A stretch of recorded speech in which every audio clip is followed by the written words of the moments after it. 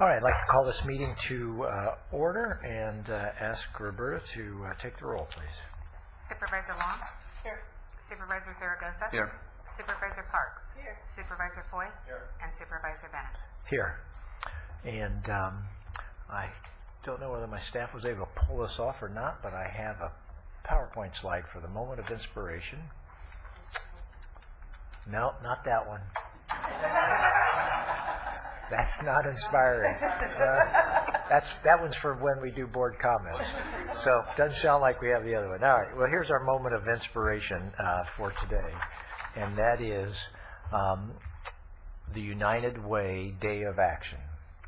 And does anybody around here know when the United Way Day of Action is yet? Well, I'll tell you. The United Way Day of Action is going to be Sunday, June 21st.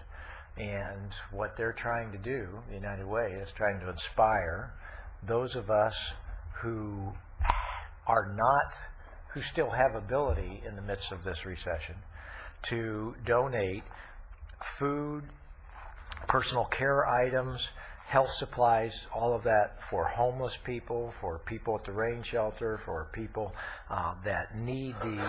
And the United Way is going to set up collection bins across Ventura County, and on that day see how much that they can gather. And so the request, there it is, good, this moment of inspiration. For those of us who can contribute, the United Way Second Annual Day of Action, Sunday, June 21st, all day. And then these are the locations, if you see there.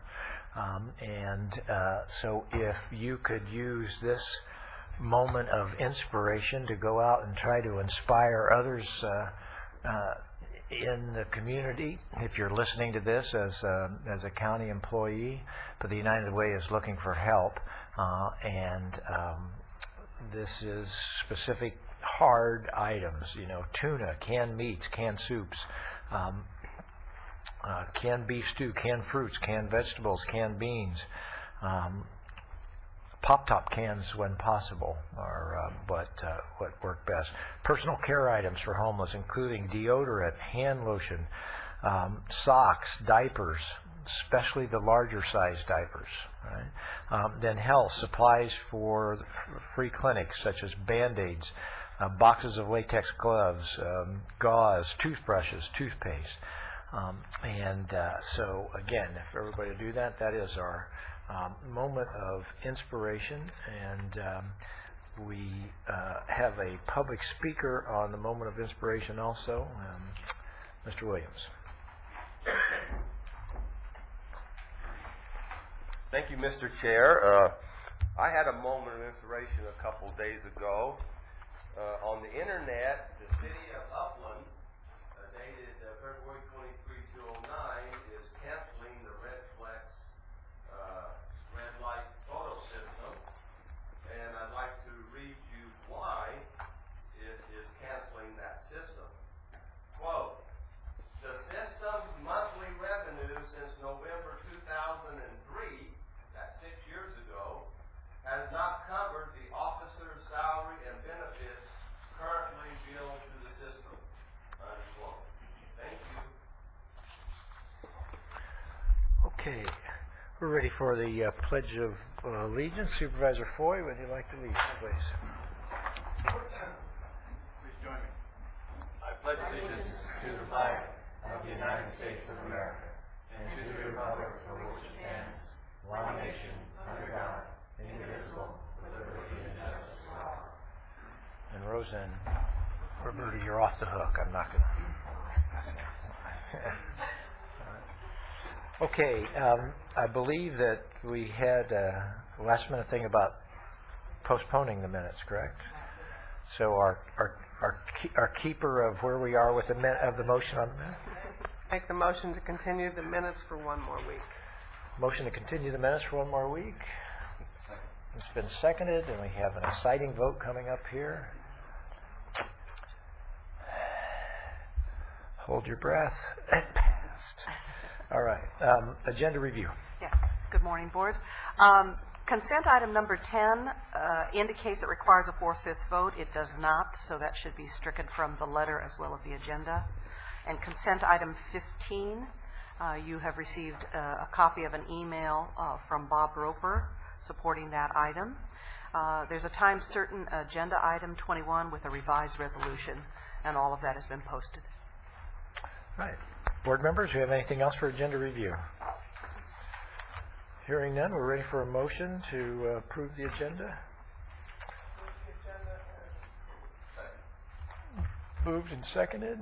Ready for a vote?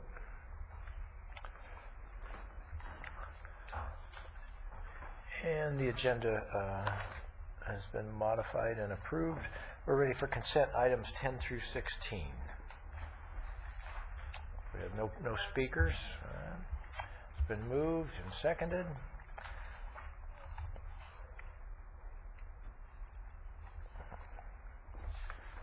And the consent calendar has been approved. All righty. We're ready for public comments. We have any public comment cards? All right. I see nothing up here on my screen.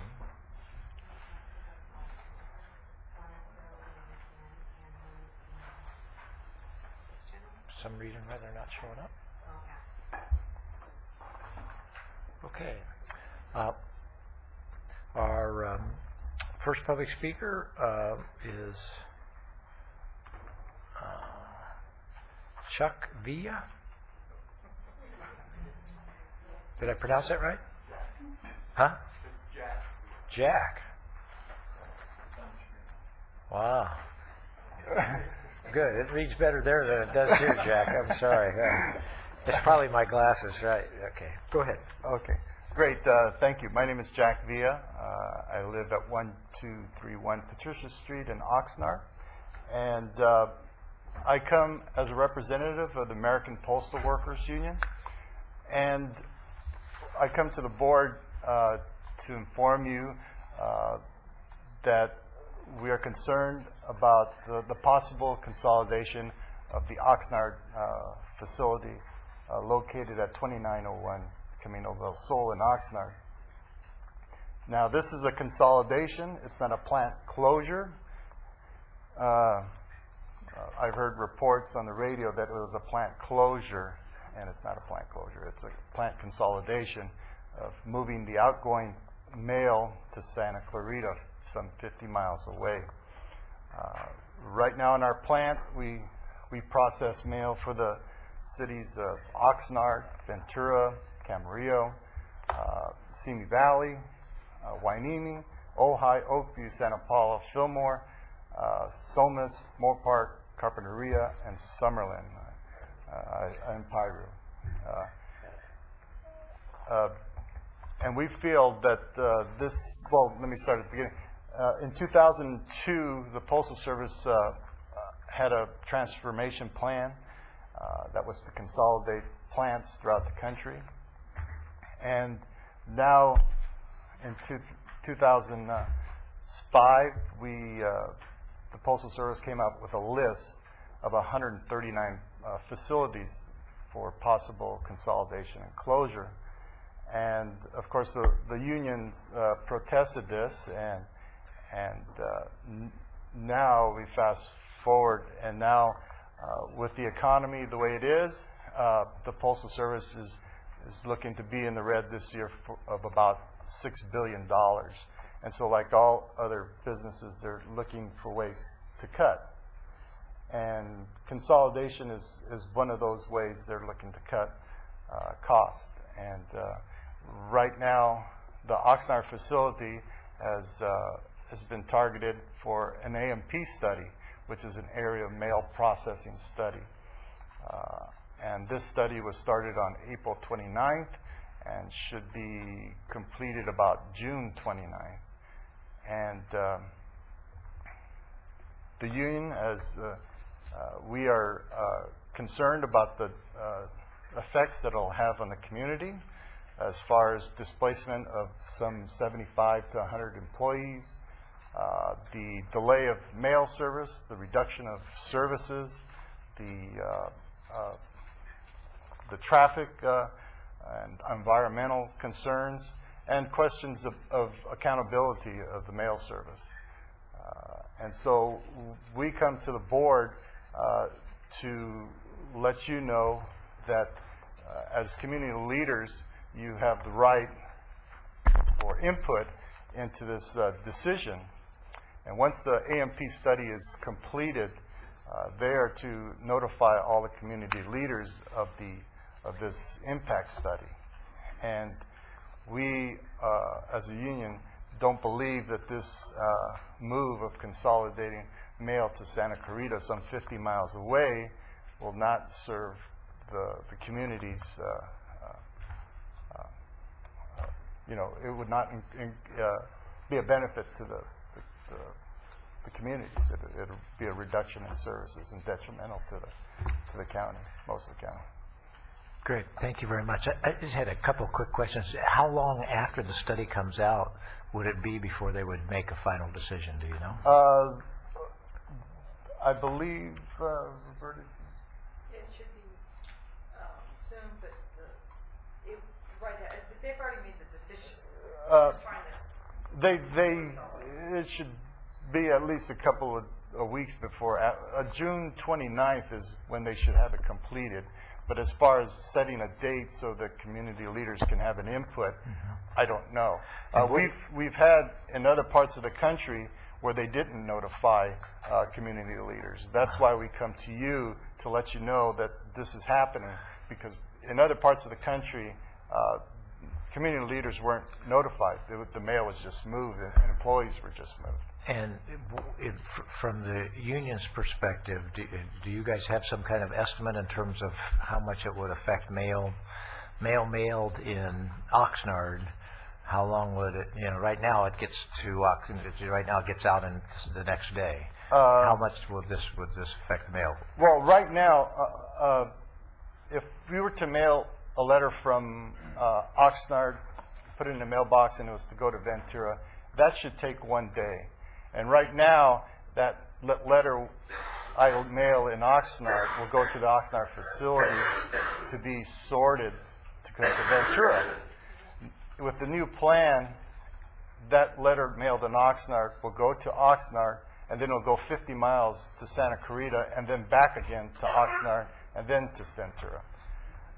What they want to do is consolidate the work into the Santa Clarita office. And we don't see the benefit, because as in our contract, we won't be laid off, we'll be displaced.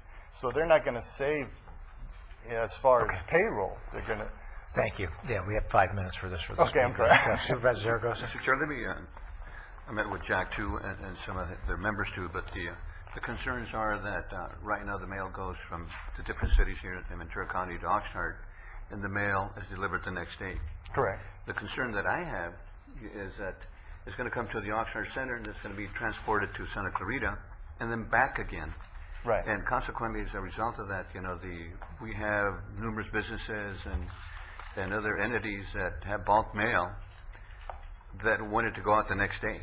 Right. And right now, if you go over to bulk mail, you take that your material in the morning, and it's in the businesses and residences the next day. So my concern is, how are they going to save any money going all the way to Santa Clarita, having to come back, displace all the workers that we have, and it just doesn't make any sense. So my recommendation would be, Mr. Chair, if we have agreement, that maybe that the board ask for or submit a letter to the. Well, we can't have any agreement. This is public comment right now. So in the future, we can come back, with that we can bring that up, But I think the displacement also of the employees is something else that is not beneficial. I don't think it makes any sense. And also, the actual transportation and of materials going back and forth on the 26th, and if we have any problems, any accidents in the 126, the mail's not going to make it. Anyway, I just want to thank Jack and all his people here. All right. By the way, too, the Oxnard City Council, I understand, is submitting a letter to the postal Yes. postmaster. And we can't take any action today Alright. because it's just during board comment. Correct. For the board to Thank do that, you. we'd have to have an Thank you, agenda. Jack. Thank you. Thank you. And our other public speaker, Mr. Williams. Thank you.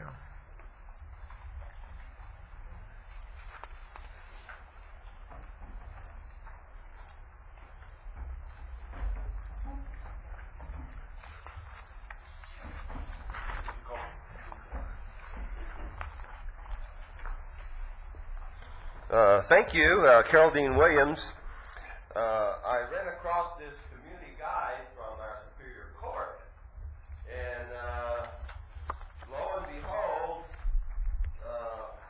I found red light cameras inside, and I would like the Superior Court to correct their statement. It is very erroneous. I'd like to read it into the Oh, record. because of the trip? Quote Yeah. on page 9. Once a vehicle enters an intersection after the light has turned red, electronic triggers set off several cameras posted at various positions, unquote. That is completely erroneous.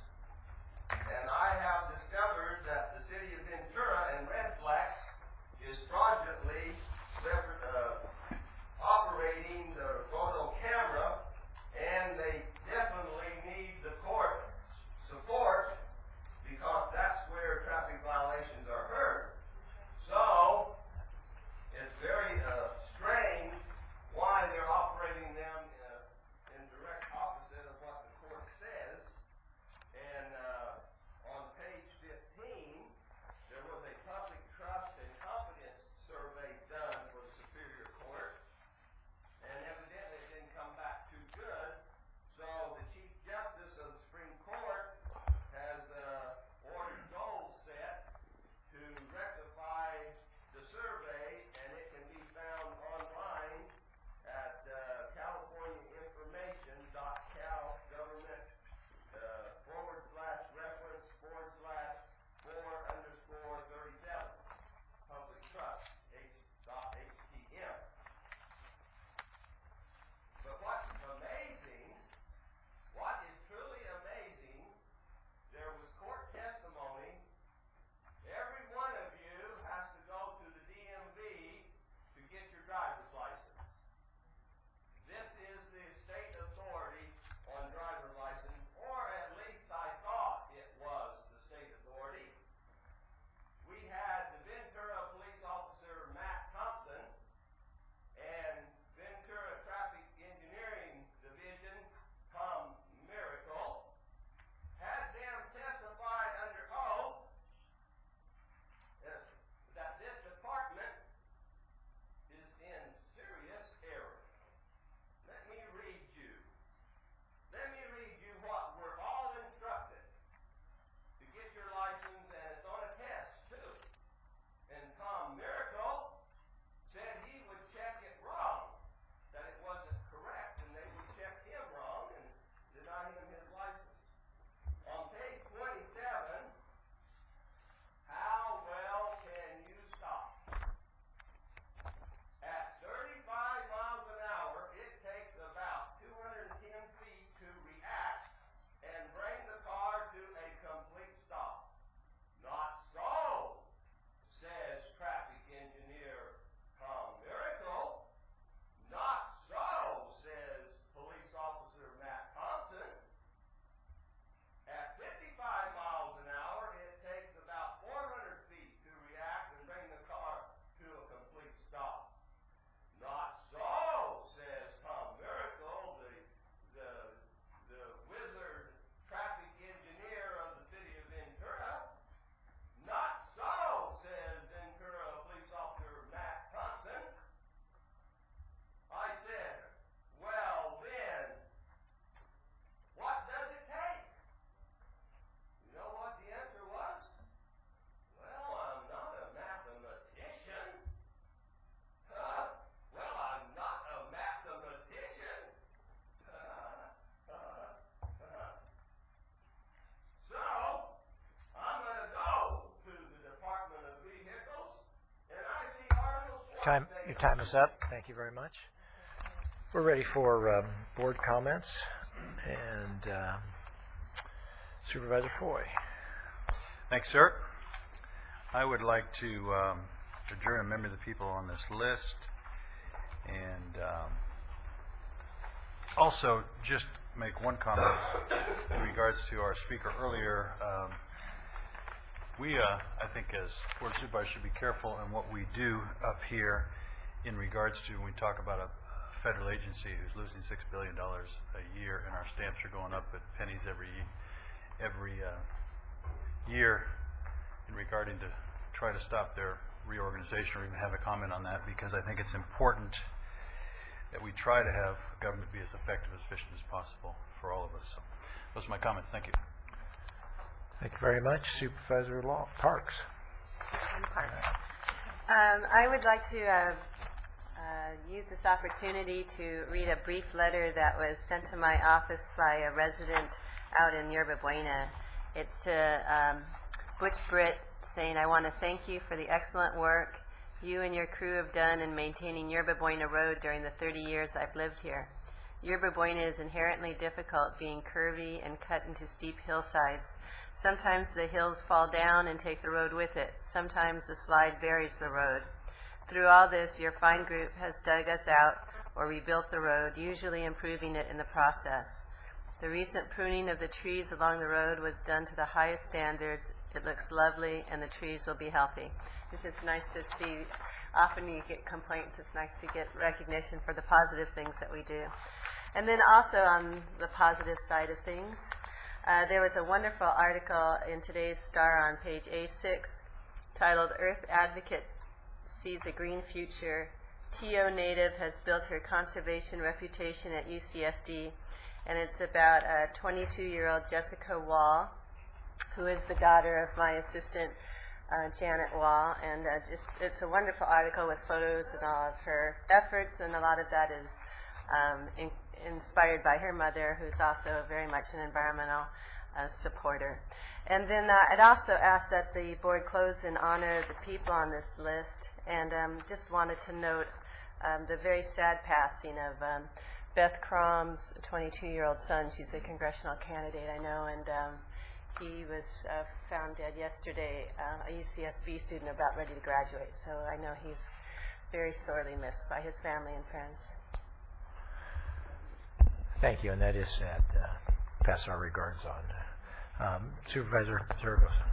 Thank you, and I'd like to adjourn in memory of the folks on this list.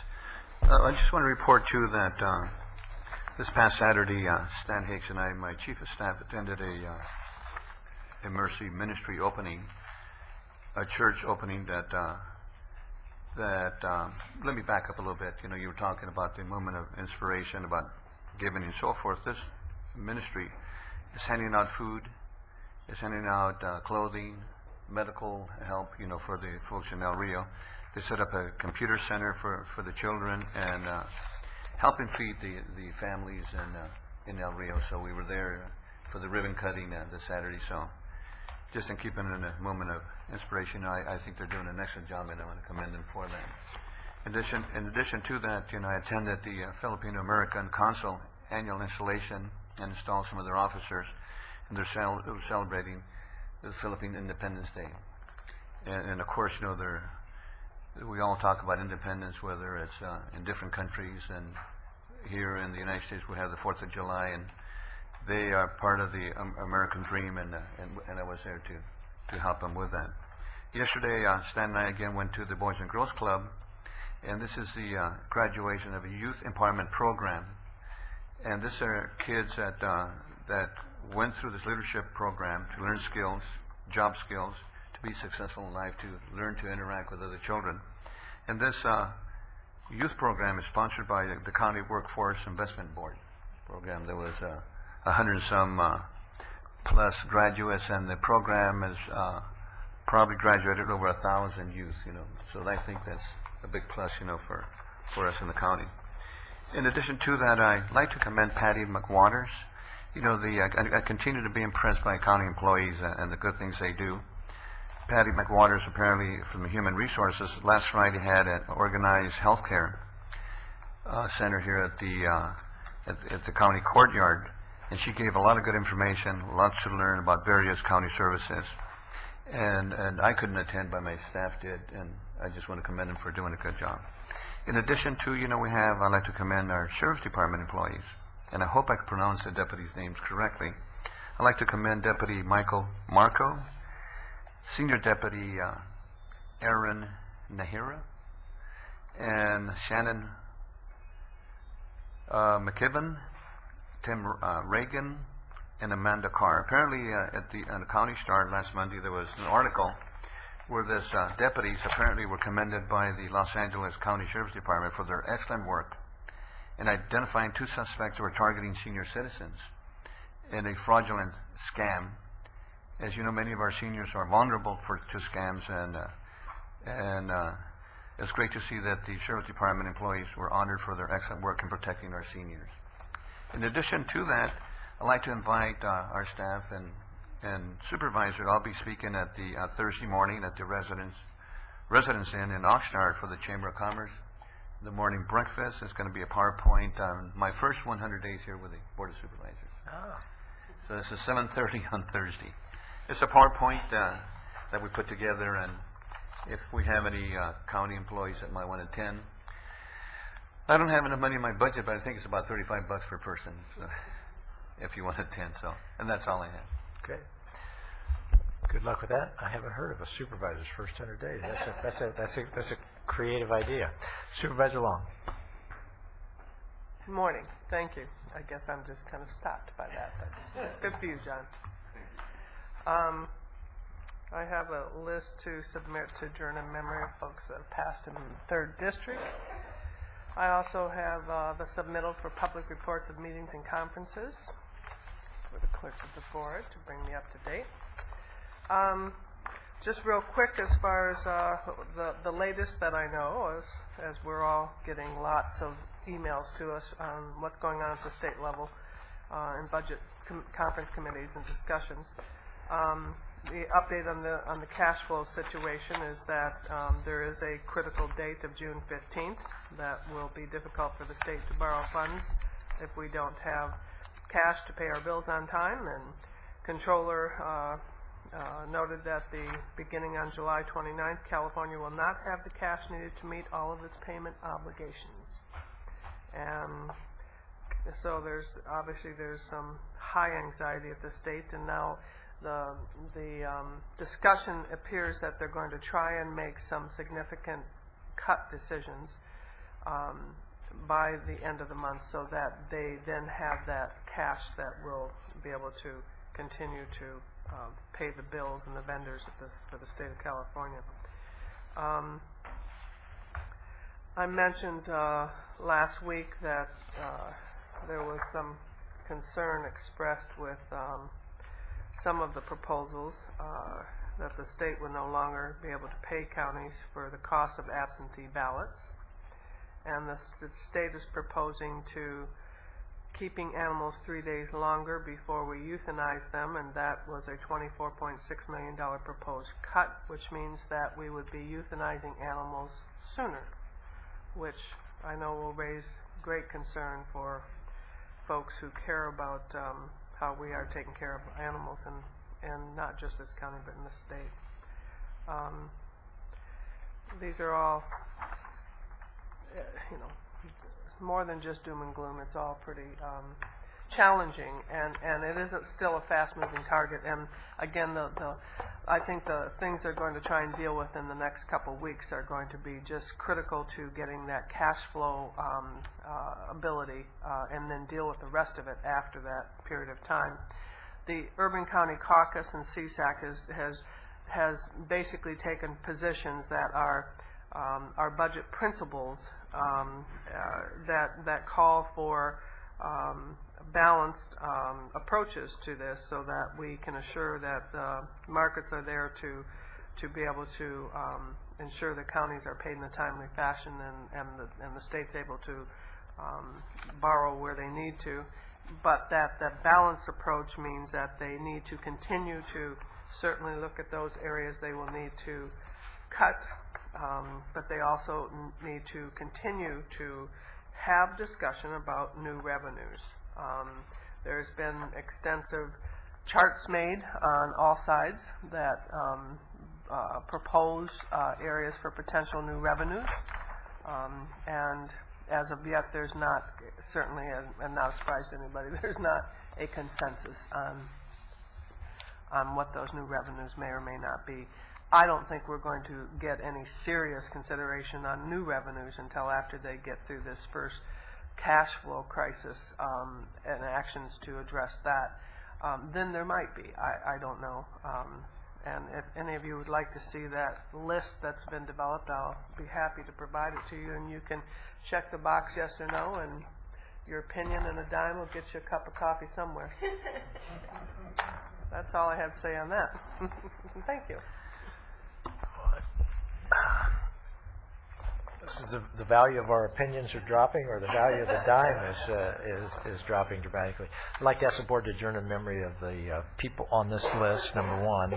Number two, I would like to announce, as a result of some long-term good budget policies that we have at the county, one, but also great work by Paul Dursey, our Chief Financial Officer, and our CEO, Marty Robinson and stuff. There was time a number of months ago, there was a time last November where you wondered whether we were going to be able to sell our Ventura County bonds. Literally, nobody was willing to buy those bonds last November. And we had to sell $145 million worth of those bonds. And we sold those bonds at a record low interest rate because of the confidence that the investors ended up developing in Ventura County as a result of the information provided by the policies that we have and the great information provided with the Wall Street visits and conversations there. I just did some math in my head, but we were able to sell those at 0.37%, which is very, very low. You know, we're talking about less than 1%, or a very low interest rate that we were able to move $145 million worth of bonds out at. They were snapped up fast enough that we actually were able to sell them at a lower interest rate than we originally marketed them. It's a little bit like being able to increase the price of your house. So instead of selling them at 0.40, we sold them at 0.37. And that difference was for $145 million. My math says that's $43,000 in savings right there, right? Just from investor confidence, right? Yeah. And it's already been factored into the budget.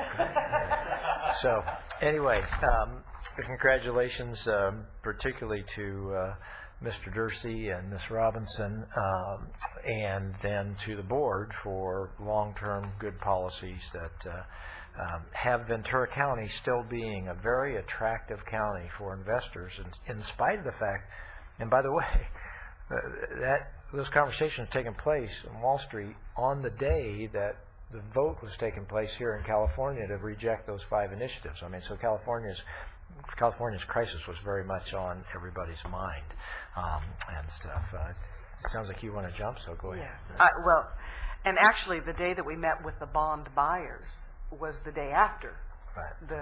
So there was quite a bit of interest, but I think it's because of the strong fiscal policies that this board has exhibited over the years that we were able to distinguish ourselves not only as that we are not the state of California, but also we were not some of the other counties who have done some less fiscally responsible activities. So I appreciate the board members who were there to help make that distinction for us. So thank you.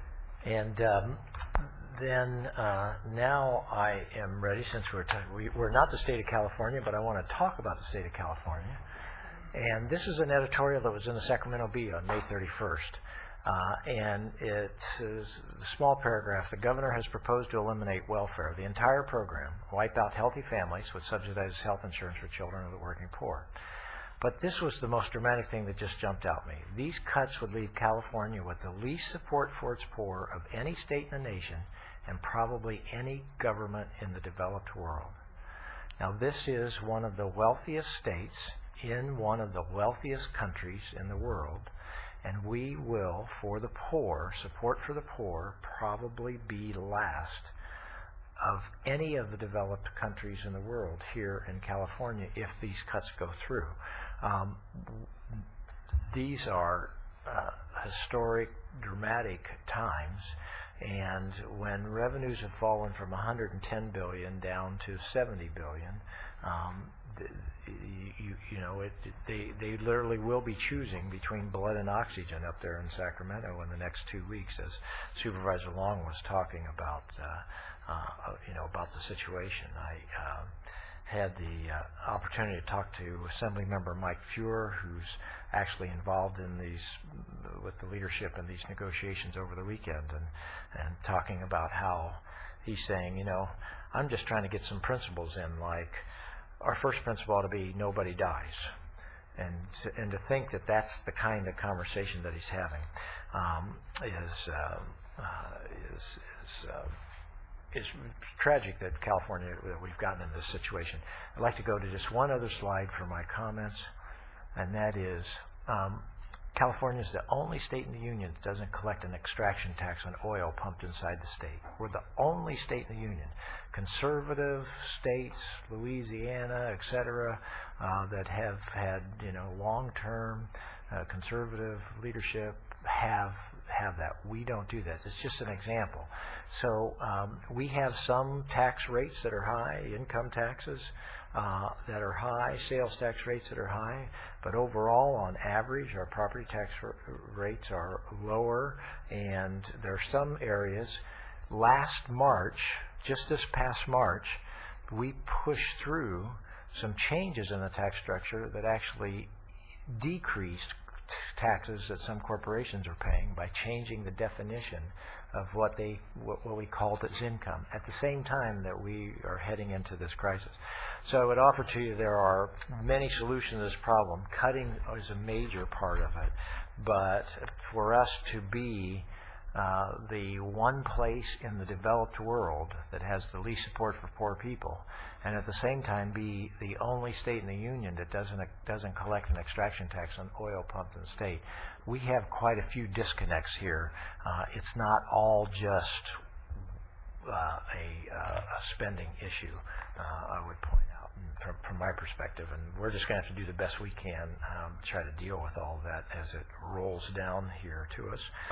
And with that, we have finished the board comments. Mr. Chair? And just one quick comment on the trans, and to thank both CEO Marty Robinson and Paul Dursey for the excellent preparation work and the overall presentations that we're able to make to our bonding agencies. And just to say that I think it was representative of how this county is positioned in that both visits we had with Moody's and Standard & Poor's were well over an hour, and lots of good discussion and questions and back and forth, and they understand our county, they know it well, they clearly separated us from the state and from other counties, and that was really represented, I think, in both the time they spent with us, the knowledge and the expressed appreciation of the work that's been done here. So it was good representation. Yeah, it was interesting. I mean, they knew right away we hadn't done 3 at 50. I mean, just as you walk in the door, they've got that kind of stuff down. All right. If we have nothing else from our board comments, we'll go ahead and move to item 29, Area Agency on Aging. Yes, we did do the consent calendar already. Victoria, jump. Good morning, Chair Bennett, members of the board, Mrs. Robinson. I'm here this morning to present the Area Agencies on Aging strategic plan for the next 3 years. Staff and advisory council members have worked for months on discussing, having philosophical debates about the purpose of programs, the agency, future directions, looking at our funding streams, looking at what the state says that we should be to the community, and also looking at the future growth in the senior population and where we see the needs are going to be.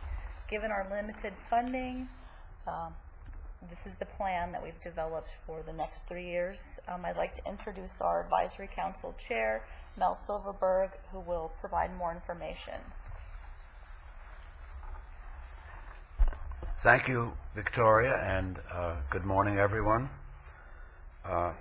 We are pleased to be here to appear today before the Board of Supervisors to, on behalf of the Advisory Council of the Area Agency on Aging, to provide our strategic plan for 2009 to 2012 for approval of transmittal to the California Department of Aging.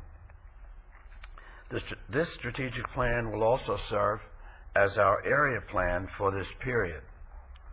The strategic plan satisfies this requirement for the state, but also represents an enhanced level of planning for the agency. In this regard, we believe the county is unique in the state. I would like to highlight some of the key areas of the plan briefly. VCAA's strategic plan is a blueprint for the agency for the next 3 years as it faces a growing, aging population and stagnant funding, and sets forth the agency's strategies for carrying out this work. It provides a clear direction, goals, objectives, and benchmarks. It is a dynamic and flexible document, and adjustments and changes in direction are to be expected as the agency moves forward over time as funding and demographics of the aging community also change.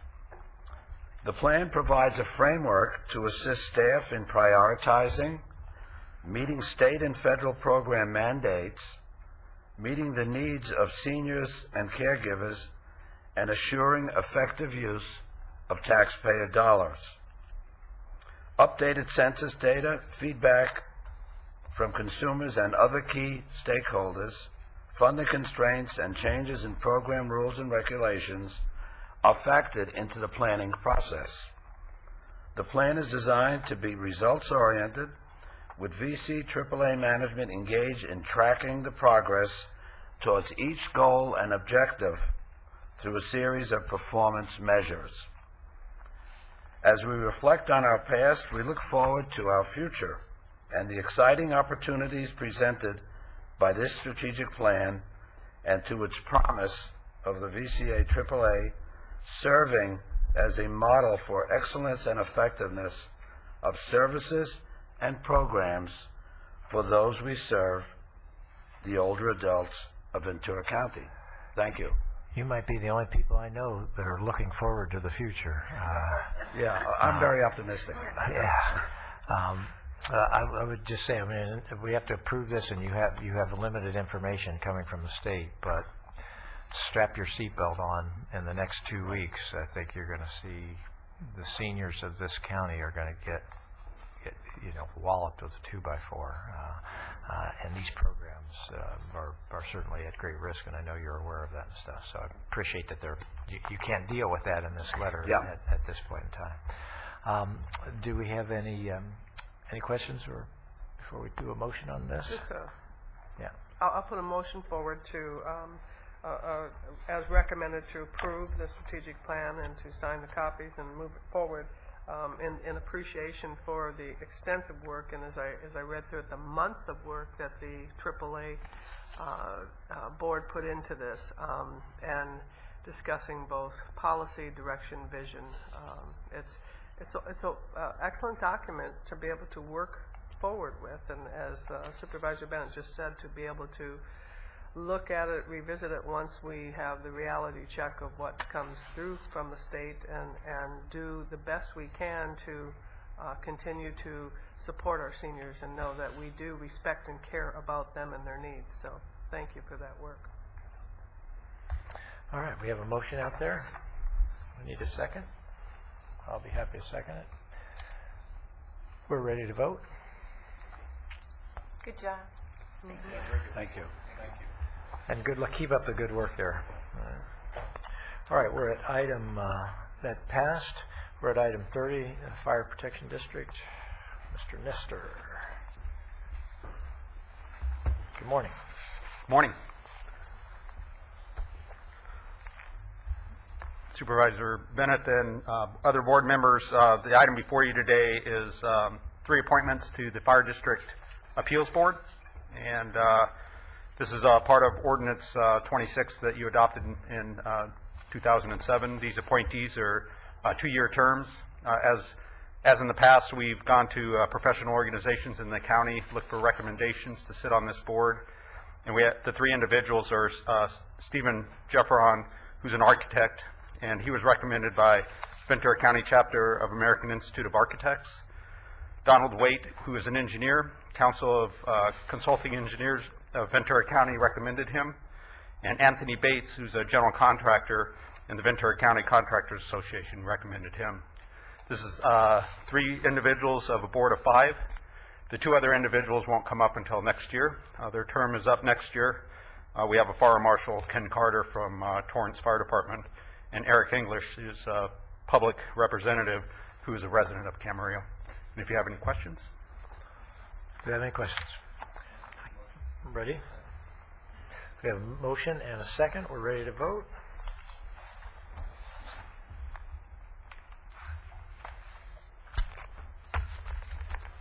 Thank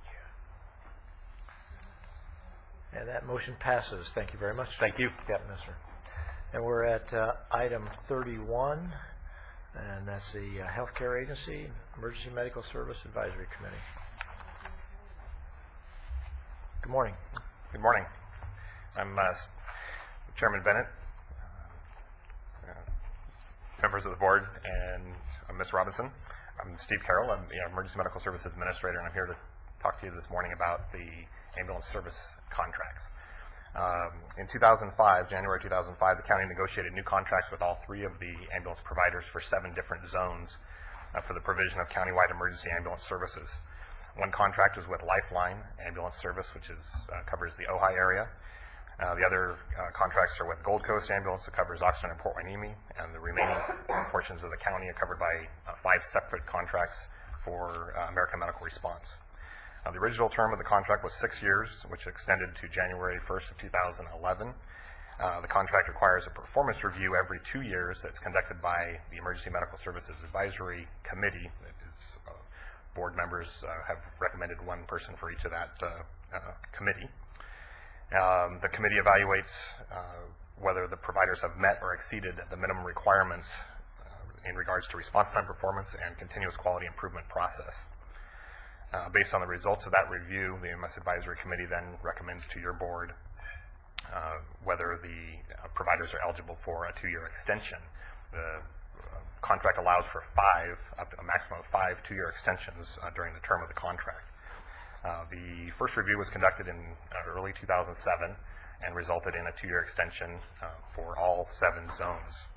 The second review was conducted in February of this year, and as a result of that review, the EMS Advisory Committee has recommended and it has determined that all 3 providers have met or exceeded the minimum requirements and is recommending to your board extending the contracts to January 1st of 2015. All 3 of our ambulance providers are represented today, and we're very fortunate to have them serving our citizens and visitors of Ventura County. If you have any questions, I'm happy to address. I do have a question. I appreciate having response times listed in here for 2008 and comparing them with 2007. And what does the contract call for in terms of response time? They're required to have a ambulance response time of 90%. It's 8 minutes, 90% of the time for the urban areas. Right. There's extended response times for the less populated areas. Okay. Do we have any other questions? Overall, I think we've tried to have a pretty good public-private partnership with our fire district in terms of this, and I appreciate the fact that it seems like it's worked out for everybody, and hope that that's how the private providers feel about that also. Absolutely. All righty. Okay, we're ready. We have a motion and a second for the recommended action. We're ready to vote. An appreciation to the advisory committee too. What's that? And the advisory committee also that helped informing the Oh. recommendations. Good. Thank you very much. That motion, I'm sure it passed, although it hasn't shown. Yes, it did. Oh, it was quick. It's very quick. All right, great. We're at the Ventura County Library. Mrs. Griffin, good morning. Good morning. Good morning, Board of Supervisors. I'm Jackie Griffin, the Director of the Library. As you may know, the City of Ojai several years ago voted to levy a parcel tax on themselves to extend their library hours. This is the annual renewal of that tax. Great. I just want to say I'm proud of the fact that one of the communities I represent has twice stepped up to the plate to tax themselves for something that they believe in. One is the libraries.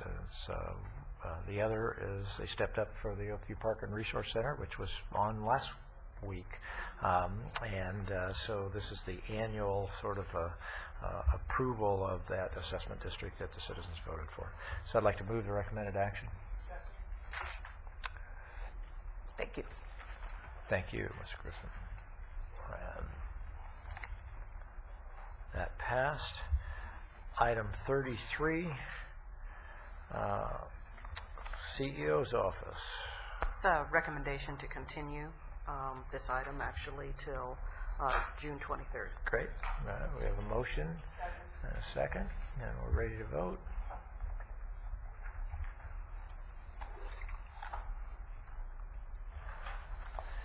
And the Resource Management Agency Engineers Report on Vector Control. Good morning, Chairman Bennett, board members, and Mrs. Robinson. My name is Bill Stratton. I'm with the County Environmental Health Division. The item before you contains two recommendations. The first is to adopt the attached resolution approving the engineers report concerning the vector control benefit assessment. The second is to authorize a levy of the vector control benefit assessment as described in the engineers report for fiscal year 2009-2010. The primary focus of our program is mosquito control and mosquito disease surveillance program. We monitor about 1,900 sources throughout the county. This fiscal year, we responded to approximately 1,500 complaints from citizens, and of that, we conducted about 16,000 inspections. So we cover the entire county, so I think we're doing a pretty good job of reducing mosquito control, mosquito breeding in this county. That concludes my presentation, if you have any questions. Thank you. Do we have any questions? I have one question. I didn't see in the report how much you have in the budget already, like in reserves, for example. There is, if you look on page 15, there's a reference to a offset of 97,000. We have approximately 150 in that reserve fund for emergency purposes, and we used it this year to offset the benefit assessment cost. Thank you. Okay. Supervisor Long. I know in the larger urban areas, we've heard horror stories of where folks have had foreclosed properties and they've abandoned them in the pools that were left there fermenting. Are we seeing some of that here, and our response to it is by citizen complaint or letting us know that that's a condition? Absolutely. We have seen about a 34% increase in number of pools that we respond to. This year we looked at about 240 abandoned or poorly maintained swimming pools, and those are all as a result of citizen complaints. And important to stay on top of that, because there's certainly a breeding ground. Absolutely, yes. What we typically do, just to let you know, is we plant fish in those pools where nobody is there to maintain them, and so the fish will provide an ongoing control measure. And then you'll get, what are the critters who reach in the pools to eat the fish? You'll get an inhabitant of it. Exactly. Then you'll have a whole other problem. That's right. While we're on this item, I'm calling Supervisor Foy. I just want to point out to our staff that might be listening that's going to be involved in closed session. It looks like we're going to have quite a bit of time before 10 o'clock, so those staff that want to migrate this direction here before that. Supervisor Foy. Yeah, no, I know from personal experience, you guys do a great job and are very proactive about that. It's, it goes back to one of these protections, government's responsibility to protect the people, and this is exactly what you do. And so I appreciate all you do. I've seen it work, and I appreciate that. Thank you. All right, we have a motion and a second for this item. We're ready to vote. And that passes. And item 35, Mr. Matheny.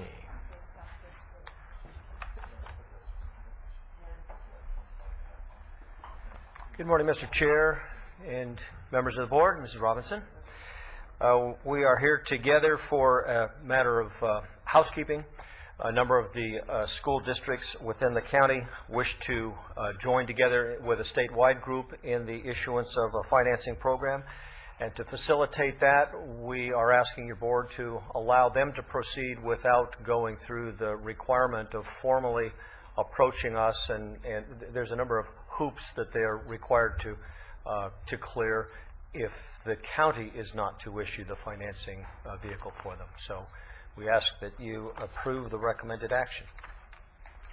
They won't do as well as we do when they sell their trans, I'm sure. Highly unlikely. Quite frankly, I would not want to go with the state of California right now for trans, but there are some particular reasons why they have to. I was convinced that was a typo in Mr. Dursey's email earlier. And you think about how well we did, but would you give somebody $140 million for less than $500,000 return?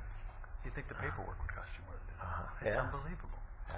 Great job. It's a great job. But Thank you. go ahead. Move the recommended action. All right, we got a motion. And good luck to the school districts. Item 36, Supervisor Zaragoza. Move approval. Second. It's been moved and seconded to appoint Maria Reyna Dominguez to the Community Commission. And that has passed. Yes, ma'am. And we need a motion to receive So the moved. correspondence agenda. Moved and seconded. And we'll have a full 23 minutes for closed session. Setting a record pace again today. And,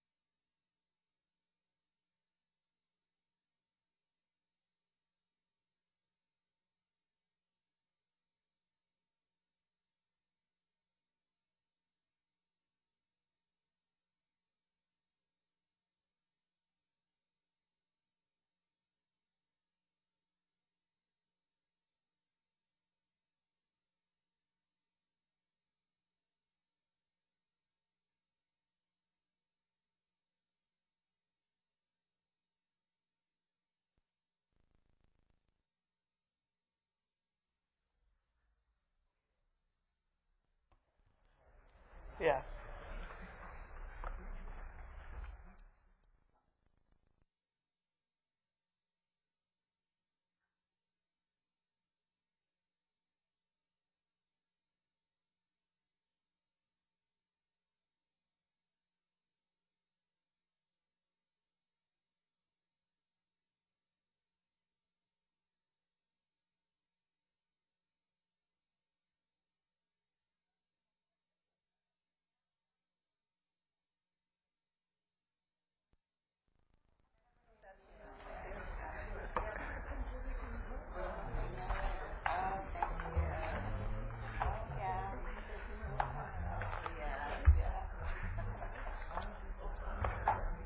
Okay. All right, we're back in session, and we have great opportunity to celebrate our Greek Heritage Week, and Supervisor Long, you're on. Yes, thank you. And it is our annual visit, and we always get so excited because she brings these little bags for us, these little treats and things. But this is the to celebrate and to kick off the Greek Heritage Week, which is June 8th through the 14th, and then the festival, which is this weekend, June 12th through the 14th. And those of us who, and all of us know that this is one of our great celebrations in our county of the Greek Orthodox community and St. Demetrius Church, which was established in 1977 on our very own Camarillo Airport grounds. And it has a strong support from the entire Greek community, and it is supported by 175 Orthodox families. It's the only Greek Orthodox church in our county. It continues to grow under great leadership and a strong congregation who are moving forward with great new plans for their new property in the Mission Oaks area with the Greek Orthodox Center. And so they're hosting, as they kick this off, the celebration of all things good about being in the Greek community and what a great part they are of our community here in Ventura County. The 11th annual Greek 5K, 10K, and 1 mile run will take place. It solely benefits Food Share. Takes place on June 13th, this Saturday at 8 a.m. in the morning, and it attracts well over 200 participants, and they have great fun, and it really does kick the weekend off. And then the Heritage Culture and Greek Dance Contests and public cooking classes and all of that will be performed all weekend at the festival. The Ventura County Greek Orchestra Ellis, as well as the Greek Orchestra the Hellenic Sounds of Los Angeles, play at the festival. It is great fun to really celebrate dance and music and wonderful food, all available. And it's very, very much a family-friendly festival, open to children, and where there's a whole area with the Boy Scout encampment where they set up games and rides, and there's arts and crafts, and it is just great fun to celebrate and honor all of our Greek Americans here in Ventura County, and to wish them a wonderful, triumphant, successful festival, and to all of us cheer and say, "Opa!" And I'd like to step down, and most of us know Lynn Michelatos, who she and her husband own the Greek restaurant.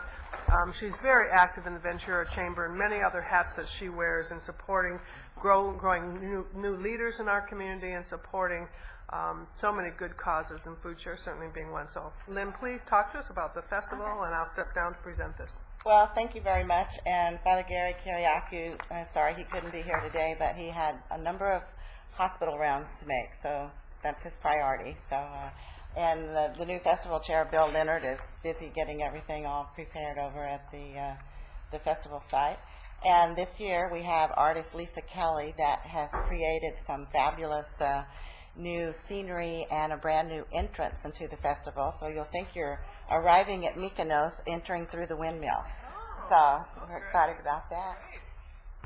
Thank you very much. Resolution on behalf of the board. We look forward to the celebration and the party, absolutely. And none of the treats are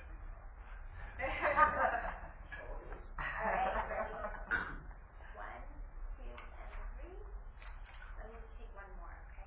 Ready? 1, 2, and 3. And what are the hours of the festival? Well, it starts Friday at 5 o'clock, 5 to 9, So you and then Saturday, of course, the run starts at 8 o'clock in the morning, but the festival opens at 10:30 until 9, and then on Sunday it's 10:30 a.m. until 7.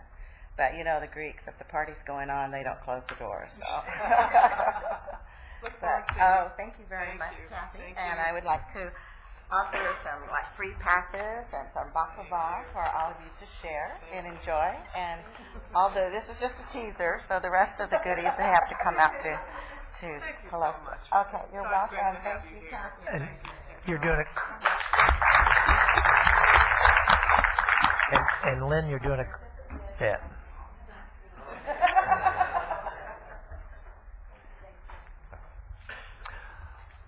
Okay, thank you very much for that annual presentation on the Greek event. We are ready for public hearing on the adoption of resolution on the engineer's report on Santa Rosa Road assessment.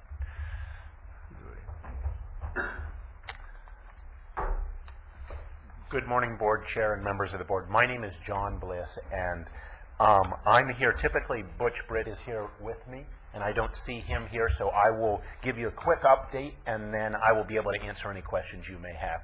This is essentially the fourth year, and it's an annual, almost an administrative task for you here today. You're asked to have a quick public hearing and then approve a resolution that would put the assessments on the property taxes for those folks in Santa Rosa Road to pay for the traffic control assessment there. There was very little CPI growth in Southern California this year. However, we applied some CPI and some excess CPI we had used in previous years to kind of balance it out this year, and we did generate about $1,000 more this year than the previous years. The other thing I will say quickly is, and this also applied to the assessment for vector control you all approved earlier today, in the last year, there's been there was a significant Supreme Court case affecting assessments in Prop 218. We, in this off-season, we work closely with County Council to strengthen both reports and to better react to compliance with that decision. And with that, I have nothing else to report, but I'm happy to answer any questions you may have. Okay. Do you know where Mr. Britt is right now? I do not. I didn't. Well, he's right behind you. Here he comes. So. Right. We've got it done, Mr. Britt, so we're in good shape. Right. That's right. All right. Okay. No cards. We'll close the public hearing. Supervisor Parks. Yes, and this is to continue the assessment, and it's nice to know that, again, residents are supporting this and paying for a good deal of it, and that they like the project. So I think that's all a win-win, and I definitely will make the motion to support. All right. There you go. All right, and we're ready to vote.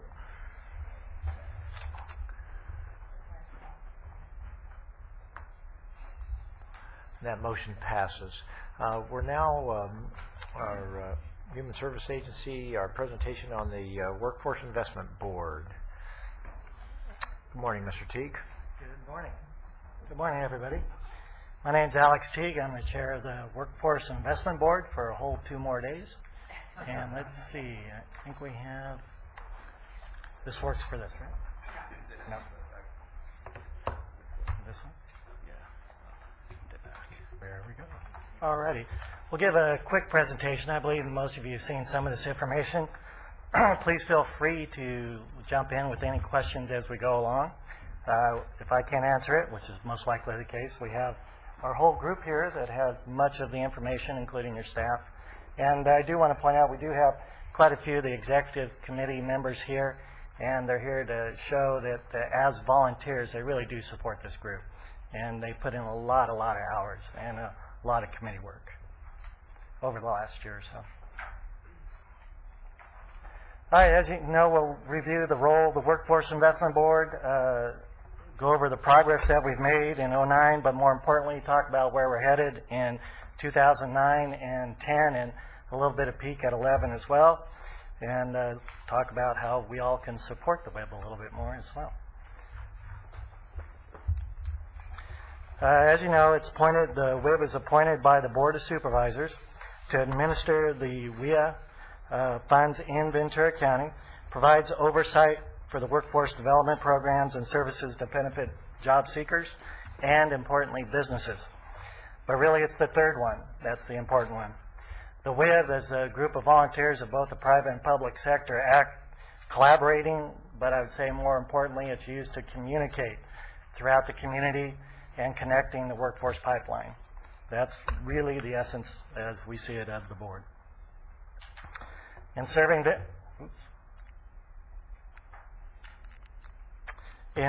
Ventura County, it's broken down into 3 categories. We work with adults, dislocated workers, and youth.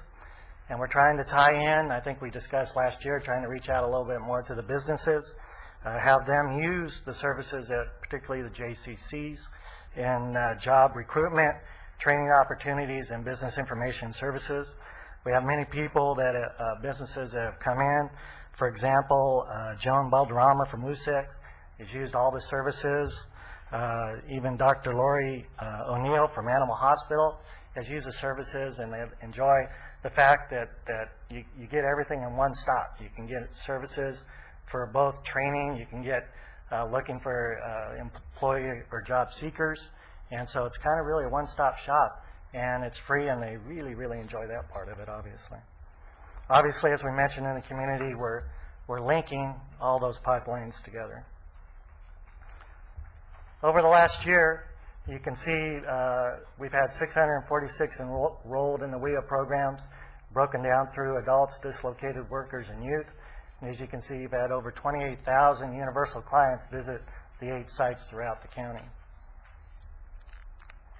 Something that I think you should be particularly proud of with your staff is that in all the performance requirements across the board, whether in adult, youth, or dislocated workers, they've exceeded the requirements as set forth under the Workforce Investment Act. That's, I think, 2 years now, 3 years now? Yeah, and, I'm sorry? 3 years we're on a track, and that's really, and that translates into more dollars coming in. Granted, it's not going to shake up the world, but when you can get an extra 20,000 in to be put out into the community, every little bit helps, right? Do you have numbers on terms of what what those standards are and how far we are over those? If Cheryl could come up and respond to that, that'd be great.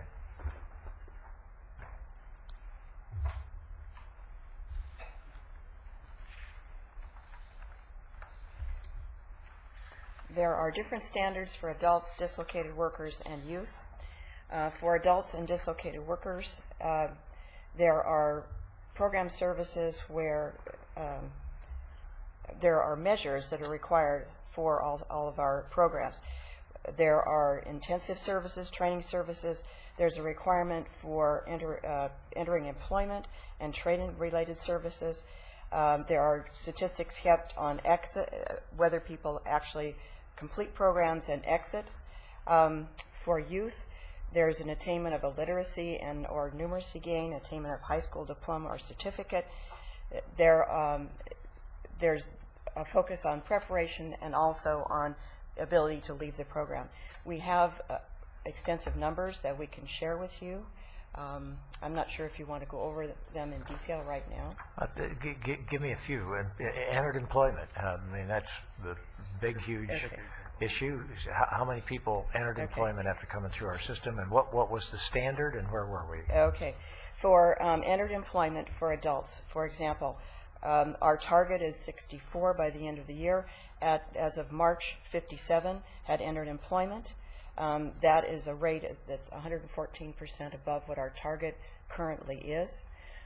For employment retention rate, we have 33 people who are being tracked, and our target is 37.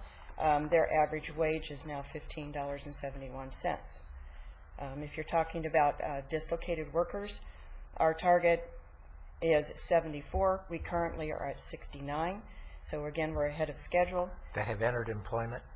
Yes. Dislocated workers that were dislocated and then have entered employment. Yes. All right. I've got a feel. Thank you. Mr. Chair, can I go? I was over at the Boys and Girls Club yesterday giving out some certificates, for the empowerment program for the kids. How many of those kids have been put to work? I know that the ceremony was great, and they were talking about leadership and talking about work and so forth. How many of the young people that you actually saw? We can get that information back to you. And I think it's a great program, especially for the summertime, where the kids want to go out and You're work. You're talking about the summer jobs program, or you're talking? Okay, we got 2 programs going. We have youth programs that are funded by the Corps, which the Boys and Girls Club and Path Point both provide all year round. And we have just launched a summer youth program that's going to be running during the summer, which is subject to different requirements to get those young people prepared, ready for work. So you have two We have sets of two programs. sources of funding right now. The second source is under ARA, under the stimulus In the money. stimulus package. Yeah. Correct. So the requirements are a little bit different for those summer programs. Yeah, I just want to share that because the youth were so excited yesterday, just going through the ceremony, and it's a good program. That's right. So there's the program you're talking about is through core funds. Yes. Yes.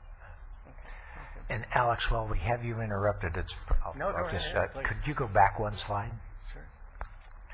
There you get the 28,039 universal clients served at jobs and career centers. That's funding with CalWorks for those jobs and career centers, correct? It's a combination. For the job and career centers, it's partly funded by workforce investment funds and partly through CalWorks. Who's paying the majority? Is it split evenly? Is it? No, CalWorks is about 70%, WIA is about 30%. And so what will we do if CalWorks gets cut there in terms of that? We were just talking about that. We are going to look at multiple options. We have to find a way to continue to provide services in the county, and so that's something that staff are working through. We need to know exactly what the cut's going to be first. Yes. Okay, great. So that number could have a huge change, though, by next year if CalWorks was cut. Can I just follow up? When you said we need to have, continue these services, do you mean like it's mandated or it's just a mission? The Workforce Investment Act grants funds to the states, to the local areas, so the funds are federal funds. If the county would decide not to accept those federal funds, then we would not be providing the services. If we do accept those funds, we need to use them in a very responsible way to benefit the most people possible. There are different ways to reach people, and so what we would have to do is get creative, maybe make a change in some of the ways that we deliver our services. One thing that's an asset for us is that we have built the Virtual One Stop, which is an online approach for job seekers and employers to connect, and we would try to leverage locally as many physical facilities as we could, but we might have to cut back because CalWorks is our partner. Thank you. Another question on that, can the percentage, that 70-30, can that percentage change? So there would be a stronger contribution from the WIA? We would have to look at that because the funds of the Workforce Investment Act are limited, and they're really supposed to be targeting clients. So the benefit for partnering with CalWorks is that we have more access to what you might call bricks and mortar outlets, physical places. I'm sure that we would have to cut back significantly in physical places because workforce investment money is not that, there aren't that many funds. Just an idea, we were talking here that with libraries cutting their hours back, there may be some opportunity in libraries to just get that on your radar screen. There may be all kinds of problems with that also. Yeah. Okay, back to you, Mr. Teague. Okay. We have a limited amount of time for work. Go ahead and cut me off anytime you like, too. That works perfectly fine. You get much better answers from Cheryl anyway. Some of the numbers you can see here, obviously over the last 6 to 8 months, it's increased drastically out there. Even at the rapid response orientation, we were going over some numbers a month or two ago, and one of the companies had laid off 60 to 80 people, and 140 showed up. And that's people anticipating their job, and I'd say that's the definition of getting out in front of your unemployment, that's for sure. But we also have the business consulting, trying to avert layoffs as well. And I think that'll become an ever more popular part of the program. Some of our special projects, as you can see, is going after grants. Staff does an excellent job on bringing in funds to be put to work. Restoring public infrastructure. We have the Work Readiness Project where we program for foster youth and the juvenile justice system, the JobLink kiosk, and of course, much of what people are hearing about right now is the Youth at Work program from the hour funding over the summertime. Just a quick follow-up. Sure. You know, you're talking about employees attending the rapid response orientation in the last slide. Do we do any follow-up 6 months, a year later, or anything like that? Come on up. For the employees who attend rapid response, once they participated in the orientation, we will not track them specifically unless they take advantage of some of our services or enroll in WIA. EDD does track that. Who? So, Economic Development, Employment Development Department, I'm sorry. Okay. So that is tracked by the state. Great, thank you.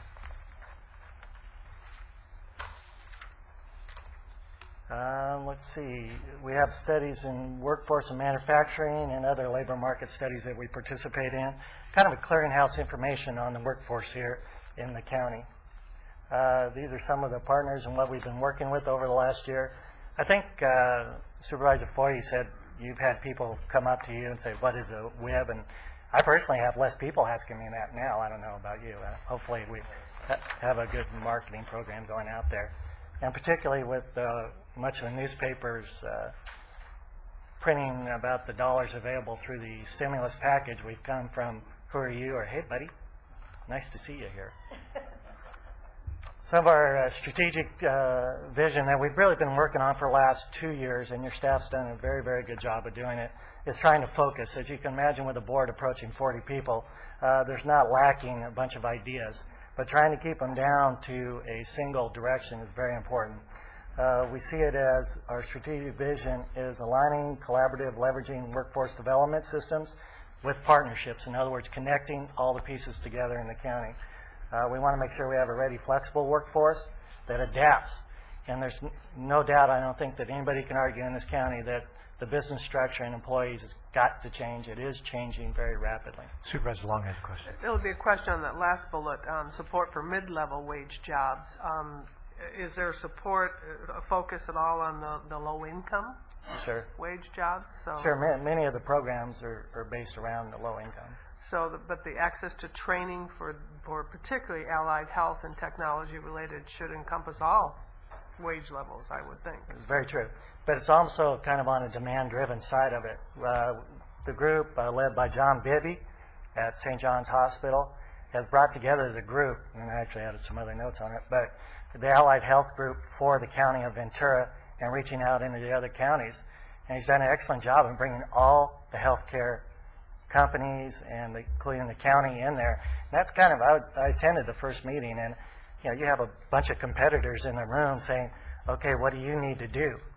When they're all stealing different employees from each other, trying to manage it. So John's leading the effort to define what the demand need is on that allied health care. And so that it's coming out that most of those are a lot of the mid-level jobs that we're lacking around the county. So are we saying our strategic vision, we're using the words mid-level jobs because we have a hole there and we're trying to fix it? That's correct. But it doesn't mean that we're not also doing the low income. Yeah, everybody's in there. But again, we're trying to take, you have a lot of needs in this county. It's very diverse, very, very different throughout the county. And we're, rather than try to do a little bit everywhere and not make a difference, trying to narrow a couple focuses to check off at least one area where we can make a substantial impact and then move on. But by all means, not ignoring any particular group. Yeah, I just don't want to do that at the expense of those low income. Without question. Can that be, instead of mid-level, all wage? Instead of, and that covers everybody. You don't have that focus. We'll replace it in the next slide. Some of the elements, we have to have a reliable, accessible funding.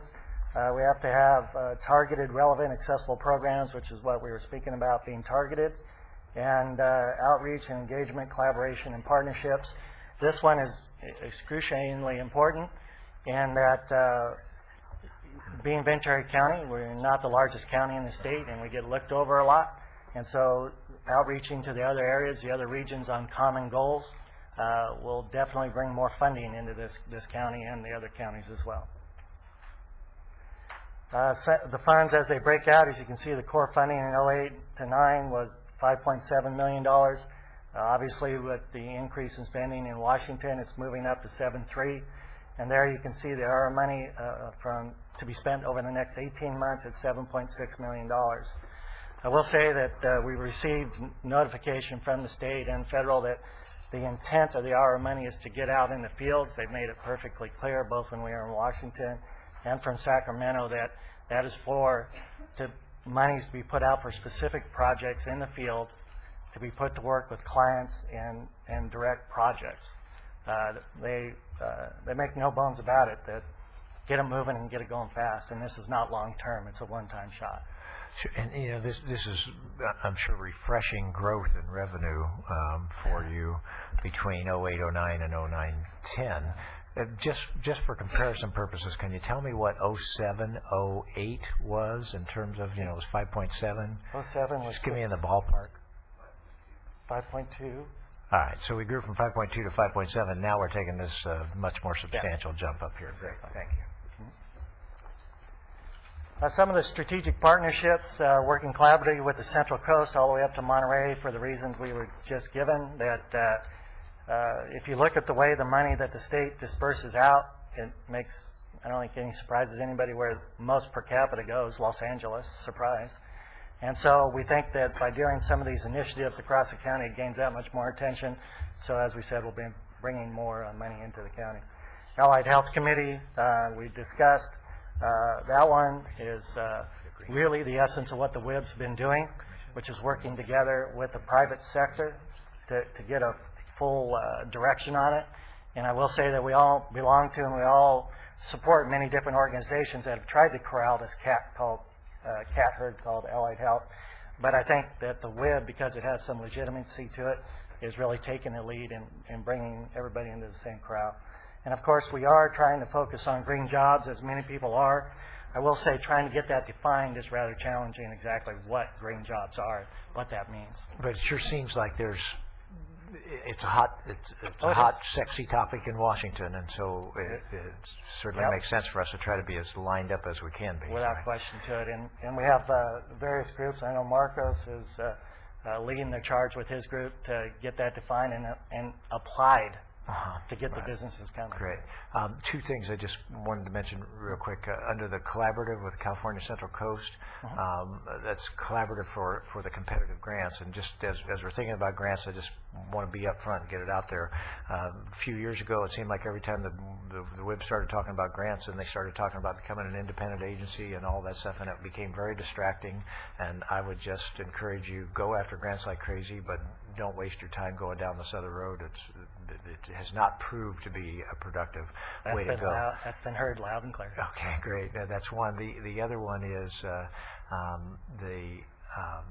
leave it at that for right now. Okay. Good. Obviously, if we can keep support, I think what we can all do, we have a challenge to put the summer youth work program, the internships to work. That's a word of mouth. Cheryl asked her board for all of us to step up, so we're all taking it. It's a great program. I mean, you get a free intern, and the workman's comp's paid, and there's very little downside to it. So as we all go out to verbalize that out in the community, that'd be great. From the county side, if I could just get this on the radar screen about that youth program, sure. I'm sure we would really like to make sure that our emancipated youth, those kids that are leaving foster care that are highest at risk, get targeted for opportunities for this. At the graduation last Friday night, I passed out the flyers that you have. It's a very good. There's a very good handout on that thing, but that would be sort of a double win. You're right. Sure. I mean, it's great overall, but those kids really need to be around adult role models to get to mentor and all of that stuff. So I hope that Barry, you can use that synergy of HSA to try to hook that in tighter also. Mr. Chair, at the Boys and Girls Club yesterday, some of the employers got up and were promoting that. Great. They're looking for the youth to work in the summer, So, yeah. So how do we get the word out? It's just to the Boys and Girls Club or through other? I think all the above. It's kind of, if I may, just real quick second. In this county, as we talk about being somewhat separated, communication-wise, it's really just all of us talking. It's the WIB members talking. It's the Boys and Girls Club talking. It's you people talking. It's the county talking. It's everybody just communicating and working the different programs together, I believe. We'll send out marketing opportunities. We'll do the emails. We'll do all that. But it really makes sense when each individual talks about it, I think. The internet, too, could help on it. The internet helps. But I would still focus on if it comes from your mouth to two people and they tell two people, that's extremely effective. And obviously, if we can keep telling people, both the employers and the employees, to keep looking at the job and career centers, and obviously we would ask for some support in the congressional area. We can keep yipping on them and we'll get it back here and put to work well. And that's where you can find all our information. And if we have any other questions, be more than happy to answer to them. I would like to emphasize, as I think I did last year, that this group behind me here, they do a lot of work. You have a fantastic staff. And you also have a fantastic group of volunteers that put a lot of time on it. And there's a lot of debate. There's no special agendas involved in the WIB, I can guarantee you that. And I'm very proud of the group and heading in a direction I think they are making a difference in people's lives. You know, on behalf of the board, I think there's just some tremendous satisfaction with sort of the spirit and the hard work and everything else.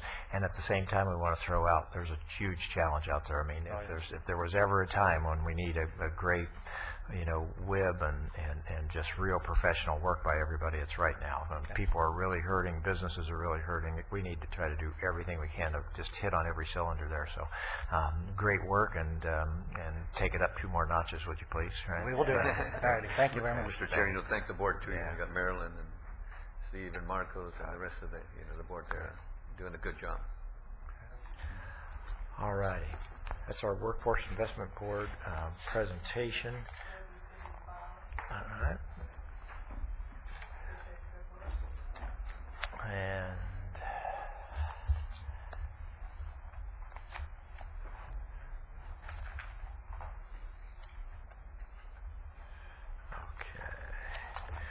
we're now ready for our 10:30 item number 20, and that's the Department of Airports rent and fee schedule. Good morning, Todd. Good morning, Mr. Chair, Supervisors, Ms. Robinson. I'm Todd McNamee, your Director of Airports. This public hearing is our annual review of our rates and charges for the airports. The only recommended change is to our hourly rates that we bill against our grants and any special projects for tenants with maintenance and operations. Next year, you'll see something more substantial because this coming fiscal year, we're going to do a full cost recovery analysis that'll result in probably several rates changing. But this is all we're proposing this year. Okay. Any questions? We're ready for a motion? Moved and seconded. We're ready to vote.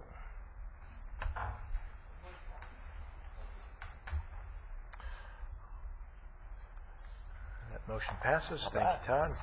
Thank you. And we're now with Christy Madden and our Regional Neighborhood Stabilization Grant application.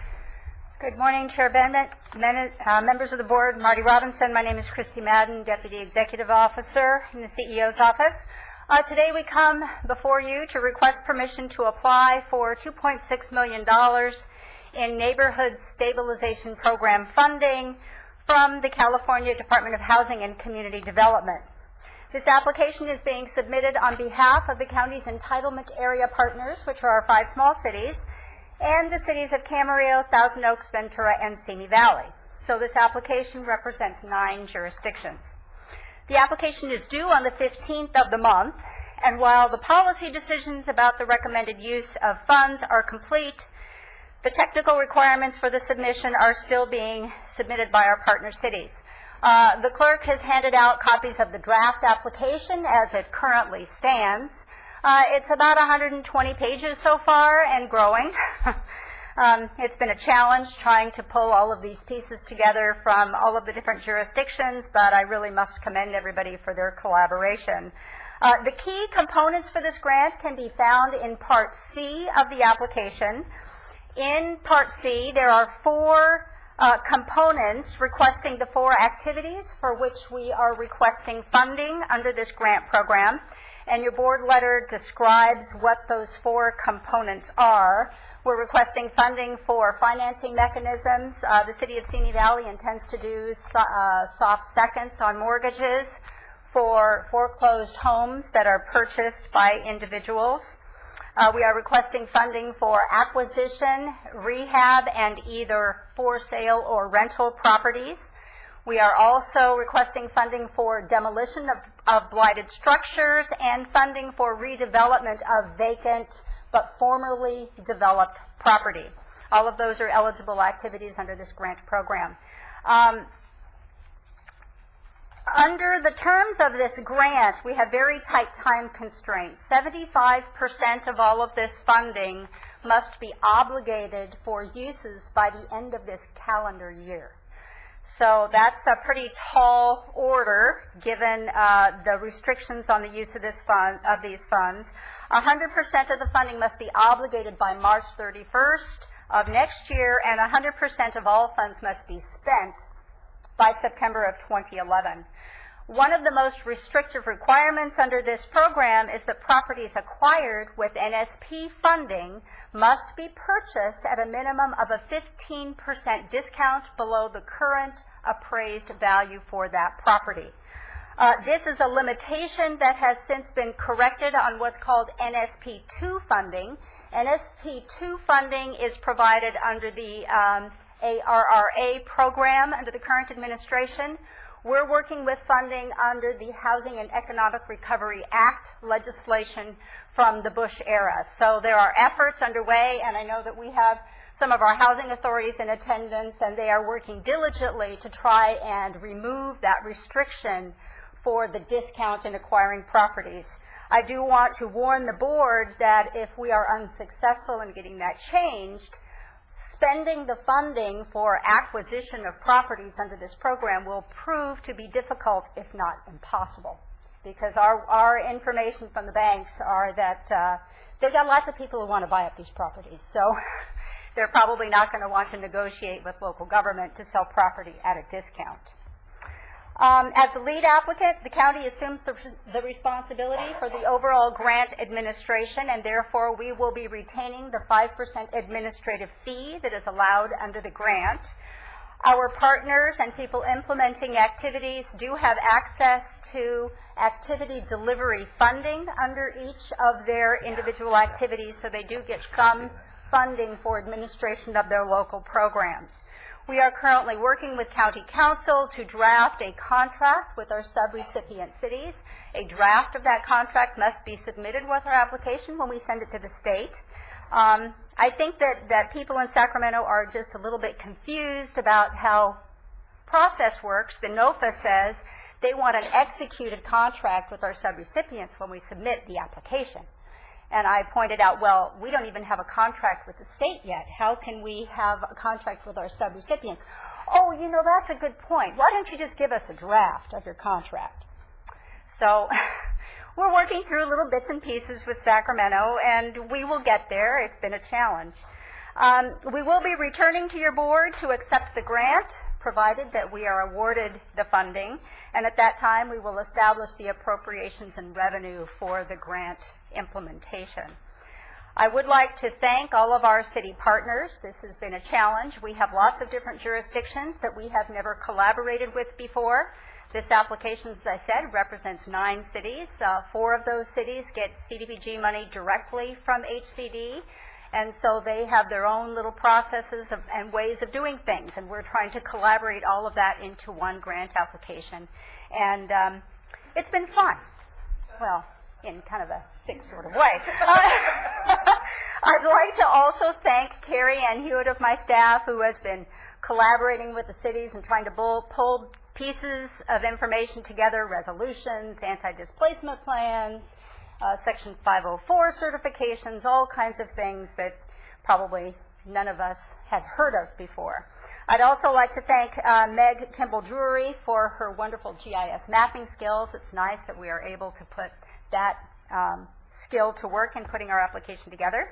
We do have some representatives here. We have Ramsey J. from the City of Santa Paula Housing Authority, and we have Ed Moses from the Ventura Housing Authority, and Doug Tapking from the Area Housing Authority, and Suzanne Daunt is here from the City of Simi Valley, who flew out at, she didn't speed, I'm sure of it, from Simi Valley to be here. So if you have any questions for our cities, they are here. And with that, that concludes my remarks, unless you have any questions. Got two questions. One, under redevelopment of demolished or formerly developed but now vacant properties, we have the County of Ventura anticipates using our funds for that activity. Mhm. So that's the primary use that we are planning. Well, that is one of the many things that we are applying for. What we did in putting this application together, I will point out that we are applying for funds under 4 separate categories. And while our preliminary plan is to spread those funds, actually the county's spreadsheet, and this is not part of the application, this is a working tool that the county used to put the application together. For the county's share of funding, which would include Santa Paula Housing Authority, because they're part of our entitlement area, we actually have acquisition, rehab, and rental. We also have demolition, and we also have redevelopment of vacant and formerly demolished properties, all of those activities in our line item. However, because of the requirement to commit our funding 75% by the end of this calendar year, when we draft our contract with our partner cities, what we will probably do is establish a trigger point sometime in advance of these deadlines and reevaluate where we are collectively amongst all the jurisdictions in committing and spending our funds. And we will probably take all of whatever is above that threshold, put it into a regional pot so that it's first come, first serve. We would far prefer to have the money stay within the county than have it revert back to the state of California.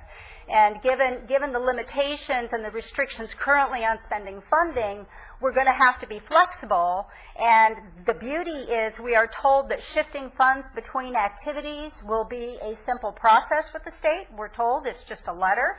So technically, all of the partners in this application have access to all of the activities that are identified in the grant application, even though the initial plan is set up to allocate money between different categories.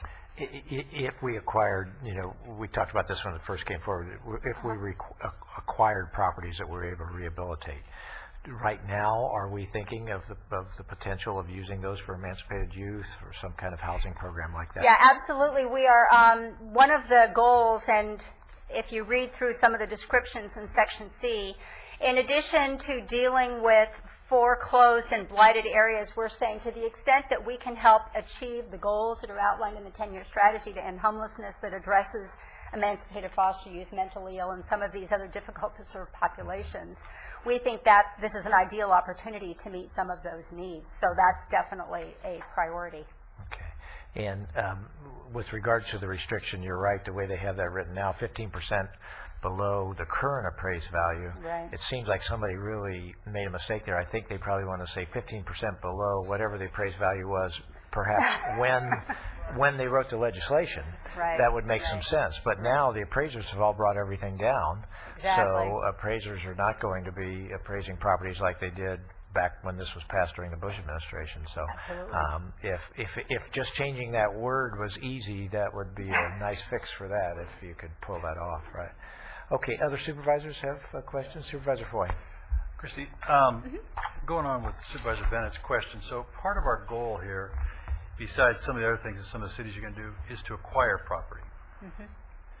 And we're acquiring single-family properties mainly, right? Single-family, multifamily, you can actually also acquire other property, commercial property that you can use for public services. Types of activities are also eligible under this program.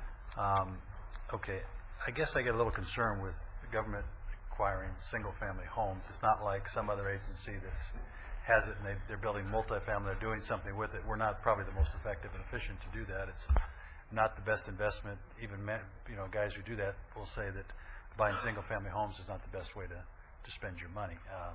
So I have a struggle with that. I know there's some of these other ones to help people buy, and is there a possibility to use more of this money to help people purchase homes themselves instead of us being in the real estate business? Sure. You can, actually the city of Simi Valley is looking at doing financing mechanisms, which is a mortgage write-down program for individuals who purchase foreclosed property.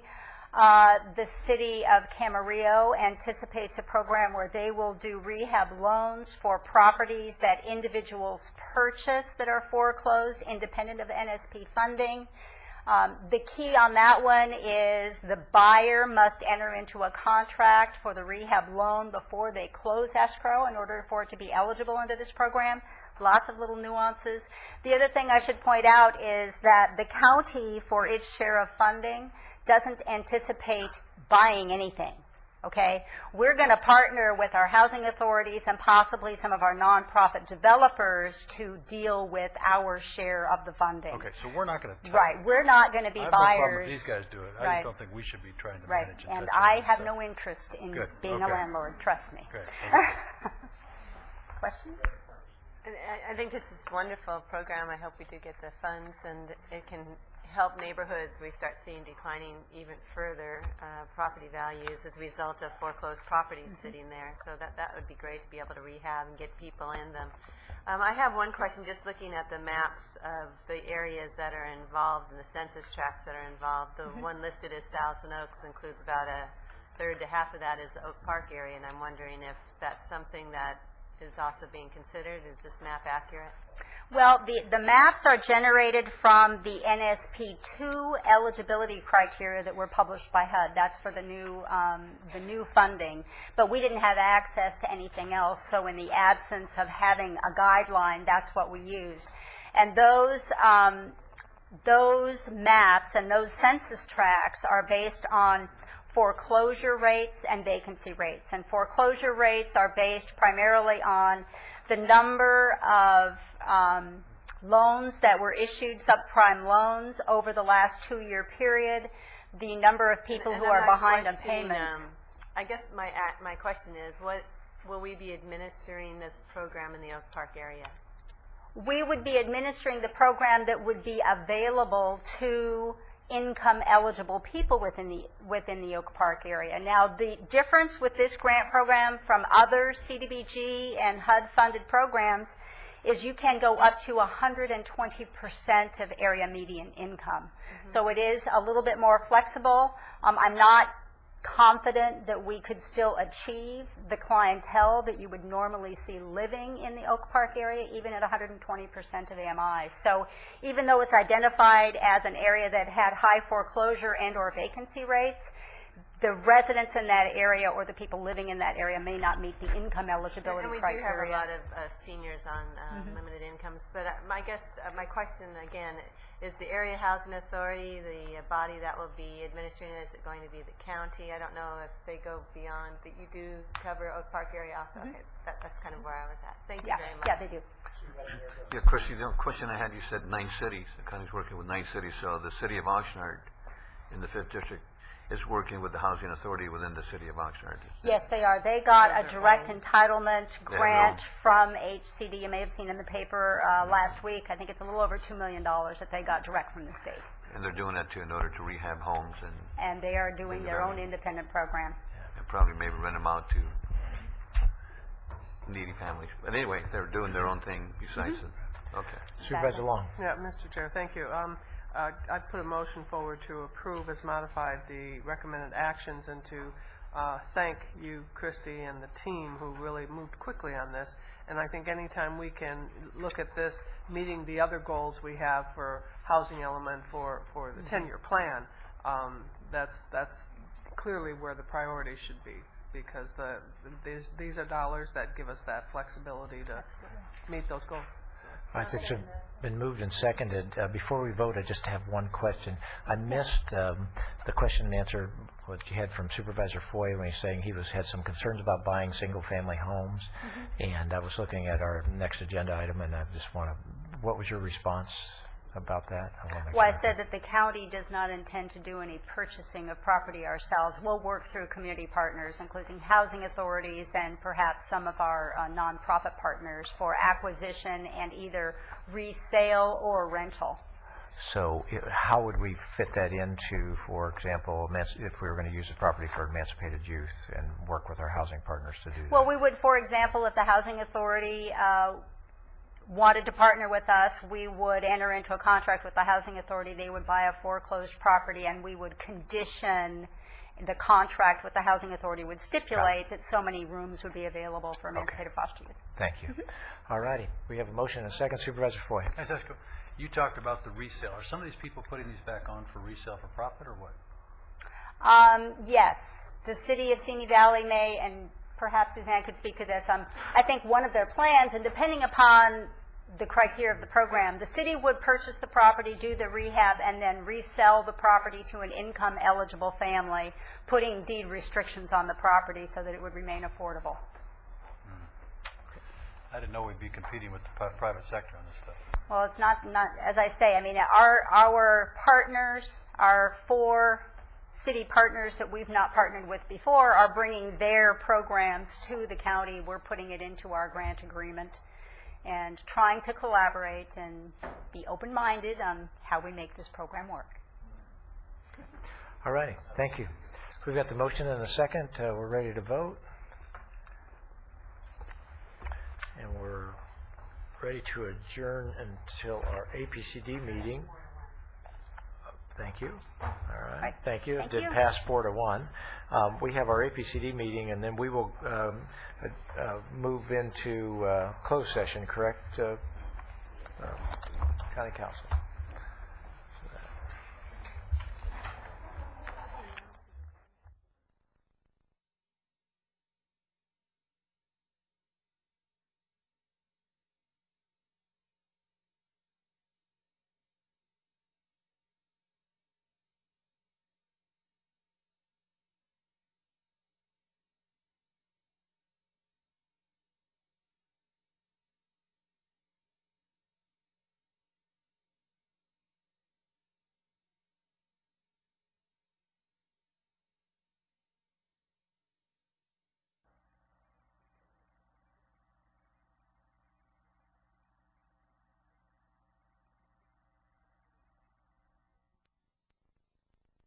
I'd like to call this meeting back to order, and pardon us. We had some closed session items that took us a little bit beyond our 1:30 start time for this. The item before us here is the approval of a conditional use permit for the relocation of the former concrete and asphalt recycling operation. And we're ready for staff's report. While staff is coming up, I'd like to point out sort of the rules of engagement here. The applicant has 15 minutes, and you can allocate that time however you want, 10 minutes beforehand, 5 minutes after for your rebuttal, but figure out what time you want to save for your rebuttal. And if you'll just let me know, I note, at least the way my indications are, the first 4 speakers represent the applicant's case at this point in time. So that's Howell, Rogers, Hecht, and Schuschman, right? So if you guys will just budget that and let us know what you want us to do to help from that standpoint. We have 15 speaker cards total here for this. We have a 2:30 time certain and a 2:45 time certain. So we'd like to ask all the other speakers to try to keep your comments as concise as possible, and we're going to allocate 4 minutes for each of those speakers in that situation. If you've heard it before, again, we would really appreciate it. So if you need to know that you've got 4 minutes to adjust your comments, we'd appreciate that. So with that, we're on to the staff's presentation.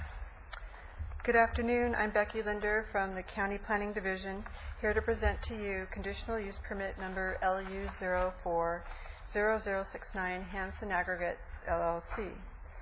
I wanted to let you know that one new letter was received at the Planning Division office from the Ventura County Office of Education, and has been added as Exhibit 9 and as a handout today to your packet.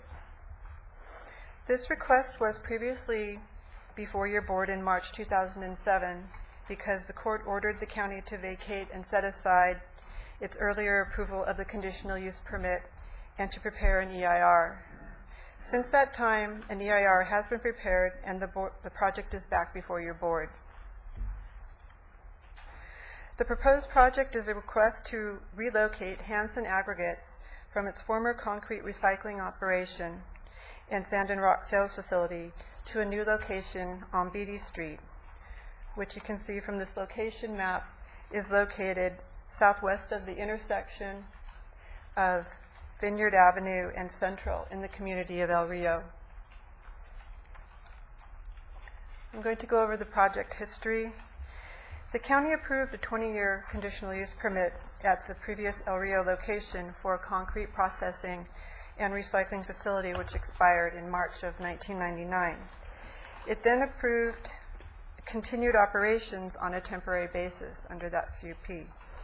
During that time, River Park purchased the land with plans to develop the site as a 700-acre mixed-use site. In May 2004, Hanson applied for a conditional use permit to relocate its operations to Beatty Street. And in June 2005, the planning director approved the conditional use permit LU 040069 and the relocation of Hanson to Beatty Street. 3 months later, September of 2005, Hanson vacated the El Rio site, and during the same time, Seaview Growers appealed the approval of the CUP to the Planning Commission regarding the use of an M&D rather than an EIR for approval. The permit was denied and the PC upheld, the appeal was denied, and the PC upheld the approval. In March 2006, Seaview Growers appealed to your board regarding the PC action in use of an M&D rather than an EIR, and the board too denied the appeal and upheld the approval. 1 year later, in March 2007, a writ of mandate ordered the county to vacate and set aside its approval of the CUP and to prepare an EIR, which your board did in February of 2008.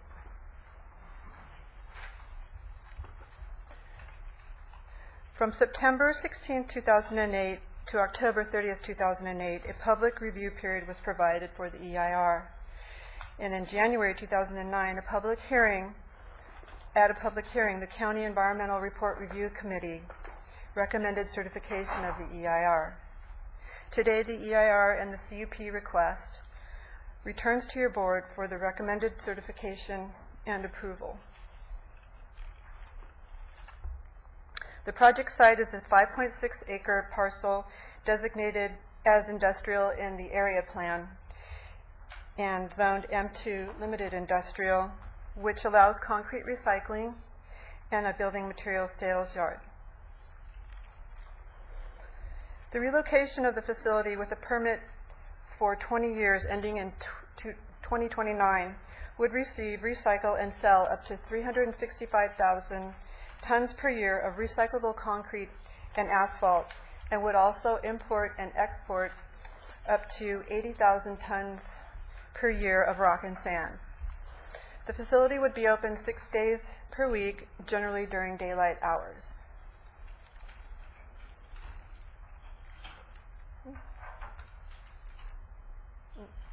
There we go. This slide obviously is a site plan, and it shows how, as the trucks come into the site through the access road, they will be weighed in at the truck scales and then proceed to rubble stockpile areas to offload the material to be processed.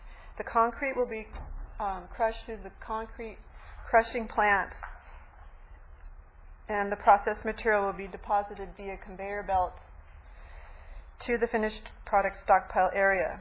The site plan also shows the noise barriers and curtains that surround the crushing plants, which are located on both sides of each plant. In the southeast corner of the property, it shows the aggregate stockpile bin location for sand and rock. And to the west of that is the foreman's office, and next to that is the stormwater retention basin. Excuse me, could you go back and just show me where the operations would be again? Could you just... Okay. These are the crushing plants. Right. And then the conveyors that deliver the finished product down to the stockpile areas. Okay. And then down in here is the sand and rock bins for sale. That will be for sale. That's brought in to the site directly. It's not previously processed. It's imported. And then these are the rubble. This is a rubble area, and so is this one right here. And up here is the fuel maintenance and vehicle maintenance and fueling pad right up in here. So did that answer your question? Thank you. Also, I wanted to mention to the north of the site is where the Seaview Growers property is, right up here. And then to the south of the site is the Juvenile Justice Facility down in here. And to the east or to the right are the additional industrial uses for Beatty Street, existing on Beatty Street. Since we're looking at a map, I have another question on the north side of Seaview Growers. It's an M2 zone and M2 industrial, and the uses on that property. Yes, to the north of Seaview Right. is, I believe it used to be called Angelo's, and Right. that's a concrete block facility as well. And it's Concrete industrial. block facility that does They crushing. they manufacture concrete blocks for homes and construction and walls and things. Yes. Okay. What's the zoning of the JJC? I believe the zoning is also industrial.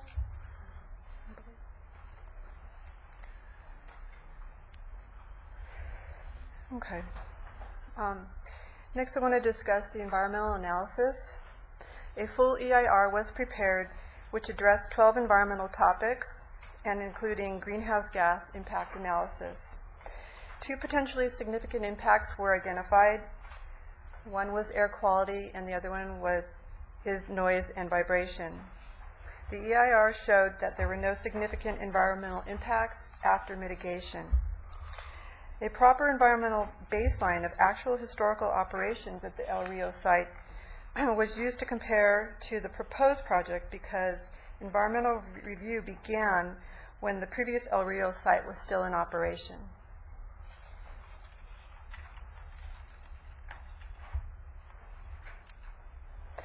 In regards to air quality, the project as mitigated was found not to exceed the thresholds for increases in dust and herbicide drift or decreases in solar energy for agriculture. During the construction phase, air quality impacts will be mitigated through hourly watering, low vehicle speeds on site, and street sweeping 1 time per day as needed. During the operational phase, air quality impacts will be mitigated by watering roads and processed material on site and through the use of bag houses to trap dust as it is being crushed on the crushing plants.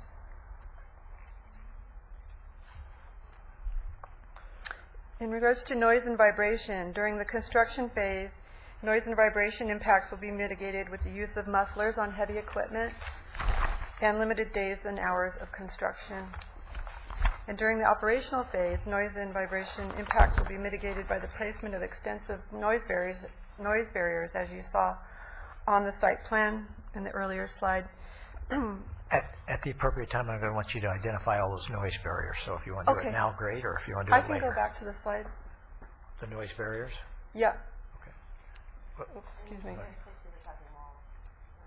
Yeah. No, Okay. no. I'm sorry, I don't mean on the plan. Just tell me what the noise barriers are. Okay. The noise barriers are, well, let me just point to them. On the, one pointer. It indicates on this site plan that these 2 are going to be the containers, trailers, what do you call them? Sea containers, large sea containers that will be empty approximately, and then the other 14 feet high, and then the curtains also will be approximately 14 feet high, and they will be curtains connected to the noise barriers right here. I have to look up to see exactly what the other ones are. They had listed in the EIR under the noise section, but I can look up. look it up to see exactly So what. for the benefit of the public, so essentially it's going to be 14-foot high Noise barriers. containers Sea containers, they're like cargo containers. with curtains in between them? Mhm. The thin line in between here are where the curtains will be located, Right. attaching to them. And what kind of evidence do we have that those work? There was a noise study done, and the noise modeling studies were done, and the consultant for that is here today also, if you Great. wanted to Thank ask you. him questions. Okay. Could you show us where they are? There's 14-feet ones and then 8-foot wall, is that right? Yes, So where are 8-foot they walls on located? 3 sides of the property. And the 14 feet is located between the property where the CU Well, goes? the 14 high noise barriers are these structures, I guess, if you will, that are right next to the plants.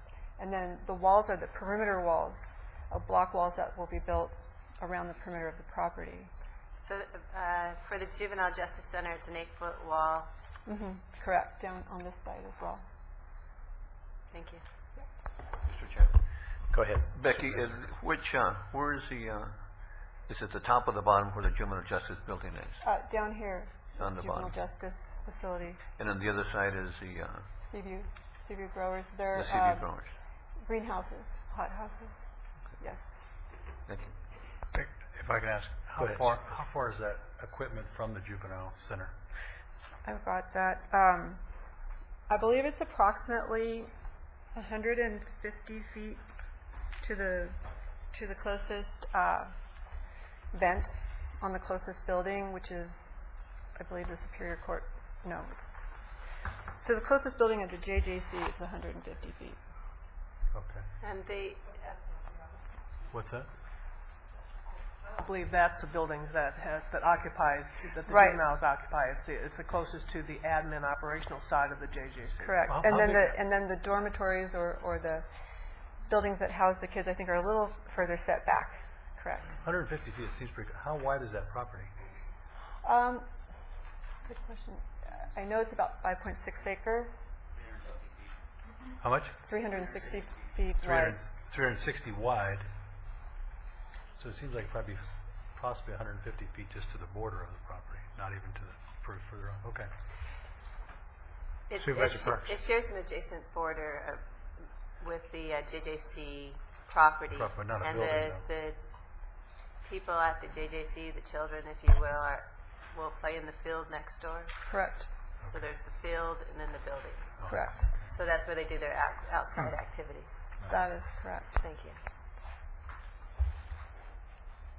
And there are some good maps in the EIR that show the noise modeling and the distances also. If you wanted to look at Figure 3 in Exhibit 5, it does show the industrial noise results day peak LEQ, and it shows the JJCU structures in relationship to the Hanson site and also Seaview growers. It's an aerial photo, Figure 3 of Appendix 5 in the EIR, if you have it.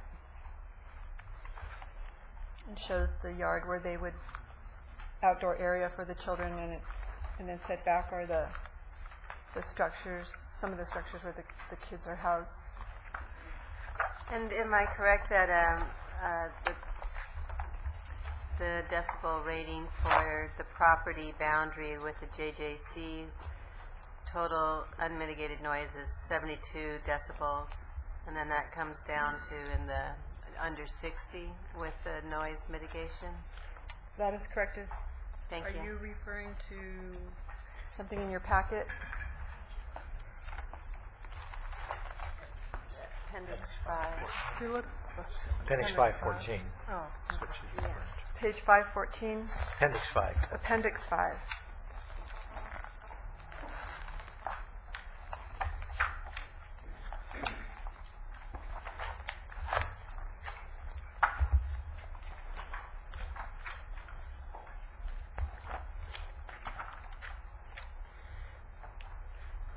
So So Appendix 5, Figure 3 shows the decibel levels around the perimeter of the property, right? That's what you were looking at? Right, right. Correct. And so what was your question again, please? Oh, it was, okay. Okay. Which shows, which one were you just referring to? In Appendix 5, noise impact assessment, and exhibit Figure 3, which is a... Figure 3, okay. Yeah. And you see those figures around that, and... Right, okay. Supervisor Foy. When you, with this number, this decibel 72 to 60, that's what I've just heard, I think is what I'm seeing. What is 60 decibels? Give me an explanation. What is that? What does it sound like? What's a 60 decibel? Do you have something? If you don't mind, I would really rather refer to the air quality specialist for him to identify, because I'm not an air quality or a sound noise specialist. He wanted to know, what does 60 Well, I'm just trying to, decibels sound like? is that a car driving by? Is that an airplane taking off? What is it? When you talk about sound, that's all I was curious. Yeah. Can someone come up Sure, right now that's to help fine. me? Okay. Hi, I'm Scott Cohen. I work for Sespeed Consulting on behalf of Hanson, and I prepared both the air quality and the noise reports. If you turn to one of the Appendix B that's in the Appendix 5, so the noise report appendix. Let's get there. Appendix 5, and then you're saying? And then Appendix B in that document. Appendix B? Yeah, that has a inter-county construction noise thresholds, and there's a scale there that has all kinds of I'm finding a bunch of figures, not finding an appendix yet. Supervisor Foy, there we go. But 60 decibels is probably approximately what you're listening to me at right now. It's kind of normal conversation. That's why it's used for, well, depending on how close you are, right? And that's why it's used for community planning, because it's a comfortable level. In this case, this area had ambient noise that was above the 45, 50, 55 thresholds that are in the county noise guidelines. And so in this case, you'll see that the ambient noise actually affected the significance threshold, and that's why it's 60 rather than 55, for instance. But So right did you find this? Well, I see it here, yeah. Okay. So you're saying this conversation is about 60 decibels? Yeah. Depending on how close you are to me. Right, okay. Supervisor You know, it doesn't quite jive with how I recollect for example, in the city of Thousand Oaks, it has a noise element, and the noise element says that interior, I believe the noise is acceptable if it's 50 decibels or below. Exterior noise was like 60, so that we find that if someone's house has more than 55 or so, then they're having significant impacts interior. So I'm surprised that you're telling me a conversation in this boardroom exceeds, what would be allowed in our general plan for an interior house. Well, the quality of the structure has a lot to do with it. And in this case, of course, we have an institutional structure that was built specifically actually to mitigate some of the noise impacts from the state route, as opposed to your house, which may or may not have air conditioning, may or may not have windows open, the doors may or may not be properly sealed, and so on. So the materials of construction have a lot to do with how much noise is attenuated between the outside and the inside. If you look at the scale that I pointed you to, you'll see that 60 is the average urban area, which I think we're talking about. Exterior? Yeah, this is all exterior stuff.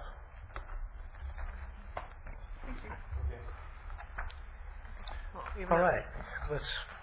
I was going to say, Other questions? Go ahead. when we do noise studies for airport issues, it's 65 dBs is the baseline that you protect anything above that from a noise impact. Exterior. Right. And my question was, we're having a conversation in a building, and he's telling me it's this equivalent to an exterior noise level, and I didn't think that it didn't work with what I understand, interior noise levels and exterior noise levels. All right, back to staff. Okay. Pardon our interruptions. My guess is it'll continue. Right. No problem. Not at all. Let me forward to where I was. Okay. So, where that was at noise.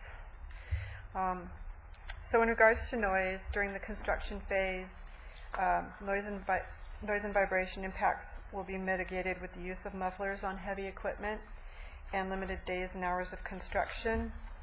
And during the operation phase, noise and vibration will be mitigated by the placement of the noise barriers that we just discussed on the concrete crushing equipment, and then the 8-foot walls, block walls surrounding the property on 3 sides.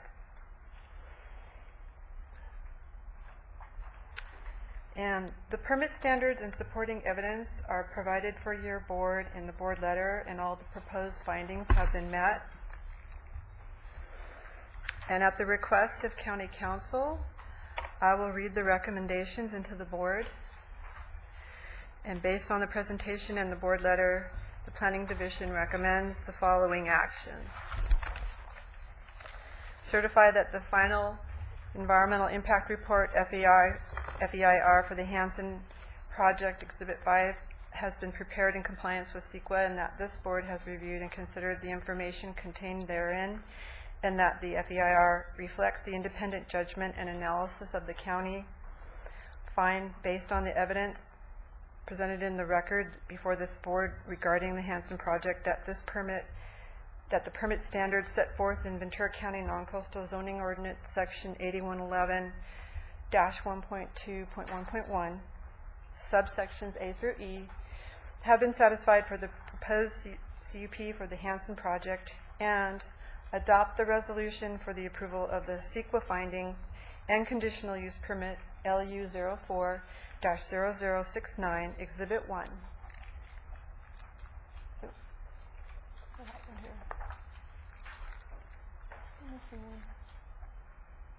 Okay, that is it.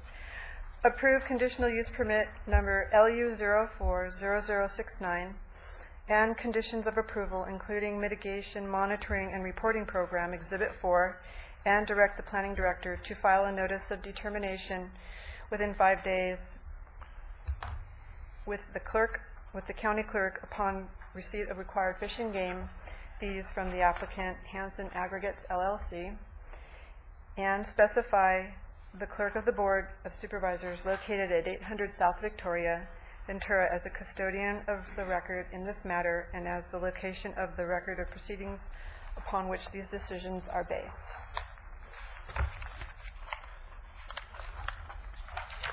I wanted to let the board know that the applicant, Marvin Howell and Michael Roger, are here. His legal counsel, Barbara Schuschman, and the EIR consultant and representative, John Hecht, are here today and are available to answer questions regarding the project and the EIR. And that concludes staff presentations. Are there any other questions of staff?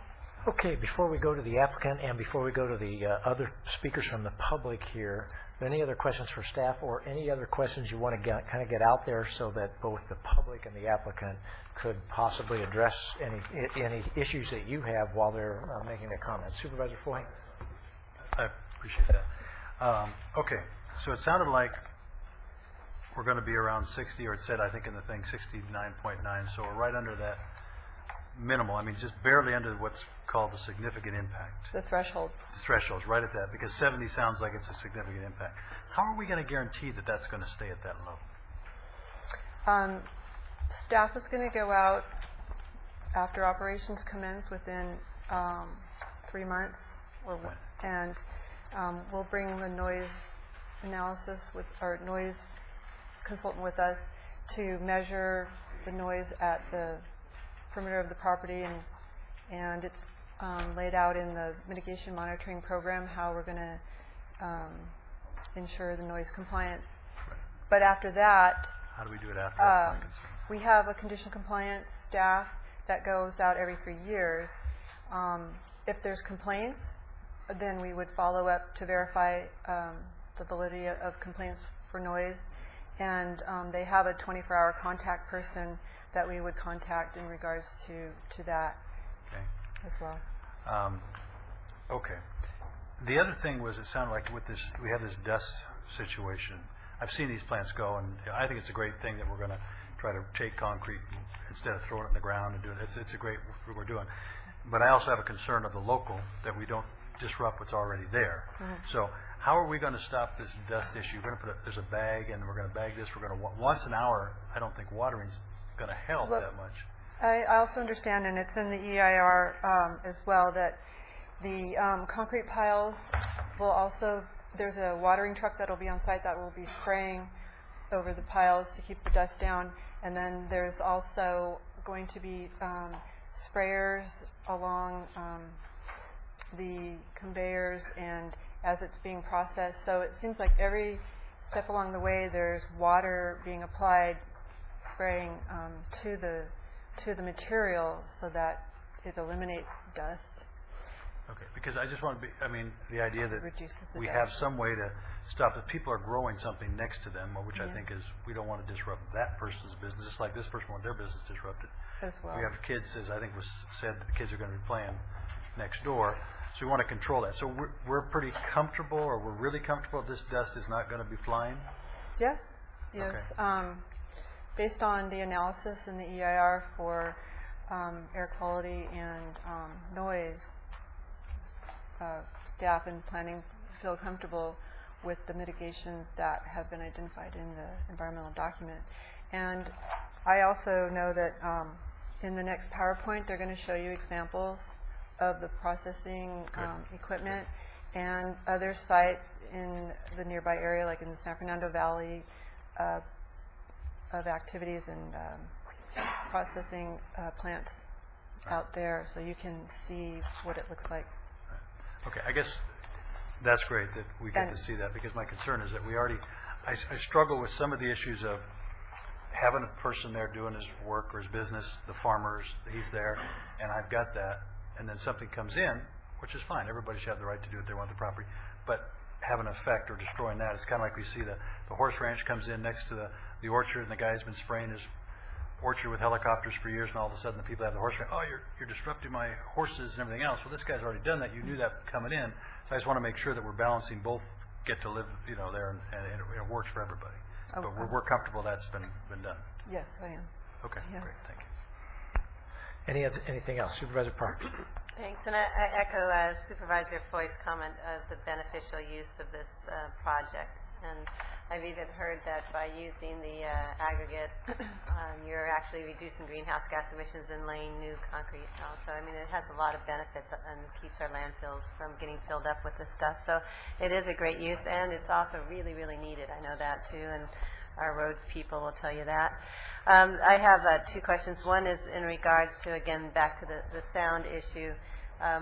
It shows that for Seaview growers, property line, the mitigation measure is going to drop the decibels by 21 decibels, is my understanding. That's a lot. And it gets you to, as Supervisor Foy was pointing out, 69.6 decibels, which is just under that 70. So my question is, how confident are we with the 21 decibel reduction? What is the level of significance, if this is done at like a statistical level of significance? How accurate is that number? Because it means the difference between whether this is considered a significant impact needing overriding considerations or not. Would you feel comfortable if I asked the noise consultant to come up and explain his modeling and how he came up I with think that? so. We don't have any other experts around, so we'll take the applicants as Thank you. experts. Hi. So I feel really comfortable with the modeling. Modeling is always an exercise in the most conservative approach, and that's generally what we took. The reason that the mitigated number comes up to just below the threshold is because that's the way I engineered the controls. We had to do what was feasible to mitigate it to less than significant, and those are the the style and size of mitigations that I chose. Is it a statistical, can you tell me how accurate your model is within a significance? Is it a... Well, we're going to go out and measure it afterwards. How's that? Well, okay, so you can't I mean, say this was done it's the statistically and best there's a 1 practice. to 2%. It's the best engineering practice that we can do today. All right, you can't give me the level of significance for a statistical... Usually the model is accuracy. plus or minus 1 decibel.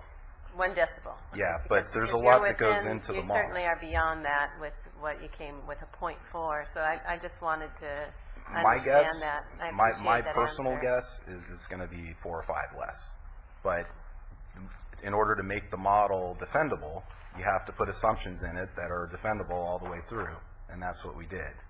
So in my opinion, the model results are conservative, and the effect of the mitigations matches the threshold pretty closely because that's the way I designed them. I could have designed them to be taller and heavier and some other things, and maybe it would have been less, but I think this is a substantial amount of control. You're right, 21 is a lot, but It is a lot. there's 2 walls. There's one 14-foot wall with containers, and then there's another 8-foot block wall, and so it's not just like one control, it's control upon control. And so we really have done a lot to mitigate the noise, and I think it'll be effective.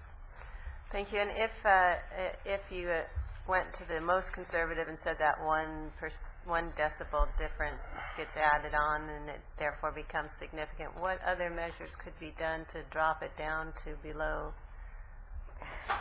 Well, when I did the analysis, the mitigations themselves have sound transmission loss properties, and we specified in the mitigation language how much that property should be. So if you read the specifications for the sound walls, you'll see that it's actually very specific, and it may be true that we could change some things and make it more mitigated, but we chose to mitigate to the point where it was less than significant, and I think that when we go back and we measure, the measurements will bear it out. Thank you. And also, is there a mitigation monitoring plan that we have available to us? I don't know if I have that document here, and is that something we would approve? Yes, it is. And the mitigation monitoring plan is attachment 1B to the resolution, and it's also in the conditions of approval, which is... Get us there. 1B to the resolution in yeah. our board book. In your board I packet. want to make sure that stuff I'm looking at is what you're, okay, I got it. Hopefully, and So- Exhibit 4 of the conditions of approval also have the mitigation monitoring and reporting program on page 3. It's about halfway through. Where's the conditions of approval? Conditions of approval are Exhibit 4. Thank you.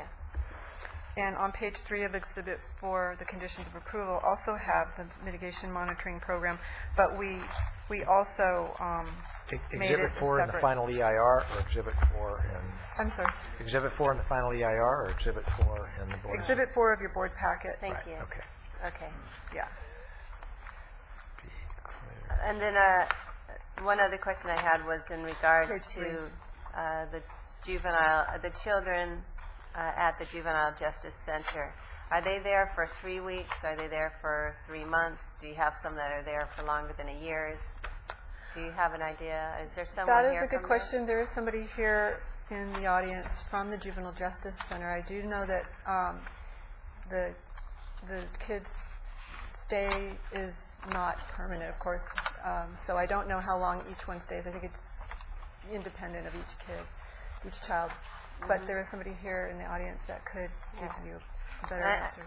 And then at the last hearing, I recall Mr. Kraus from the Juvenile Justice Center came in opposition to this project. Do you know if his concerns have been alleviated? Yes.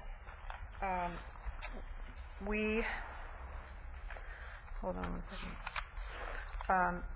We've been meeting with the probation staff over the last 5 years, and during which time we discussed noise, air, and dust and traffic. And based on our recent communications, they understand the project and the mitigations, and we didn't, we believe they have no remaining concerns that weren't previously stated, and when we sent the EIR out for public review, we did not get any comments from them. No comment. And just one, when you mentioned the dust control, it sounds like it's going to be rather water intensive. Do we have an idea how water intensive this is? You mean as far as like water runoff? We're going to be continually spraying every... And how much water would be produced? Would there be water runoff and that kind of thing? I believe that they're misters, so... It's a light spray of water continually? Yes. Okay, thank you. Well, I think the public is getting an idea of some of the questions that we have, certainly with this. I'd like to call the sound engineer back up again, if you would, please. You mentioned that there are going to be 2 walls. Right. Totaling to the, to the drop in decibels that you need. One of my questions is, why 8 feet on the concrete wall? How high is the grinding operation going to be? Well, okay, so the plant itself, I believe, is slightly less than 14 feet high, which is why we chose 14 feet. You have to break the line of sight. The block wall is more of a, it'll function as somewhat of a control, but it's more a site security issue. So we kept it in the model because it does control noise. It's an 8-foot block wall. But we needed the additional mitigation at a higher elevation because the plant actually is tall. Right. My understanding is, correct me if I'm wrong, noise doesn't flow down as easily as it flows up. Is that right? Well, noise can actually curve around things. Generally, when you're talking about a roadway, which is flat, and you got a receptor way down here, yeah, you're not going to hear that as much as if the receptor's up here and the noise source is down here. And I think that's more a matter of the ground is the actual barrier when the source is up here and the receptor is down low, whereas you don't have the ground as a barrier when the receptor is above the source. So we have essentially the sound from the 14-foot level is being blocked only by 1 barrier, not by 2 barriers. That's correct. Well, so one of the reasons we use a model is because it's very complicated, and the sound doesn't just come from the top, though. The sound comes from the entire height of the machine. Right. For instance, the crusher has probably got to be what? I get where you're going, but essentially the sound that comes from the area above the 8 feet is only going to be going through. That's correct. One defensive barrier. That's correct. All right, great. I have just for the benefit of everybody that's going to speak, the questions that I have deal with sound, noise and dust. I don't think there's any surprise. That's those are the 2 big issues. And one of my big questions is monitoring. This is being done on the assumption that the mitigation measure is going to work.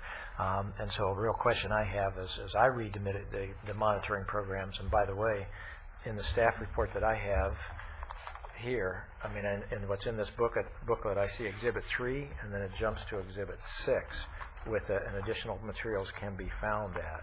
So I don't have an Exhibit 4 when you said the monitoring plan. Oh, that was the conditions of approval. You don't have that? This is what that's Exhibit 3, Exhibit 6, just so you know. So anyway, you don't have it either? Yeah, so the Exhibit 4 that you referred to in the staff, I mean, in the... Do you have do you have Exhibit 1, the resolutions? I'm sure I have Exhibit. Because an attachment to that was attachment 1A and 1B. And 1B is also a copy of the mitigation monitoring and reporting program. You got Exhibit 1? Do you have Exhibit 4? 1A. That's the monitoring. Yeah, all right. So okay, that's what I learned that. Okay. Well, I have the monitoring. Anyway, as I read it from what I do have, which is in page page 305 in attachment 1B. Okay. Okay. Yeah. Right. And what I don't see is any monitoring after going out there. So under operational noise, compliance verified through site inspection by county and noise consultant within 30 days of commencement of recycling operation. I don't see any ongoing, Noise monitoring. random, unannounced, verification that could happen. And with the JJC there, it strikes me that that is very important, and that we don't put that onto the JJC to be monitoring or calling us all the time, et cetera. So that's a big question that I have that I'd like to hear from people on both sides in terms of what do you think and what's the possibility. All right. The thing that I would add is that, this is in an industrial zone. It is, very centrally located. Trucks can get out onto the freeway well. It's the impact on the JJC and the dust on the sea view that has to be mitigated. Another question that I have for the benefit of everybody out there is, why mitigate down to just below? Why not? I thought the most compelling thing that Southern California Edison did was came to them and said, you got to do this with the air quality, and they beat the air quality thing by a whole lot and really bought a lot of sort of goodwill as the project moved forward. So that's another question that I have. Is there some particular reason why it can't be a few, more than the margin of error, rather than just a half a decimal below in terms of that? So with that, any other things that you want to get on the radar screen before we hear from the speakers? All righty. Okay, I think that appreciate staff's presentation. It's never easy to get the five of us all the way up to speed on your presentation and stuff. So thank you. And we're ready to hear from the applicant. And if you would let us know if you want us to tell you when you're at a certain spot so that you know how much time you have left, tell us that, and then the clerk will do that. So anyway, Marvin Howell. 15 minutes for the applicant total, of which they can... Do you know how much time you want to save for rebuttal? Yes, we'd like to retain 5 minutes for rebuttal. All right, so if we'll set this for 10 right now, we can at least... Actually, why don't... Okay. Why don't you set it for 15, and then when you get to 5 minutes, yeah, right. So we'll let you know when you're 2 minutes from that. Yeah, go ahead. No? Yeah.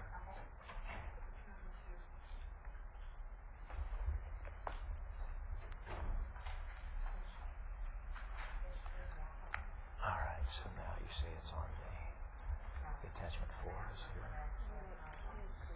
It's PowerPoint.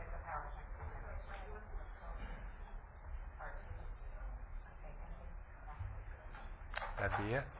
Thank you. Good afternoon, supervisors. My name is Marvin Howell. I work for Hanson Aggregates as Director of Land Use Planning and Permitting for the West Region. I appreciate the opportunity to talk to you again today about this project, trying to relocate our operation from the El Rio site to the industrial zoned land at Beatty Street. Hanson is a major supplier of construction aggregates, not only in California but throughout the world. With the business combination with Heidelberg Cement in 2007, we became the #1 supplier of construction aggregates worldwide. We're #2 in premix concrete, and we're #3 in the production of cement. We have over 60,000 employees worldwide, operating in 50 different countries. This operation here in Ventura will divert significant quantities of construction debris, asphalt and concrete, which will be broken up and be able to be reused here within your community. The fact that we are able to process throughout the state of California 2 million cubic yards of this type of material each year means that we can retain virgin aggregates for more high-spec projects that would be used for private and public works projects. We think that this project, which, by the way, was one of only 2 permitted in the area for this use, will enable the County of Ventura to meet their mandated diversion goals for the landfills.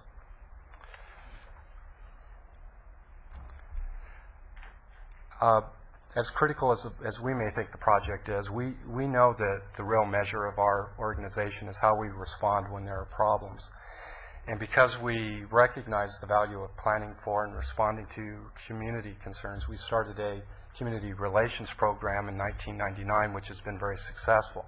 We've won several awards since that time, including just recently we were recognized for the 3rd time as the City of San Diego's Environmental Partner of the Year for our work with their environmental department.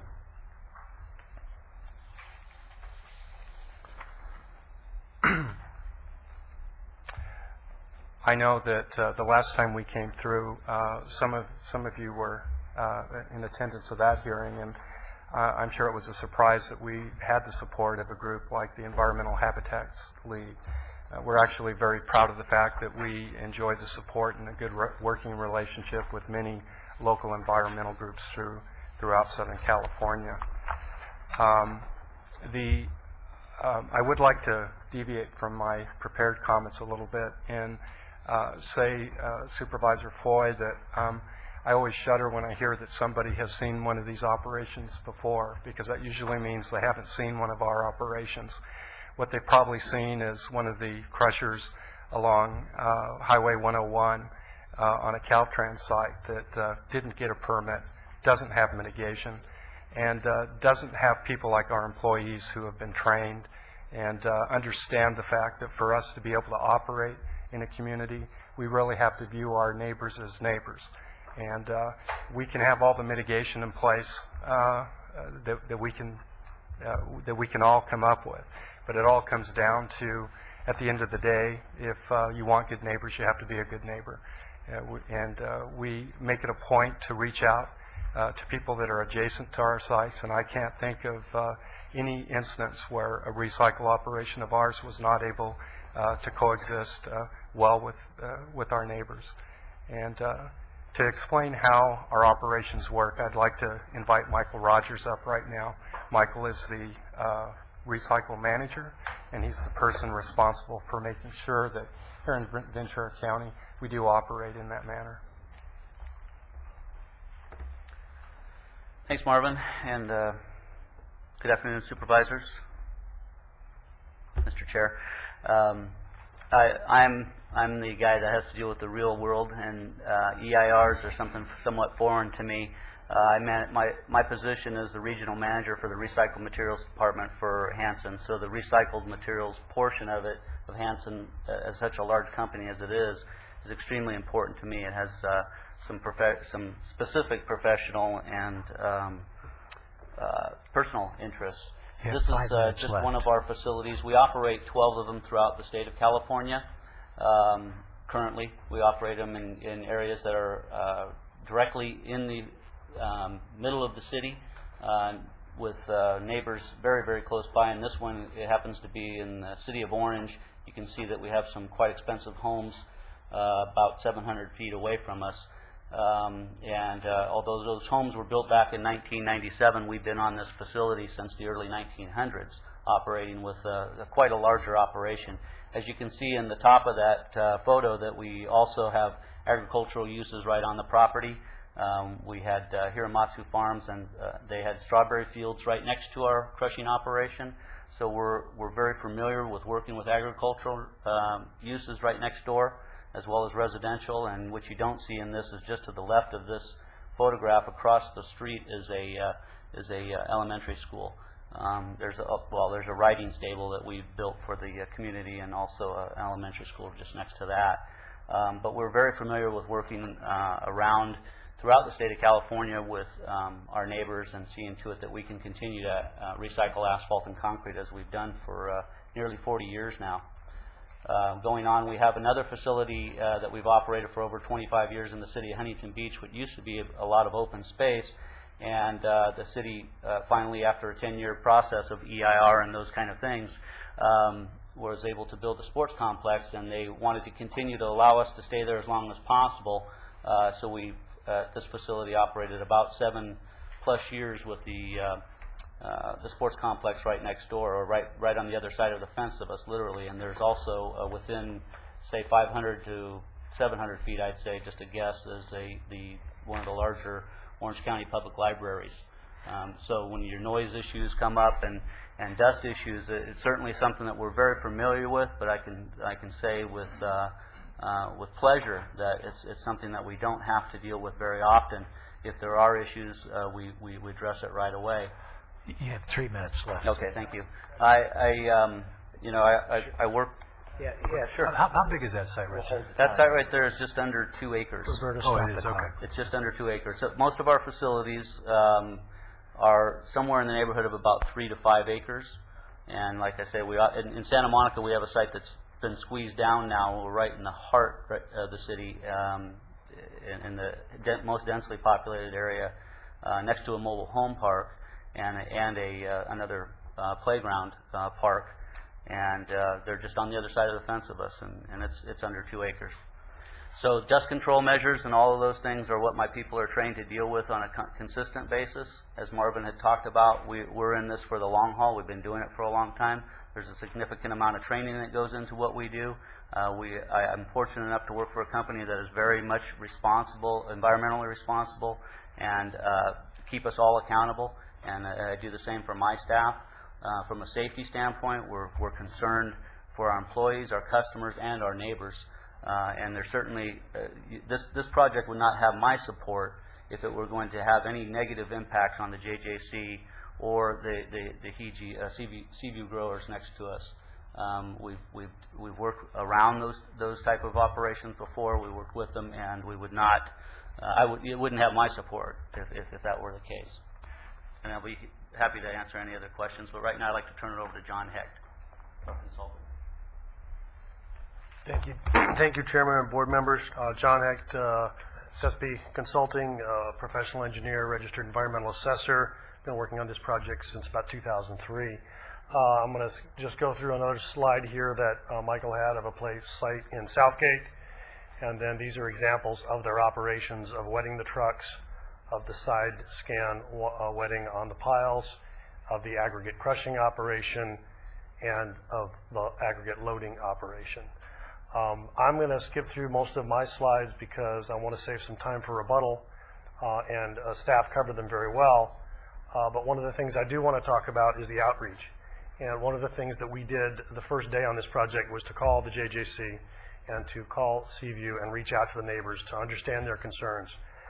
Over the first 3 years of the public process, and then the last 3 years that you see up there, we've met with JJC several times. We've taken JJC staff out to crushing operations in the valley and in Santa Monica to listen to what the sound levels are. And we've been very upfront and cognizant from the beginning to evaluate the JJC property boundary as if it were a school, which it is. So our noise mitigation measures, our air quality mitigation measures and analysis are done appropriately for that as the sensitive use of a school that it is. And we've been able to answer the questions of the JJC. There's also a letter that came in yesterday from the county schools. I've spoken with Ken Prosser, the assistant superintendent, and Tim Weir. Both of them understood the information that I presented to them on the phone, said there was no need to meet until after the hearing. And if you look in their letter, the last paragraph, their question is, can you meet the standards that are in place to protect the school children? And the answer from our standpoint in the EIR is that we can. Thank you very much. 5 minutes. Thank you. Mr. Chair. Yep. I have a question, though. If we're finished, the applicant's finished time, is that correct? With his introductory, but we can ask him all the questions we want. So. Because in your handout, you didn't get to the prepared slides you had on the issues that I know are going to be raised regarding the legal issues regarding the baseline regional conditions. I'd like you to address that. Yes, I can ask Barbara Schuster to come up and address that. Okay. Thank you.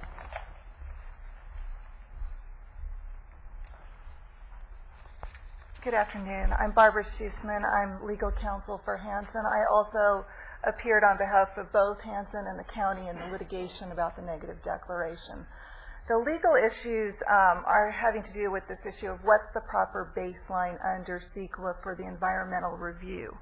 And what this EIR did was it did two things. It analyzed regional impacts, the whole El Rio region and this part of the county, by assuming that the existing operation at the time environmental review commenced, which was Hanson's facility at El Rio, was operating, and that it was relocating down the street. The reason that's appropriate under CEQA is what CEQA allows is the baseline is either the time of the NOP, or if no NOP is prepared, the time that environmental review commenced. Here, environmental review commenced at the original application for the project. The county prepared a negative declaration, thus there was no NOP. And that negative declaration was what you approved and then the court sent back. The court did not send back with an order to reset the baseline. That is not routinely done when a court sends a negative declaration back for an EIR. And the CEQA guidelines give discretion to you to set an appropriate baseline in this circumstance. The more important point, though, is that the local impacts, the dust and the noise, were not compared to operations at the prior facility. The local baseline was what was going on at the Beatty Street site, that Beatty Street location, before Hanson puts its facility there, and that was no recycling plant. So the dust and the noise impacts are measured against a baseline of 0 recycling plant, not against what the recycling plant sounded like or what the noise was at the prior facility. So those local noise and dust impacts are against a 0 baseline, not against Hanson. Now, by 0 baseline, it's still what the ambient noise levels were in the area when you go out and you put a noise monitor out there. So the traffic that right now is on Vineyard, the noise that's coming from the JJC, et cetera, but no recycling plant. So there really are 2 baselines in the CIR, one for regional and one for local. That's perfectly appropriate and allowed under CEQA. Any other questions? All right, so that's the presentation by Mr. Hal Rogers, Hecht, and Barbara Schussman, correct? All right, so now we're ready, we're to Carmen Ramirez. 4 minutes. Yeah. Yes. Good afternoon, Carmen. Good afternoon, Chairman Bennett.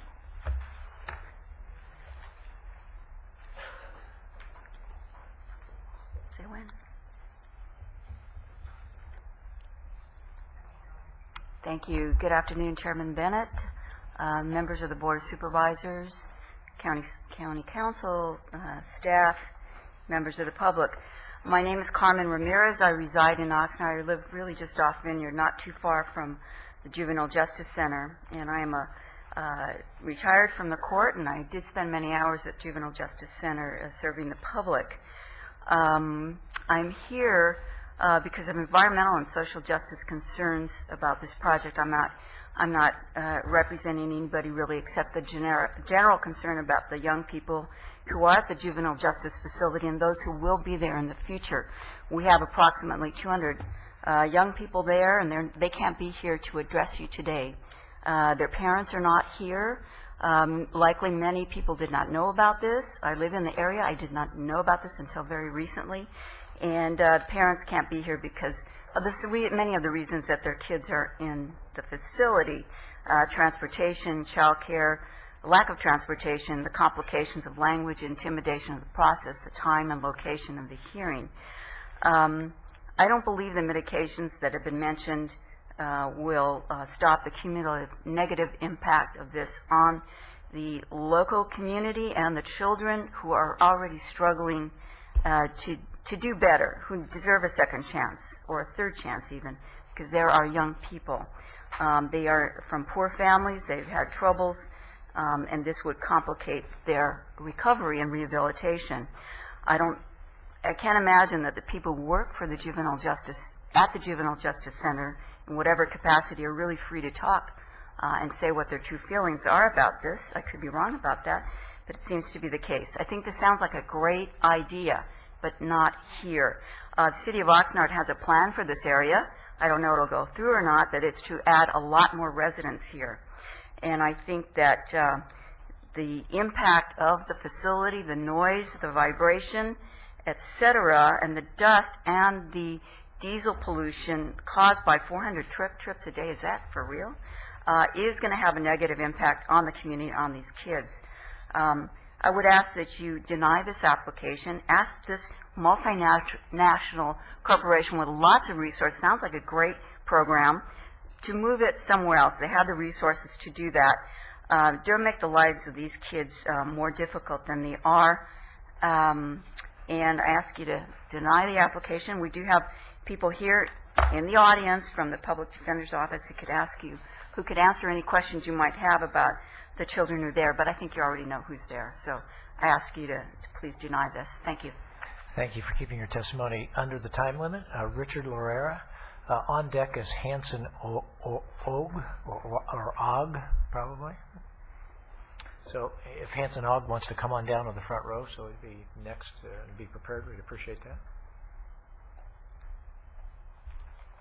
My name is Richard Loera. I'm in the rock and sand hauling business, and actually I'm for the approval of the Hanson. One of the main reasons, one of the things that didn't come out in all this hearing was cost. I haul material, and we used to haul about 80% of all the recycled base and base in Ventura County. Now we only haul about 20%. The other 80% comes in from Los Angeles. So that means they're trucking material from Los Angeles all the way to Oxnard. Diesel fuel or whatever without it, but the cost. The reason they bring it from Los Angeles is on the cost. It is cheaper to bring a load of material to Ventura County than what it is to buy it here because of there's no competition. We need Hanson, we have competition.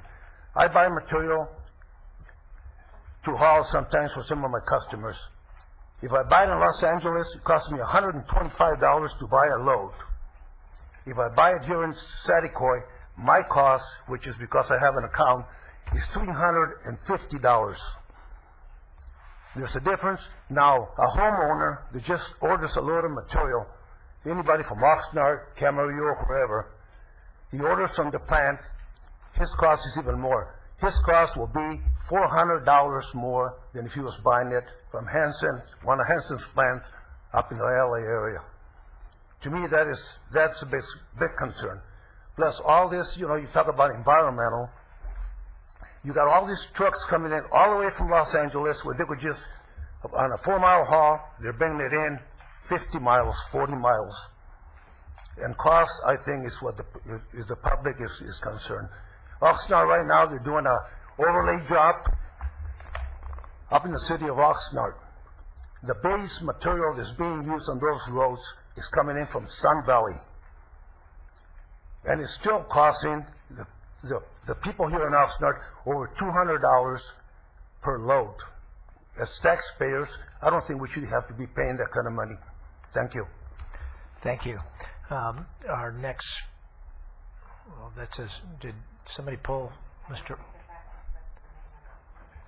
Oh, okay, great. So that was Richard Lorera who just spoke, correct? It was Mr. Lorera that just spoke? Right. All right, so now it's Kate Nieswender. And then on deck, Scott Hygie. If you come on down the front row, we'd appreciate it. Good afternoon. My name is Kate Nieswender, and Scott Hygie, the next speaker, is ceding his time to me so that I can use up just a little bit more. I'm sorry, I didn't hear what you said. Mr. Hygie, the next speaker, he's ceding his time to me so that I can speak a little bit longer. I represent the Hygie family. Yeah, we don't normally do that? It's our policy. Yeah, we don't do that. So Well, then I'll try to speak quickly. You have to have Mr. Hygie speak then also. Great, thank you. My name is Kate Nieswender. I'm here on behalf of Seaview Growers and the Hygie family. We are the appellants in this matter. The Hegis are farmers who have worked the fields of the Oxnard Plain for more than 50 years, and their contribution to agriculture in this area is well known. The Hegis have the greenhouses next to where Hanson wants to put its rock crusher and the aggregate sales project. The noise at the property line will be significantly higher than what has been indicated here. We did our own noise studies, and they indicated a much higher level. The applicant's own consultants were the ones who drafted the EIR, were the ones who drafted the noise studies. We do not believe that they are accurate, and our own noise studies in the record reflect that. The Hanson project can be located at any other industrial location in the county, so why weren't other locations pursued? The reason is found in the ERRC testimony that we attached to our letter to you in your packet. Hanson's consultant admitted at that hearing that they were gaming the system. If they moved anywhere else in the county, then the baseline for the EIR would change. They would have to mitigate for the actual impacts of the project, the 400 plus truck trips a day, the air quality impact from all that diesel exhaust. All that would have to be addressed if they chose a different location. So none of the alternatives were actually reviewed and analyzed in any significant fashion. What they did is claim that the prior location next to the Santa Clara River is the baseline. But CEQA says in black and white that the baseline must be gauged as the date of the notice of preparation. Now we put that up here just a moment ago, and it says as of the date the NOP is issued, or if no NOP is issued, then you get a different baseline. An NOP was issued February of 2008. That's your baseline. Since 2000, and I would ask the guys up in the booth if they could put up that first slide for me. Since 2000, this area has changed significantly. You have, if you notice at the very top of that screen, those lines, that's the Hegi greenhouses. This is dated 2000. If you see all this area as you come down to the south, there's the Santa Clara River. All that's ag field. Excuse me for a minute. It's far better that we have good testimony. Could you use that pointer? You're saying... If they could figure out how to make it work. That's we got staff that can help you here, right? Becky, thank you. And I'll give you a little bit more time, but we'd rather make sure we get your testimony properly. Technologically flawed. Okay, right here is where the greenhouses are, up here at the top. Here's the Santa Clara River. Down here is all ag fields, and here is where Hanson was, okay? This area now is entirely built out. If you guys could put up the slide from 2008, that would be great. Hello. There we go. This is what it looks like now. If you could bring that up for me, guys. Thank you. Here, right here, that's the greenhouses. All this is now constructed. All this is under construction. All this will be River Park. All this is where the Hanson project was. It is no longer. Now it is all residential. These photos show that what's going to happen, and as Carmen mentioned, this is all shifting into residential now. River Park, much more residential, much more commercial. Right now, currently, 1,600 more residential units in the planning stages, all within the strip of land between the vineyard and the river. 1,600 more. And all of the people that are going to be living there will be affected by the diesel exhaust from the trucks and the truck traffic, which can, at peak, get to 564 truck trips a day. Failure to examine the impacts from the truck traffic and the truck exhaust. The failure to look at the cumulative impacts of the project on the thousands of new homes in the area, all that hinges on the refusal to acknowledge the correct baseline. Problems in the EIR could have been solved by a simple look at alternative locations. No other site was analyzed with specificity because any other location would have to look at the real impacts of the truck trips and the diesel exhaust and the noise. So none of the alternatives were given a fair shake. They were all rejected. Today, what you can do is legally acknowledge that this project is needed in the county, and no one disputes that. In any other location, it would be appropriate to approve this project, any other industrial location, any of the 7 that were looked at. Ask staff to beef up the EIR to provide a fair and thorough analysis on alternatives. You'll need to wrap up. Yes, sir. One thing Carmen mentioned, this is an environmental justice issue. What I wanted to do with my extra minutes was read to you what's in the letter from the Department of Education. Please look at that letter. It indicates they can't teach kids in this kind of an environment. It's not a good spot for the project. And with that, I will introduce Frank Hege. Scott Hege does not want to speak at this time. You have a question, I believe, right? You had you have a sound study also. Did you submit that? It is in the record from the negative declaration. We did it in conjunction with the neg deck. So that was 2002 or something? 2005. 2005. Which is the last time we were before your board. Right. And I don't think we Does have staff know, is it in the record today? But we don't have it. Do we have it? So what did your sound study say on it? Sound study indicated that the numbers were much, much higher than what we're looking at today. At the borderline with the greenhouses, you're looking at 90 dB. 90 dB. At the booking area for the JJC, 77 dB, the closest spot to the actual place where the kids are, 77 dB. Now what they looked at was significantly lower than that. They were looking at numbers that were 10 and 20 dB lower at the initial study. Then they put up these 14-foot high sound curtains, and their numbers, we did not analyze that, to be fair. We did not analyze the sound curtains. What we did, though, was analyze the initial noise. Their initial noise was so significantly lower than what we looked at that it would have skewed any kind of eventual decision. So the numbers that we believe, the current ones that you saw today, 69.4, those just can't be accurate because the initial numbers going in were not accurate. You know, and these numbers are important to us. And I read your letter, and you report that decibels are 85 decibels at the property line with the greenhouses. And then you just said 90. Do you mean 85 or do you mean 90? 85 is with the wall in place, the 8-foot wall, but not with the sound curtains. The initial numbers were at 90. So there's a difference there. I have a question for staff just while we're on this point. Figure 3 in there's more in Appendix A of Attachment 5 shows 91, 89 on the Seaview side, and shows 72 and 72 on the JJC side. Is that before or after mitigation? That's before mitigation. So you just said that you found on the Seaview side in the 90s, and they have found in the 90s also.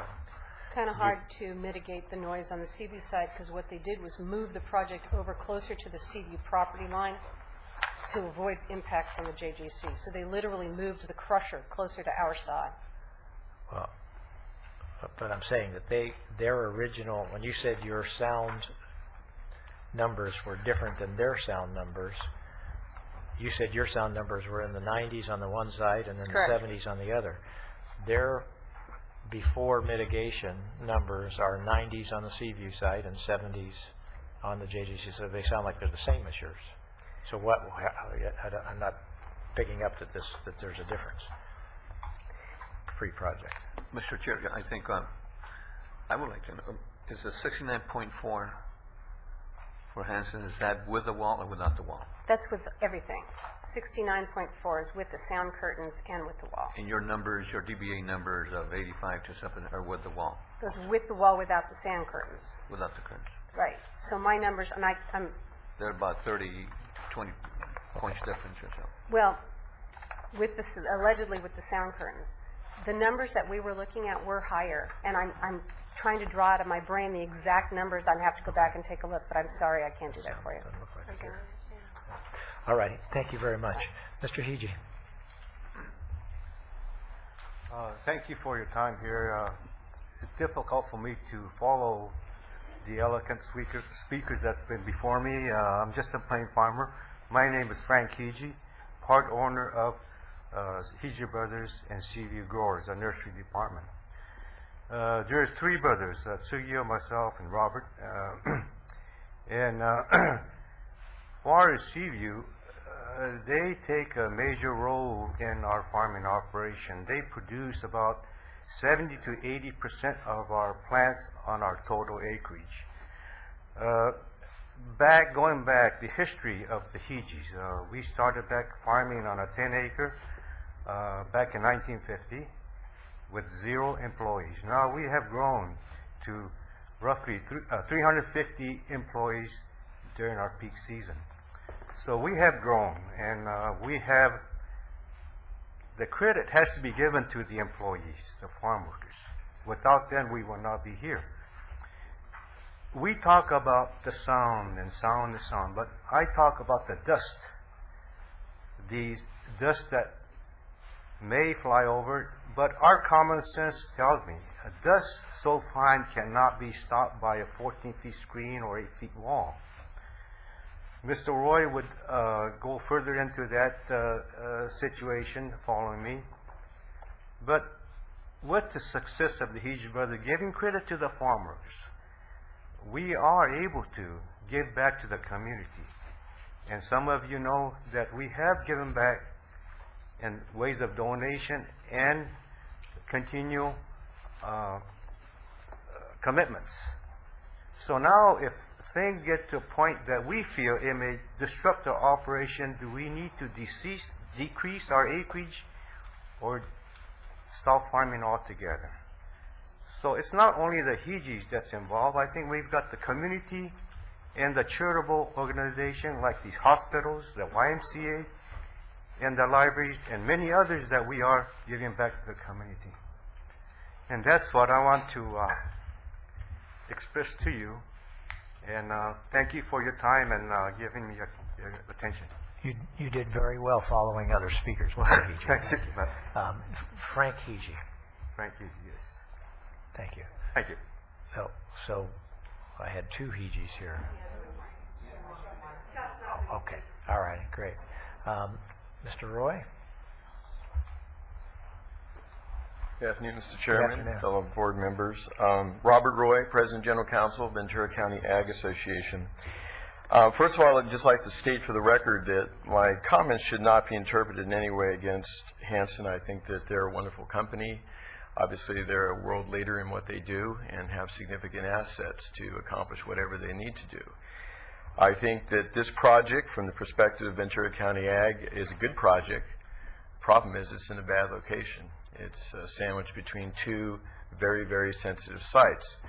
And I'd like to raise 2 issues here today in my testimony. First of all, is the impact to the air quality and the dust that's being transported from this site to adjacent areas, specifically to the nursery and to the Juvenile Justice Center. There has been nothing in the environmental report to verify the content of that dust. We know that this is aggregate, that is basically taken from highways. The gentleman said it's trucked in from Los Angeles, 80 or 90% of it. We don't know what the condition of that is. In fact, many of those highways were built in the 60s and 70s.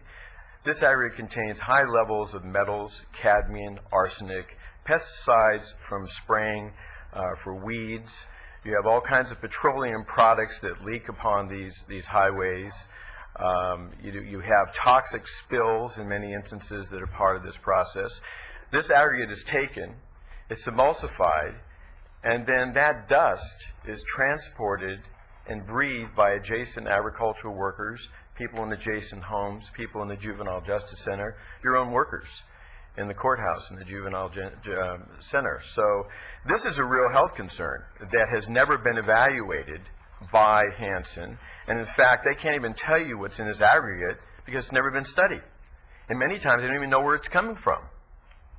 The second issue, many farmers will deal with the issue of ambient dust, fugitive dust. It's normal in this county. We have westerlies that come every day. It blows in. They have to factor that into the equation in terms of the profitability of their crop. They don't know how to factor in this type of ambient or fugitive dust that contains high levels of these type of chemicals and metals and what have you, and the impact upon their $1 million crops. This nursery creates probably 20 to 30 million transplants a year. This dust gets on there. Many times this dust is a vector for certain diseases. It creates levels of residue levels that are not lawful, that you cannot sell the product if certain type of chemicals or things appear on that.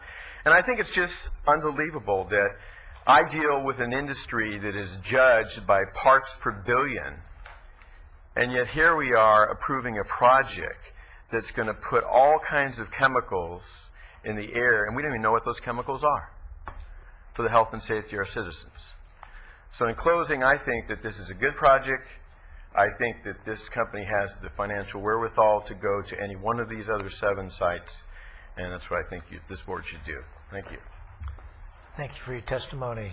Our next speaker is Guadalupe Romero.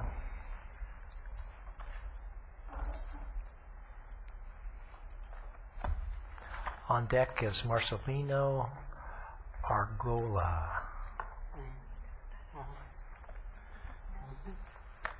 Good afternoon, members of the board. My name is Noemi Gallardo. I will be serving as Mr. Romero's interpreter.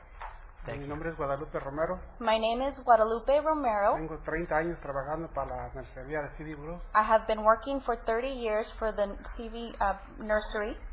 Todo este tiempo nunca he padecido de nada. And all of this time I have not suffered anything.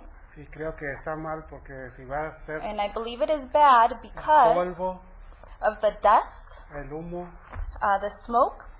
todo va a hacer daño para uno de que trabajador allí. It will be damaging for everyone working there. Y para las plantas que está como en ese tiempo se sale para afuera. And for the plants as well, at that time that they are taken out.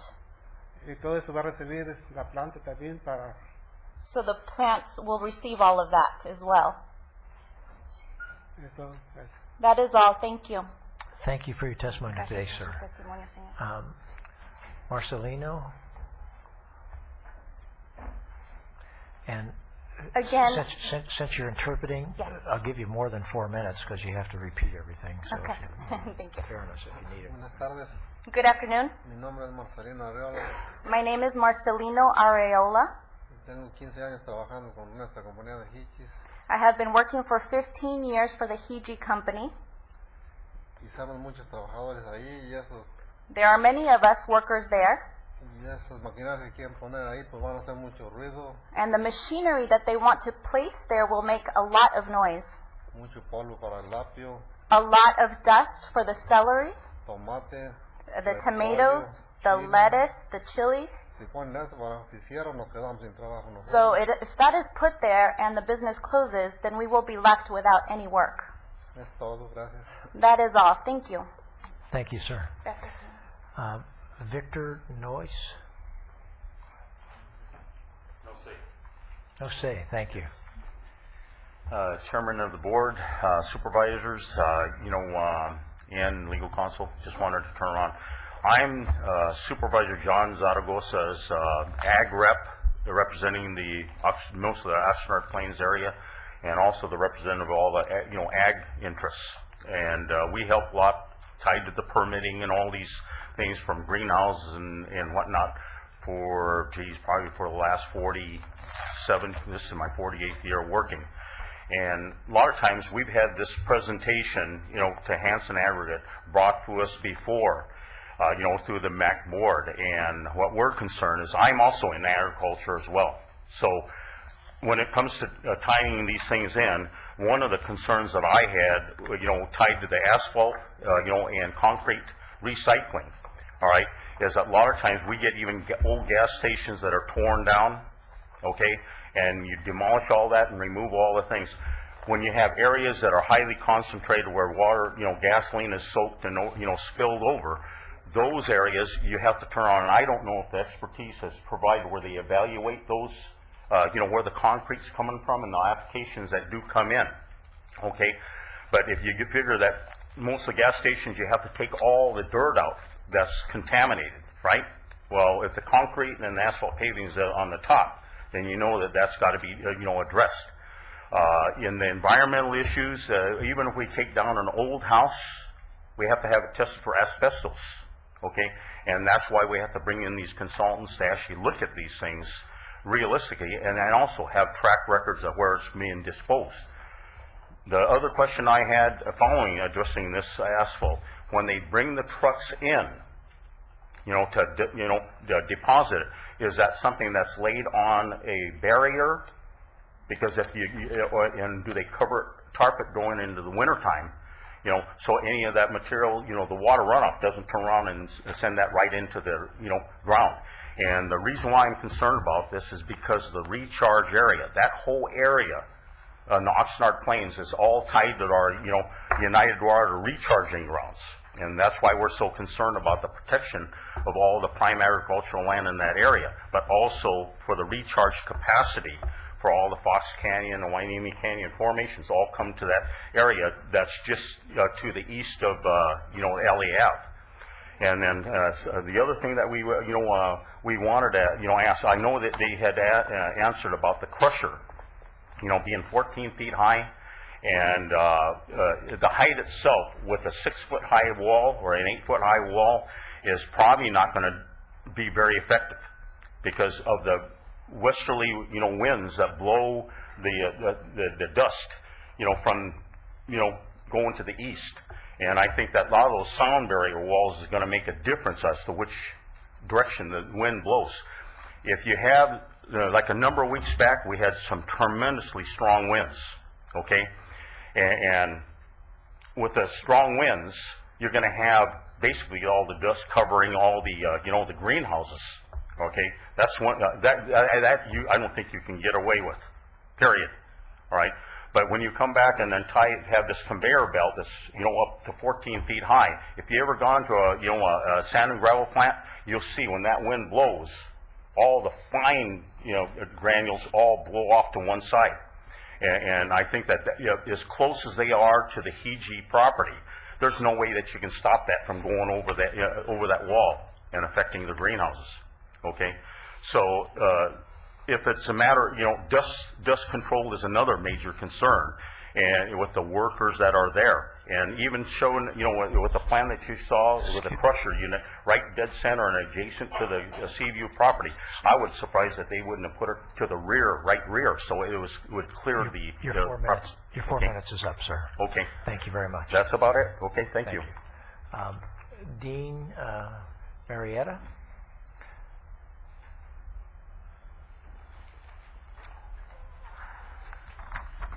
Good afternoon. My name is Dean Marietta. I work for Tri-County Transportation, which is a company that supplies trucks to all the aggregate facilities, Hanson being one of them. We've been around since 1965 in Oxnard and have dealt with Hanson ever since they've come up here. They've always been a company that, first class. I mean, they do what they say they're going to do, easy to deal with, and they honor their word. And so I do support this project, and I would like to touch on two subjects that came up here. One is truck trips, one is diesel exhaust. It's getting tossed around that this diesel exhaust is going to be a major factor.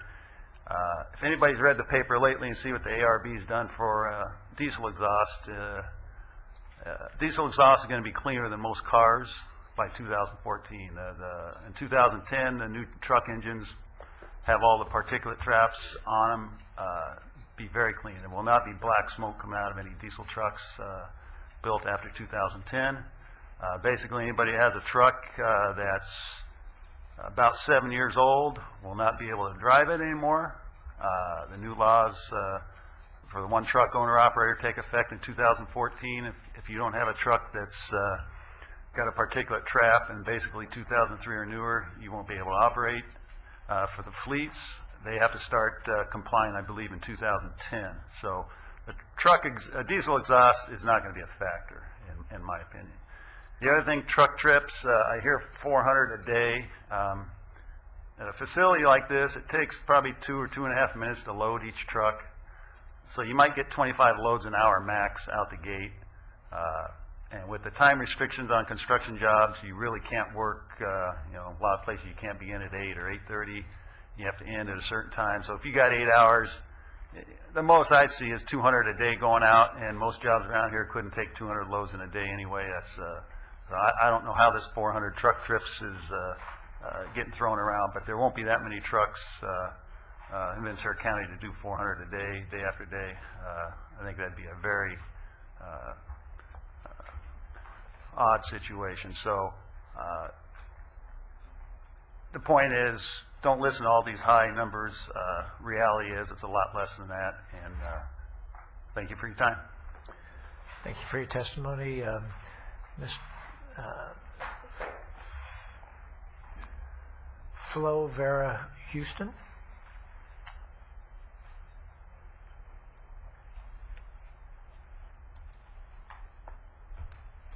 Good afternoon. Good afternoon, Mr. Chair, members of the board, and members of the community. I'm here today in support of the return of Hanson aggregates to Ventura County. This would be an excellent decision for a number of reasons. Businesses in our beloved county are suffering terribly because of the economy. Hanson's provides jobs, and their employees own homes in our areas also that could be lost due to Hanson's not returning. I personally know a great number of contractors that have been looking forward to Hanson's return. The alternative sources do not offer materials at costs that are reasonable enough to keep these hardworking folks in business, another possible loss of jobs, homes, and tax revenue. More aggregate business, more tax revenue, win-win for the county. I personally support many smaller businesses in our county. We all know that when there are more choices to make, businesses get competitive, and this keeps costs down. Schools rely on our aggregate companies to provide sand for playgrounds. The budgets for schools, as we all know, are very sadly compromised, just like our local businesses. Hanson's provides reasonably priced materials to keep our kids safe on our playgrounds. I know many of you have been business owners, small and large, and we all know how important it is for us to support each other. We also know it's very important to keep our air clean and to support our agricultural businesses. But as we've all seen in this presentation, Hanson's knows what they're doing, they've done their homework, and we really need this company to come back. All of your constituents appreciate your years of service, and we're hoping that you will support bringing Hanson's back. Thank you. Thank you for your testimony. Our next speaker is Rurik Nye. And then I believe our last speaker is Anita Nickerson.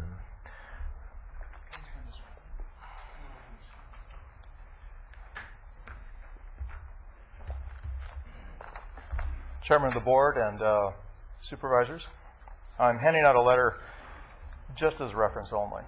I want to keep my comments short. My name is Rurik Nye. I'm president of Nye & Nelson. We're a small construction company.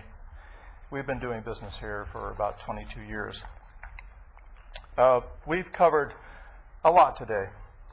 The environmental issues seem to have been covered. The fact that Hanson provides jobs, we've touched on. The fact that it provides really good jobs hasn't really been touched on. These are jobs that are typical construction jobs within the public works sector. And they provide usually $25 to $38 an hour plus benefits and health benefits and pension. So these are significant jobs. The fact that it lowers construction costs, Mr. Larera has touched upon that. It does. The fact that it provides a good tax base and is a part of our tax base, or will be part of our tax base, is also a significant point. I would like to say that there is a misconception that material to be recycled comes from out of the county. That is not true. 100% of the materials to be recycled at Hanson's will be locally produced, so it is a local homegrown industry. And finally, and this hasn't been touched, well, it has been touched on, but not significantly. The last paragraph is basically a testament on what kind of character the people Hanson, what kind of character they have. whether they will be good neighbors or not. And I'll just read this because I think it should be read. Finally, I personally know and respect the manager and staff at Hanson's Ventura plant. They are honest, straightforward, and competent. In many years of business activities I have shared with Hanson, I've always experienced a positive, effective, and friendly organization that has provided construction materials of superior quality. Whatever promises they make, they keep. And I, as my final comment, I urge you to approve this permit. Thank you very much. Thank you. Our final speaker, Anita Nickerson.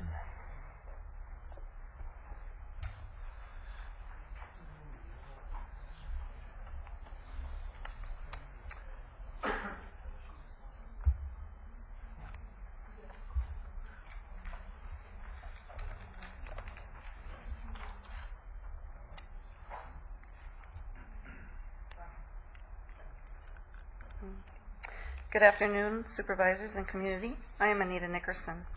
Hanson Aggregate, previously known as Southern Pacific Milling, has been in the Tri-Counties for over a century. People have learned to count on them when needed and not charged an arm and a leg for it. Customers can get their material on the same day, and recycling was welcomed at working hours at no charge.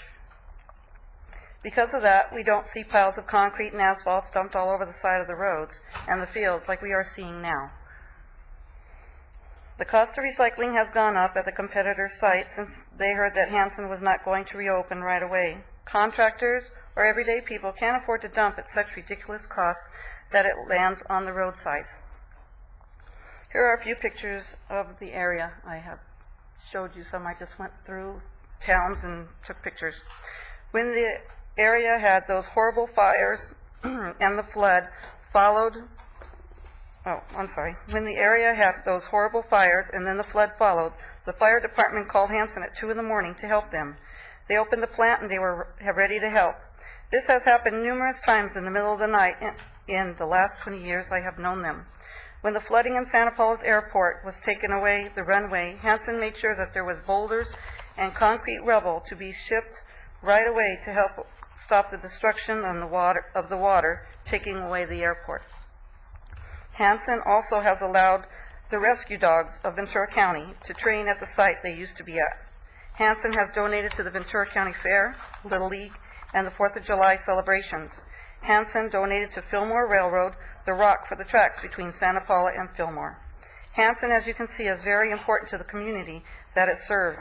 It would be a shame to lose such a valuable asset to this area. Thank you. We thought that Ms. Nickerson was our last public speaker, but Mr. Hoffman turned in a yellow card thinking it was going to allow him to speak, so I'm going to allow Mr. Hoffman to speak. Thank you. And he will be our last speaker. Good afternoon. My name is Don Hoffman. I'm a retired school teacher, taught school in New York City and out here for a combined total of 45 years. It's difficult for me to visualize standing 150 feet, which is about 1.5 times a basketball court away from a crusher, and hearing the sound at 60 decibels. That I'd like to be verified in some manner. The other thing is, it's difficult enough to teach school. I've taught kids that have been remanded by the courts to school, and any disturbance, sound, dust, whatever, would make it a little more difficult. I had other points here, but they've been covered, and I don't want to waste your time. Those are my two main points: the sound, the impact on the schools, and that's it. Thank you very much for keeping your testimony short. Our next speaker, our first person that wants to speak here, is Supervisor Zaragoza. So we're done with this. Oh, yeah, I'm sorry. We have to have the rebuttal. Yeah, there we go. Go. The rebuttal. 55 seconds. I'm Barbara Schussman again. I'm going to cover just a few points that were raised. First of all, with regard to noise, the conditions of approval that are before you include a measure that requires that after the facility is constructed, and once it's actually up and running at full capacity using the actual equipment on the site with the noise curtains and the walls in place, measurements will be taken to ensure the significant standards are met. What that means is if those standards are not met, they have to keep mitigating until they get to that level. And your conditions of approval actually even include 2 tables setting forth the construction noise standards that have to be met for operations and the operational noise standards that must be met for operationals. So your conditions actually ensure that the noise standards will be met or this plant cannot operate. As far as air quality, actually one more thing on noise. The study that you heard about that was submitted the first time around on the negative declaration, that was a study based on an iron ore facility in Australia. That was not this plant. The studies for this EIR were based on the actual portable processing equipment that will be used on this site. When sometimes there's concerns about things, but often those concerns are about a different project and not this project. Air quality is the other issue that's important to you, and it's important to understand that these studies were done by Hansen's consultant for the county, but those studies were reviewed repeatedly by your air pollution control district. They reviewed drafts, they reviewed the final product. The moisture content levels were developed in consultation with your air district staff, and your air district staff confirmed the accuracy of the studies and supports those studies. So this is not the consultant telling you, this is your own air pollution control district deciding that dust levels will be under the standards that are protective of crops, under the standards that are protective of human health, and that the diesel emissions from the trucks and other equipment will not result in a significant health risk for the residents at the JJC or the workers over at Seaview. So it's important to understand this is not the consultant saying this is your air district saying it. And I know people are concerned that this might not be the case, but when the best experts have weighed in, that's what we need to go on. There was a comment made about the residents of the River Park development being affected. That's actually farther away than the JJC. If there are no significant impacts at the JJC from dust and noise, there can be no significant impacts over at River Park. One other issue that I want to talk to, and that is this issue of contaminated materials. This site is not being permitted to recycle contaminated materials. When somebody demolishes the contaminated sites with contaminated materials, those materials are required to go to very specific types of disposal areas. They're not allowed to go here. Hansen inspects carefully every single load that comes in, and they're trained to do that. They inspect it for asbestos. They inspect it for other contamination. This site is not going to be recycling contaminated material. If that were the case, of course people would be legitimate in their concerns, but again, that's not this project. Mr. Hecht is going to talk briefly about project alternatives. Thank you, Barbara. Just a few last comments on alternatives. We've been working on this site for 7 years. Hansen spent 2 years looking for a site before that.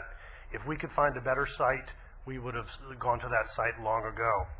This site is especially appropriate both from our alternatives and the CEQA alternatives evaluation because it is very close to the historical location. It is in the center of the market area where the recycled material comes from and goes to, and it has direct access on a private road to a 4-lane state highway. So the trucks are not going through residences. 2 last comments regarding the Agricultural Commission's office. I did not get to this slide.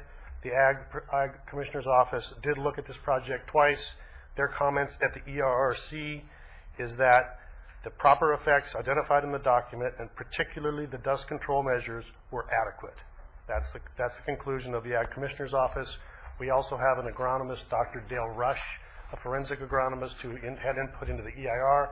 He is here in the audience if anyone has specific questions, but he confirmed that the issues that have been raised regarding pesticides and herbicides and other contaminants do not raise to the level of significance, have been adequately addressed, and are not a concern. Thank you very much. Okay. I have a question. Supervisor Long.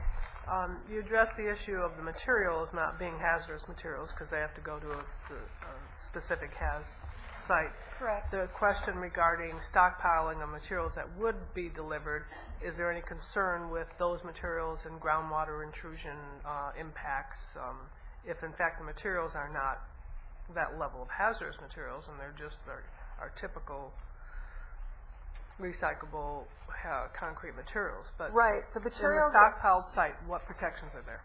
the materials are inert, so that means that there aren't hazardous materials that could be leaching into the soil. Okay. Supervisor Zaragoza and County Council. Real quick to place those two items that you received and make them parts of the exhibits for this item. Which two items The are you photographs from Ms. Nickerson and the overheads of the site from 2000 and 2008 from Ms. Nicewinder. So if the clerk will make note of that, and that's entered into the record. All right. Now, I have a question, Mr. Chair, for go County ahead, Council. Supervisor Long. Do you have anything to add regarding the issues related to the CEQA document and the baseline regional condition? Yes, I do. I simply want to state that the citation to the CEQA guidelines, section 15.125, is an accurate explanation of that section. There is recent case law from the counties of Sacramento and the counties of Santa Cruz, 2002 and 2005. Those cases basically say the same thing about how to set environmental settings for EIRs, and that explanation that you received is an accurate one based on the case law as well as the CEQA guidelines section. Now, Supervisor Zaragoza. Thank you so much. And I want to thank everybody for testifying today. I want to thank Becky Lender and the planning staff. You know, they did an excellent job. You know, there's two sides, very significant differences of opinion with two sides. And I appreciate them being fair and impartial on both sides. I also understand about recycling because I was in charge of the recycling program in the city of Oxford for many, many years, and I support recycling. AB 939 is extremely important to all of us. I also understand that in today's times we need to create jobs, and I appreciate the comments from the drivers, from the organization, construction trades, and so forth. But yet I have some very significant concerns about this facility. And the first concern I have, Mr. Chair, is the effects it's going to have on the JJC facility. I very much appreciate the work done by the county probation, the county superintendent of schools, and others involved in operating the JJC. There's a nearby school. You know, people are attending. They live on site. And I'm concerned about the noise and the dust and the impacts that will be created by this proposed facility. I also have concerns about traffic impacts from the proposed project. The traffic study that was done not as a complete study, but it focused only on Biddy Street.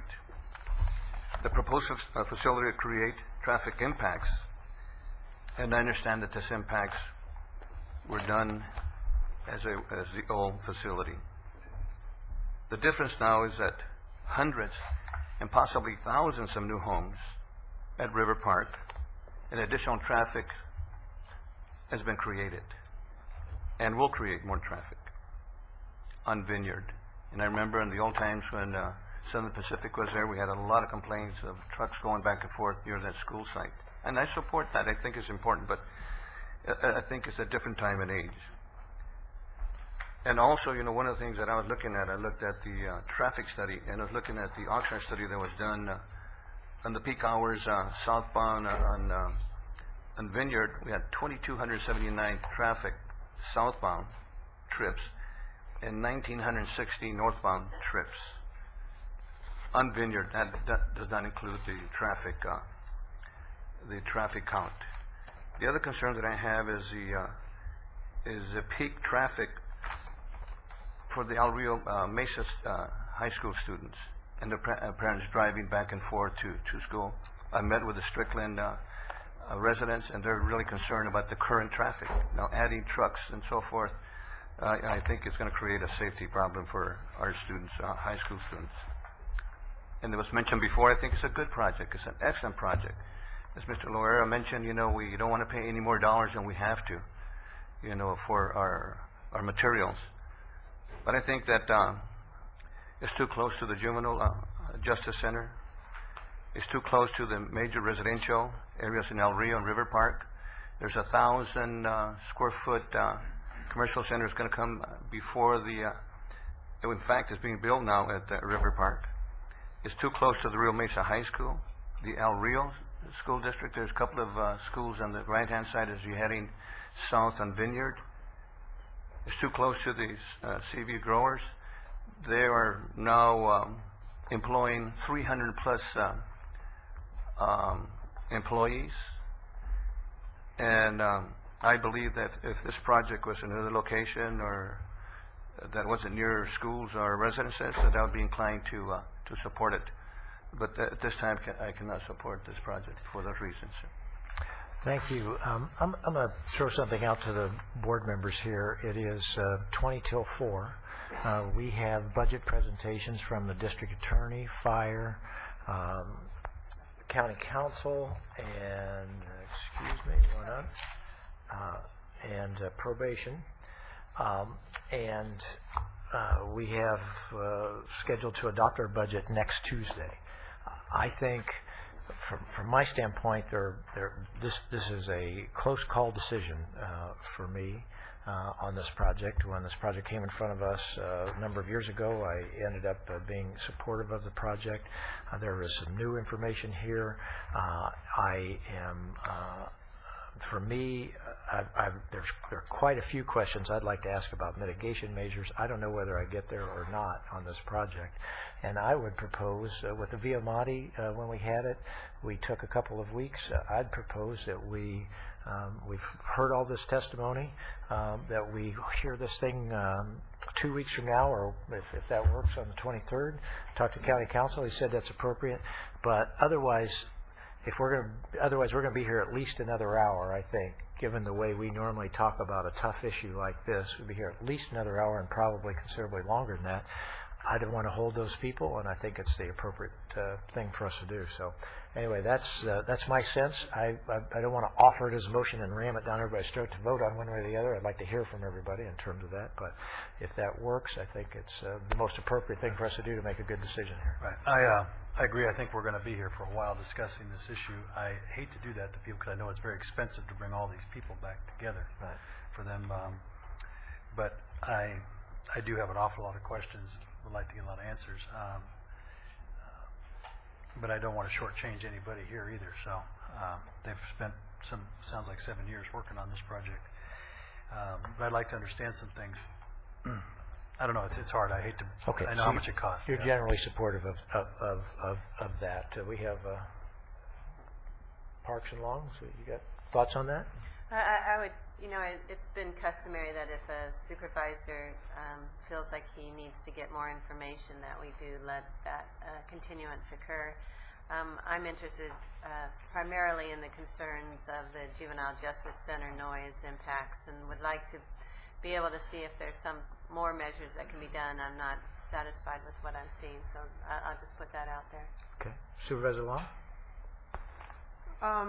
I too understand that this is hard on all parties who've been here to speak today, but in the interest of making sure all questions are answered, I'm certainly willing to continue it to the 23rd. Supervisor Zaragoza?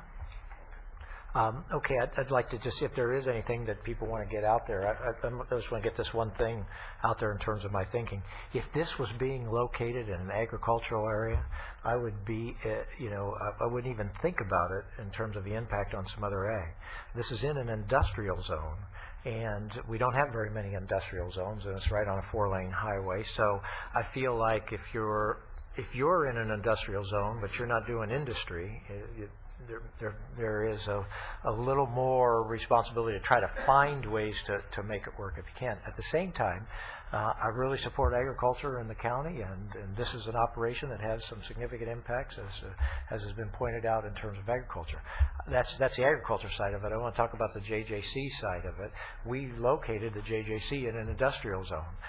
We knew we were locating it in an industrial zone at the time,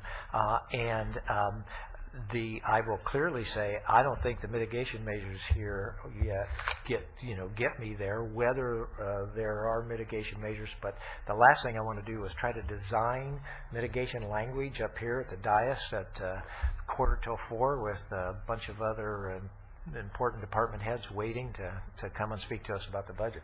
Let's get the budget behind us. And so anyway, I wanted to get that said as things that I'm thinking about, if that makes any difference to anybody. All right. Supervisor Ford. I don't know if any of these people have somebody that wants to say something, because they may not be able to hear on the 23rd, that we would miss. It's an unusual thing, but since we're continuing it, I assume County Council, I did not hear whether or not you closed the public hearing or not, and it's really it's really your board's decision whether or not you want to close the public hearing or you want to leave it open for even more on the 23rd if that's the time certain you choose. What's that? I think you want to keep the public hearing open to continue it. Well, you can close the public hearing. We can still continue this and then have another public hearing. We have to have another public hearing at the next time. Well, if you close the public hearing, you close public testimony on the matter. If you continue it to the 23rd, then you under the Brown Act, would still have to receive any testimony on that particular item. Then the 23rd would be basically designed for your deliberation and your decision. That's right.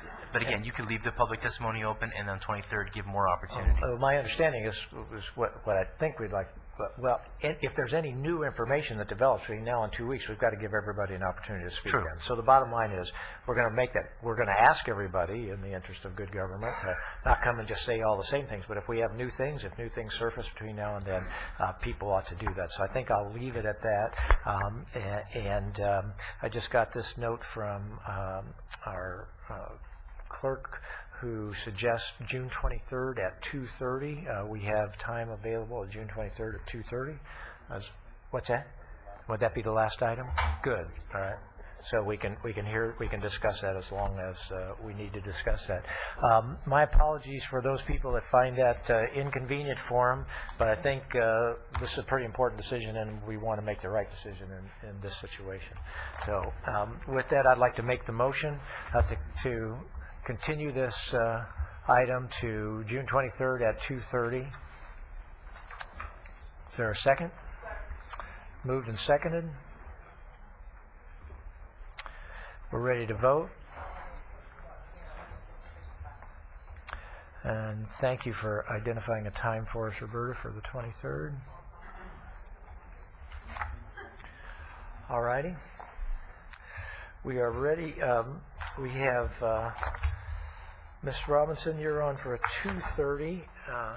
I'm going to just suggest that I'm only going to say it's bad and getting worse, so there you have it. It's bad and getting worse. Supervisors, I'd like to take 2 minutes, and truly 2 minutes for us to go to the restroom. We will listen better, quite frankly, right, if we do that.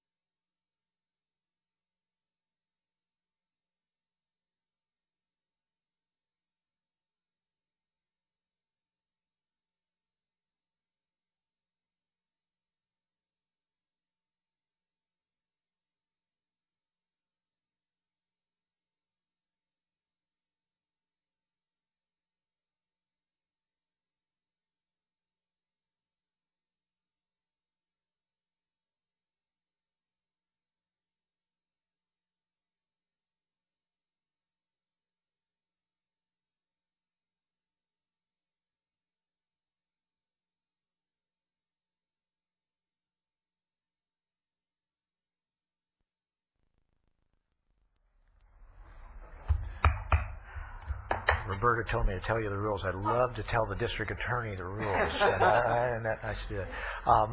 But thank you, everybody, and our apologies for being late in terms of people waiting for this. We're going to go in the order that's listed in here, which is district attorney, then probation, although we're going to switch county council and fire district. We're going to go fire district, then county council. County council offered to go last, and his presentation is going to be pretty short. We scheduled for the departments 15 minutes each. If you don't need 15 minutes, we certainly would not be unhappy if you didn't, but we certainly know this is important, and we want to give you 15 minutes to let us know, and if you have to have more time, speak up at that point in time in terms of getting something communicated to us. So with that, we're all ears. Mr. Tykes. Thanks. Well, first of all, thank you for fitting us in, given the long hearing that you had in the other matter. I know you've had a long day, and I want to apologize in advance because I'm going to make your day longer, and I think it's likely that it's going to take me a little longer than 15 minutes to get through that. I'll just warn you. So, Mr. Chair, members of the board, Ms. Robinson, good afternoon. Our materials begin in the preliminary budget book at page AJ1. As all of you know, the nation's economic downturn and our state budget crisis have really combined to produce what I believe is the greatest resource challenge in a generation for police and prosecutor agencies throughout California. And in the district attorney's office, every single member of this office, and in fact our collective ability to deliver vital public safety services are suffering as a result of these circumstances. And so at the outset, what I really want to do is begin by thanking Ms. Robinson. I think she's got a tough job, and she has worked very cooperatively with me and my staff on our budget mitigation for next year, and I might add that has proven to be a tough task for all of us. Certainly now more than ever, we all need to work together to navigate through these very, very difficult times. And in this spirit, I want to provide you with some specifics about our mitigation plan that really relies upon trust fund revenue, layoffs, vacancies, and cost cutting to address a $3 million reduction in funding. And since the bar keeps shifting through no one person's fault, and the state budget seems to be a constantly moving target, I also plan to discuss our vulnerabilities, which are significant given our heavy reliance upon outside funding sources.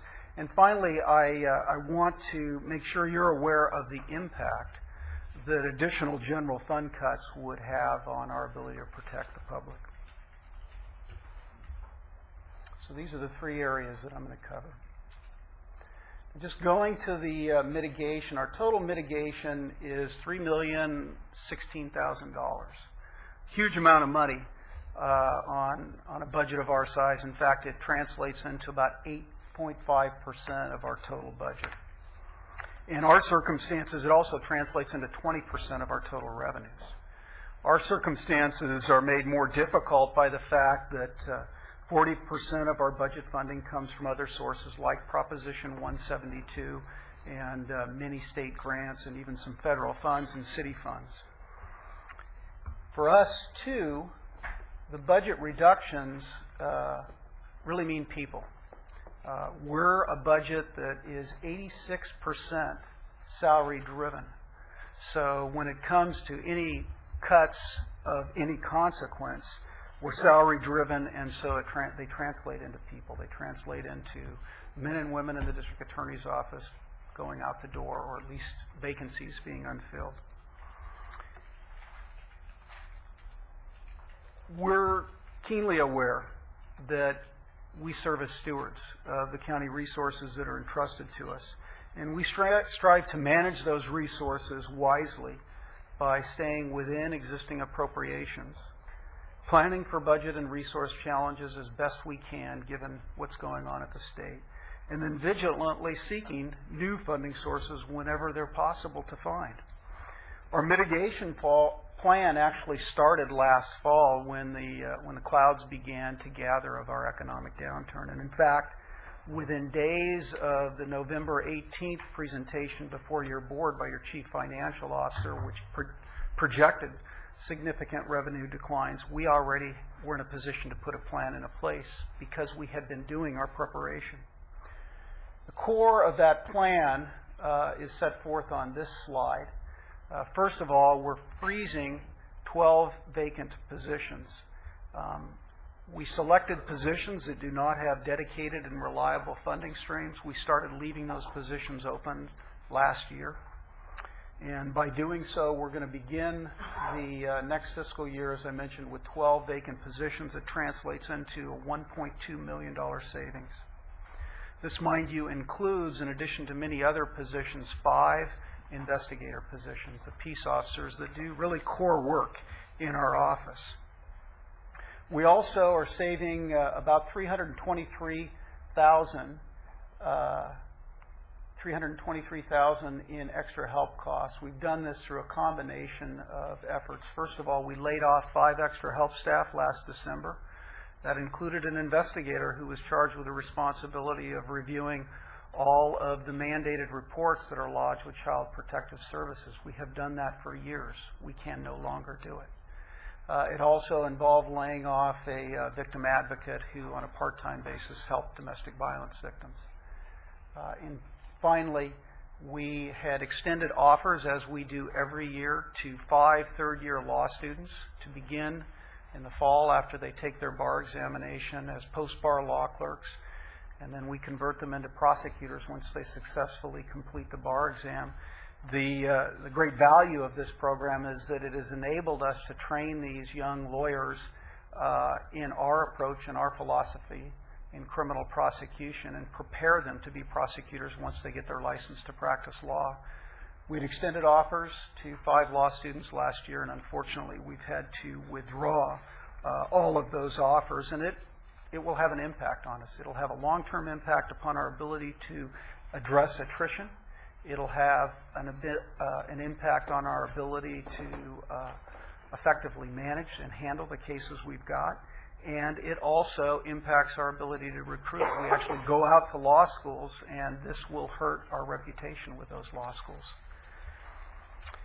We are also saving about $40,000 through 2 different cost-cutting measures. One is reducing the amount of training that we provide to members of our staff, even though we have mandatory continuing legal obligations, continuing education obligations. We're going to save about $20,000 in that arena by reducing the number of conferences that we send people to. And then also we are slowing the pace at which we replace our desktop computers that all of us rely upon in doing our work.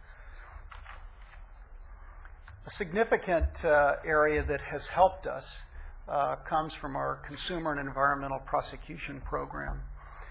Most environmental and consumer fraud cases result in civil prosecutions that end in civil monetary judgments.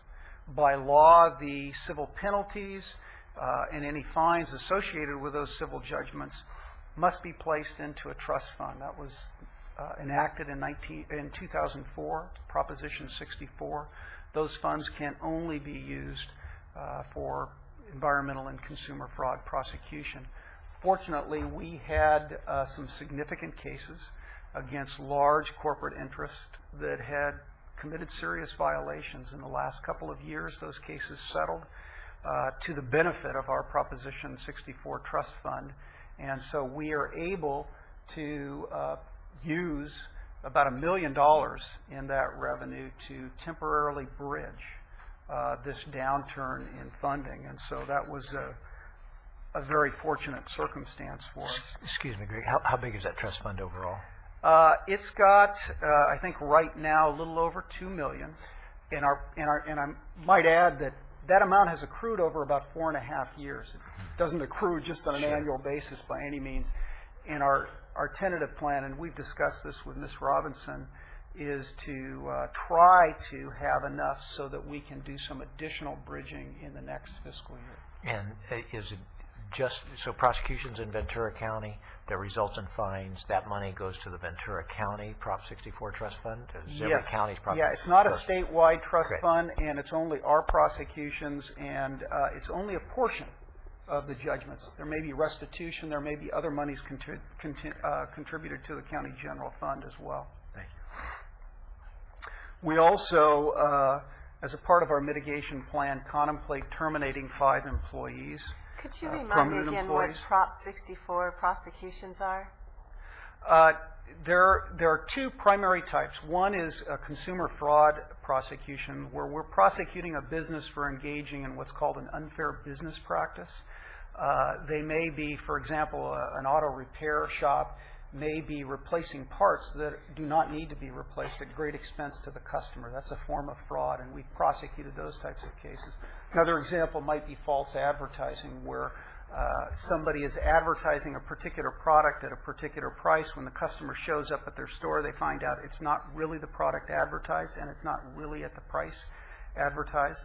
That's the consumer fraud area. Then in environmental, we have a host of responsibilities for environmental protection that range everywhere from the destruction of protected trees, the damage to protected species, and then our waterways and our stream beds. People who dump hazardous chemicals are probably our primary offender, and we prosecute those cases under state law. So you are basically repaid for that prosecution as well as having some fine forfeited to your trust fund? Essentially. It doesn't cover our entire consumer and prosecution division each year, but it helps. In terms of the next area is, as I mentioned, terminating 5 permanent employees. We had really hoped in doing all of our mitigation planning to be able to avoid implementing any terminations until the fiscal year beginning July 1st, 2010. And in that regard, we had identified in the area of our non-sufficient fund check program, we saw that checks are not being used in commerce as much as they used to be, and we were experiencing a decline in our NSF revenue, notwithstanding the fact that our fees had been increased. And so the most reasonable area for us to cut without impacting core district attorney services was our NSF program. And so we decided to lay off 3 collection officers, and all 3 of them have been with us long term. They're valued county employees. We notified them initially that that layoff wouldn't occur until July 1st of 2010. Unfortunately, the worsening economy and circumstances here at the local level changed, and we had to hasten that layoff. And I just met with them last week to advise them that the layoff will now be moved up to August 1st of 2009. And I might add, in that regard, I really have to commend the Human Resources Director, John Nicole. He's just been an invaluable resource for us. He's been involved in each one of those meetings, and he is working diligently to try to place all 3 of those employees in other county departments. And we would be deeply grateful if that occurred, because obviously we care about them deeply. We also have 2 additional layoffs that we potentially have to make. And the CEO has recommended that we defer those layoffs until we find out whether or not we're going to be awarded any of the stimulus grant dollars that we have requested as a part of that whole process. So that's our mitigation plan in a nutshell. In terms of service reductions, what's happened as a result of the downturn, long-term downturn, and also the mitigation plan. First of all, we have changed our case filing standards quite a bit. Last year, Ventura County law enforcement presented a record 40,384 cases to us for criminal prosecution. As in prior years, and this is true to a decades-long practice, we end up filing about 80% of those cases when we separate the wheat from the chaff. However, due to long-term declines in prosecutor and support staff resources, unacceptably high caseloads for our prosecutors and investigators, and a lack of jail bed space here in the county, we changed our filing practices effective February 1st of 2009, and are now filing 30% fewer misdemeanor cases each month than we did last year at this time. Many of the affected cases are now directly filed as infractions by law enforcement. We implemented additional changes just this month that we project will result in a further reduction of between 5 and 10%. While we tried to focus on those offenses that would not unduly impact our community, make no mistake, these changes lessen the consequences for crime, and when there are no consequences for even minor crimes, serious and violent crime increases, and researchers have told us that for years. That's been the experience of major metropolitan areas like New York and Los Angeles. But for now, 35% fewer filings will reduce the workload for all participants in the criminal justice system, including the courts, the public defender, and the conflict defense panel, and the private bar. Last year, just to give you some projections, we filed a total of 24,817 misdemeanors. Now, that excludes our juvenile cases because they're prosecuted in a separate system in which they're not entitled to jury trials. We take that 24,000 with a 35% decrease. We are conservatively projecting that we will only file about 16,000 misdemeanor cases in 2009. So as I say, the respective workloads of all other players in the criminal justice system will experience a comparable reduction. Excuse me, I just want to, so you say you think you're going to go from 24K down to 16,000? Yes. Yeah. In traditional adult misdemeanor prosecutions. That includes, a whole array of misdemeanor offenses. Another area that has suffered as a result from a service standpoint is our investigations.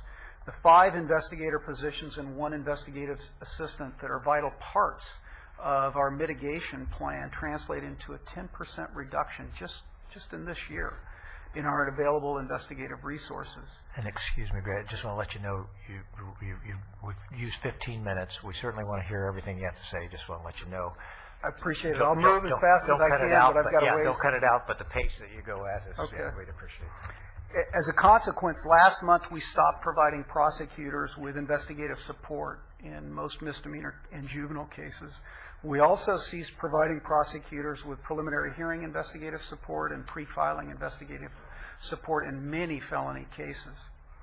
Similarly, we stopped staffing Proposition 36 courtroom. Every day we're required to staff 6 courtrooms in the courthouse. Prop 36 was the 7th. We had no choice but to end that. We weren't trying to make any kind of statement by doing so. It was just an effort to use our resources as wisely as we could. We also lost a spousal abuse attorney in last year's budgeted deal, so we have 1 fewer domestic violence prosecutor than we had last year. In victim services, our mitigation plan contemplates 1 victim advocate and 1 administrative assistant who served as a lead victim advocate being held vacant. Today, we're performing victim services in very much a triage fashion. We simply make the referrals. We advise them of their Marcy's Law rights by initiative, that's required by initiative, and we are not able to do any long-term victim services. Just as an example, we file claims with the state for reimbursement of victims for the losses that they've suffered as a result of crime. Previously, we would monitor those complaints as they process through the comp board. We no longer are able to do that to ensure that they're paid. We simply don't have the resources to do it. Finally, I already mentioned our NSF program. That'll go from 5 positions to 2. That'll impact the victim businesses, and it will also impact the bad check writers.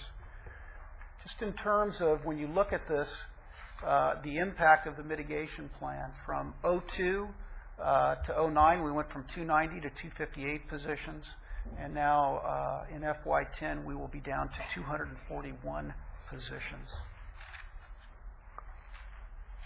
Also, when you look, and this is the area of vulnerabilities that I wanted to talk to, 59.6% of our budget comes from the general fund, not quite 15% from Prop 172.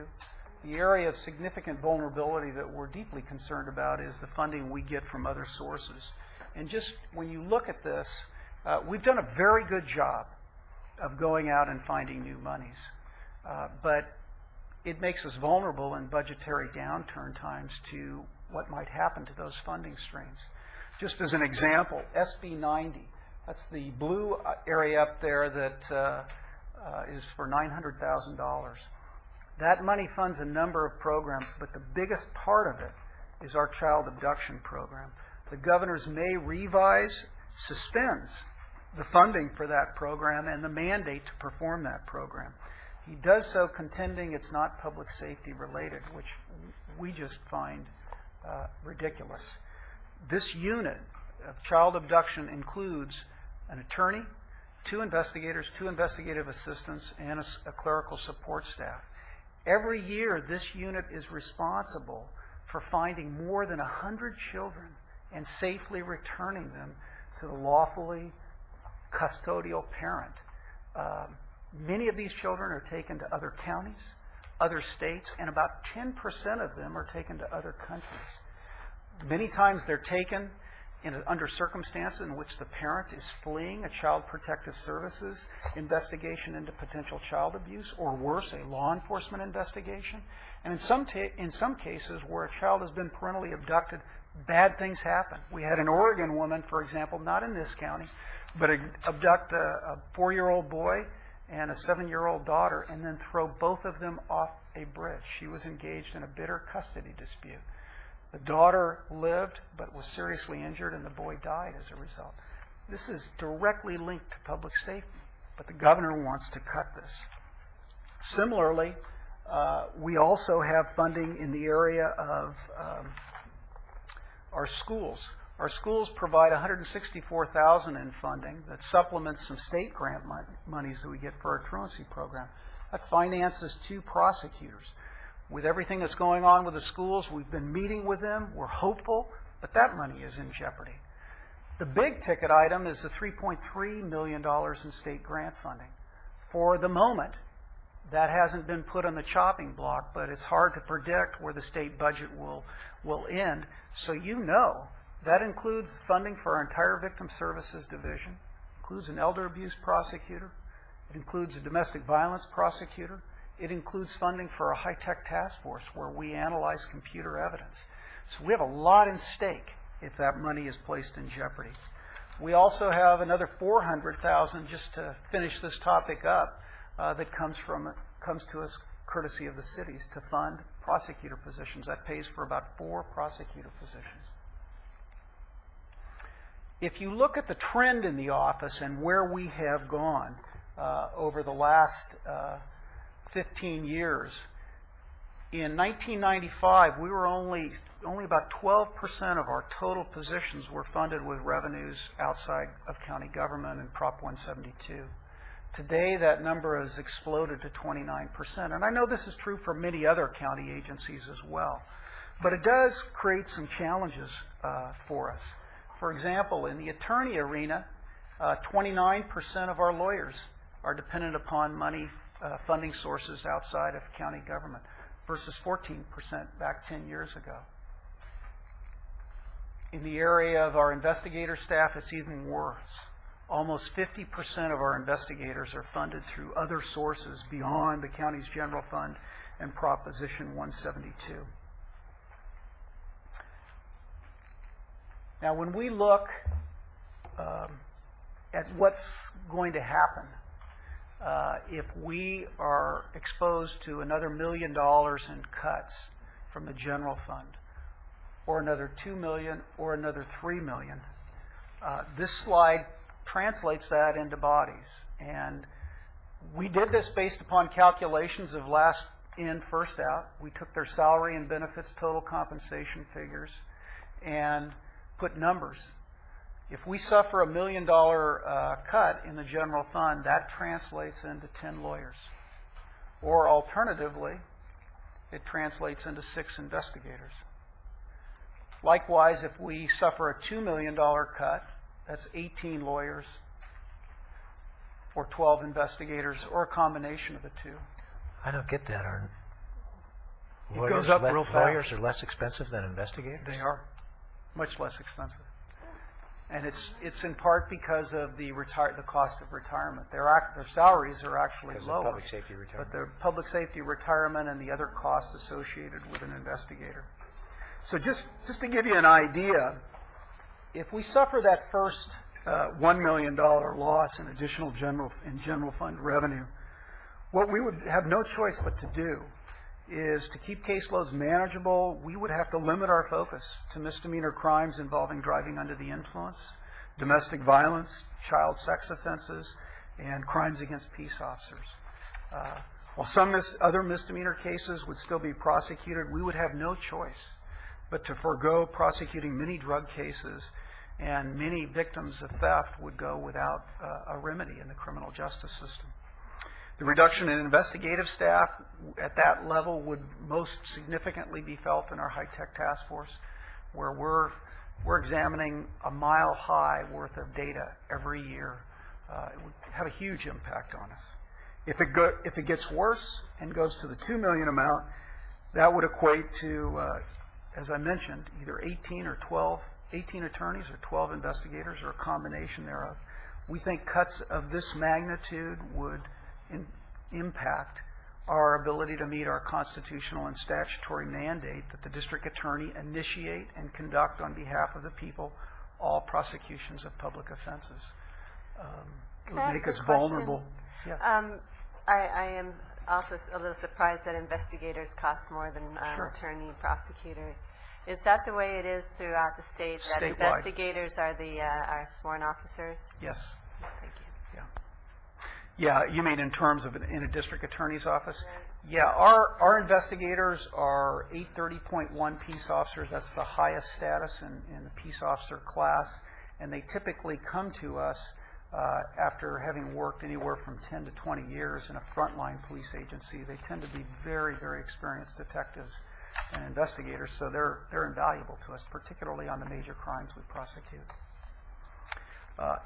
At the second level, we would have great difficulty prosecuting some of the more serious misdemeanor crimes, including sex offender registration violations, lewd acts, child annoyance, restraining order violations, battery, and vandalism. We would also need to start limiting the filing of nonviolent felony crimes. So at the $2 million level, it would even start to impact our felony prosecutions of more serious cases. We think case outcomes would be in jeopardy. The danger of mistakes and even the danger of innocent people being charged increases with that. The reduction in investigative staff would negatively impact our ability to investigate fraud and embezzlement cases, and would also hamper our investigation of sexual assault and even major crimes. By the time we get to the $3 million, that would equate to some combination of a loss of prosecutors and investigators that would be extraordinary. At this level, we would likely need to limit future misdemeanor prosecutions to only driving under the influence cases involving high blood alcohol content. We would likely be unable to prosecute any but the most serious felony drug offense involving sales of significant quantities of drugs. We would have to forego prosecuting lower value felony property crimes. And with the remaining staff, we would focus on crimes of violence. So it would have a catastrophic impact upon our ability to meet our statutory and our constitutional obligation. May I ask a question? Now, so it looks like what you're saying here on this number, if you get hit with what you got hit this year, which is $3 million, this is the reduction you take this time. It'd be catastrophic. We really tried to be good stewards, and we tried to manage our way through this mitigation without imposing any kind of requirement on the board for additional bridge monies. And we, with a little bit of baling wire and masking tape, we're able to put something together that we think, and I think the CEO agrees, is going to enable us to get through next year if things don't get worse. If things stay the same and what you're projected with your pension cost, which one of these are you projected to hit? 1 million, 2 million? How much is your pension increase for next year? No, for the year after this coming year? It's significant. I don't have the numbers at my fingertips, but it's a big hit. It's in the millions. Mr. Chair. Supervisor Sturgis. Mr. DA, I think that this presentation should be made in Sacramento to the legislators. Get all the DAs together and put, this is really horrific as far as the public is concerned, the public safety end of it, and spousal abuse, and the kids that are kidnapped and taken from point A to point B, and it's just horrible. We're doing that. The association sent a letter to the governor and legislators yesterday to try to make that point, and we're going to continue to make our case, hopefully with the help of the board. It is public safety, the whole thing. It is. Now, I don't want to cast a complete cloud over this meeting. There are a few bright spots. Despite the problems with outside funding sources, I have 2 proposals that are pending in Congress that if we were successful with those proposals would net us about $750,000.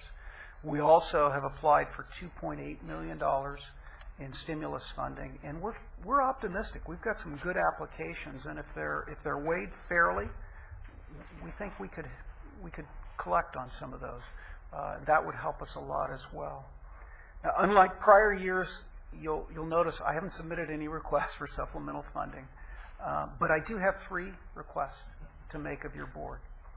First, to avoid layoffs of deputy district attorneys and investigators, I want to ask you to consider providing us with a temporary bridge should vital child protective funding like the SB 90 money be reduced. We would need a bridge to avoid layoffs should that occur. Second, I know your CEO is working on a myriad of cost-cutting ideas, including everything from furloughs to outright salary reductions. These are tough times, and they require tough decisions, and I know some of those decisions will be unpopular. I just want to urge you to pursue some type of salary reductions before we have to lay off any more employees. We did our own calculations, and representatives of our Prosecutors Association are in the room. Maybe they might not be entirely happy with me, but we would save $800,000 just through a simple 2.5% cut. And I know our prosecutors have previously expressed to me their concern about seeing their colleagues go out the door in layoffs, and I'm sure they can independently communicate to you on those issues. But I think we need to make some of these hard decisions to save positions as well as save our ability to provide basic public safety services and other governmental services. Finally, I hope your board will work with me, the California State Association of Counties, and the California District Attorneys Association to fight the good fight in Sacramento. We did a little analysis. While we went down a significant percentage in staffing between 2002 and today, the state added 40,000 positions to their payroll. They increased by 12%. That, to me, is Exhibit A, that there's something dysfunctional in the budgetary relationship between state and county government. And I think we need to continue to make our case in Sacramento. And I know this has been long-winded. I appreciate your patience, but this is important for us. It was only 32 minutes. I wouldn't at all say that was But who's counting, right? But who's counting? Thank you very much. Does anybody else have any other questions for Just a comment. Supervisor Law? Mr. DA, the CSAC is fighting the fight. And Michael Gaines, the DFO up in Sacramento for the governor, said that those 40,000 positions, most of them were into corrections because of the increase we've seen in prison population over the last 10 years. So. The interesting thing about that, Supervisor, is that's disingenuous. Prison population is actually very much stabilized. In the mid-1990s, they were predicting by now we'd have 250,000 people in state prison. And in truth, we're now around 165 to 170,000. We're incarcerating people in state prison in California at a much lower rate than the rest of the nation's average. And so I don't know, I don't doubt them that those positions have grown in the state prison system, but it's not in any reasonable ratio or relationship to the prison population. It's just been some kind of outlandish increase. That's when you speak about all of us up there, that would be valuable to have the law enforcement community refuting that or analyzing that or explaining that, because that's clearly what he told us. Well, you mentioned the rate of incarceration maybe has leveled off. I guess the fundamental question is, take 2000 and now, what was the prison population then, and what's the prison population now, or what was the prison population in 2008? And then let's take the number of employees in 2000, and so that would be a very important statistic to have. I wanted to just mention a couple of things here. As you talk, and as every department has talked, but certainly public safety is really important to people. It just reminds me that in the past we needed to have people that were good at being the district attorney, good at being the sheriff, good at being the head of HCA, et cetera. And now an additional burden is you have to not just be good at prosecuting crime, you have to be good at prioritizing what crime is the most important. The public has clearly told us, we are going to get less government service out there, and you certainly see that here. You can't do the things that you used to do, and that's a tremendous challenge for us. So I really welcome your comments about changing the way you're filing cases, because it's been an issue that I've wanted to bring up to you here today, and it sounds like you've already addressed that.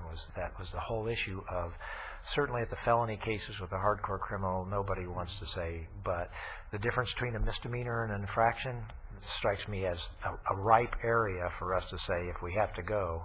And certainly that article that was in the newspaper about the bottle of water and stuff out there does a healthy job of calling it to our attention to make sure that we're trying to strip as much of that out as possible. So what did you mean when you said law enforcement can now file the infractions directly? Does that mean then the arresting officers? There are a certain class of cases that can be pursued as infractions rather than misdemeanors. Not all misdemeanors can be pursued as infractions. Right. Interesting, I have to comment on that article, which was highly misleading in terms of the actual conduct of the thief. But it also failed to state that by our own policies, that case should have been filed as an infraction. And because I've got prosecutors reviewing more than 200 cases a day, it was filed as a misdemeanor and should have been caught earlier. And wasn't. That's an example of the kind of mistake that gets made when we're so overworked. But can law enforcement directly file an infraction in some situations? For some crimes, primarily those crimes involve traffic offenses. Right. Okay. The law also allows us to infract certain types of misdemeanors like petty theft. But there is a huge spectrum of misdemeanors. Sure. For example, drunk driving, domestic violence, crimes against peace officers, those kinds of things that cannot be infracted. And so if we don't file those cases, and this is where I'm talking about our mandate under the law and the Constitution, there is no other remedy.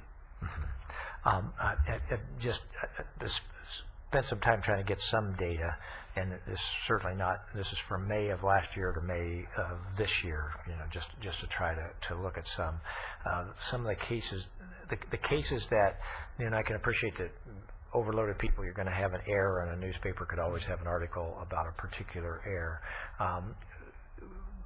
Misdemeanors that were reduced to infractions was one of the things that I tried to, and about 200 of them were reduced at the pre-trial level, as opposed to a lot of them are dismissed right there in court at the language better than I do. Somebody is driving without their driver's license. It's filed as a misdemeanor until they come with their driver's license, because you don't know whether they really have a driver's license or not. We rely upon the reports that are given to us by law enforcement. Yeah. So then if they show up with their driver's license, then it gets reduced to an infraction for just not having their driver's license with them, I think is where they go. It's no longer a misdemeanor offense. Is that right? Okay, great. But to the extent, I found 51 cases became infractions at the jury trial stage. And that's the one that strikes me as the most expensive. You've geared all the way up, the public defender is geared all the way up, and something was reduced from a misdemeanor to an infraction.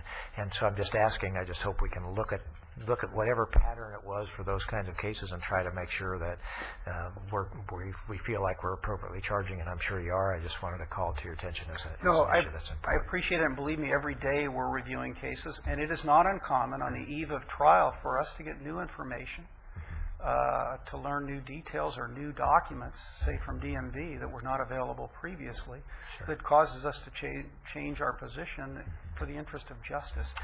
We still maintain one of the highest conviction rates in the state, though, and I think we're doing a very good job in charging.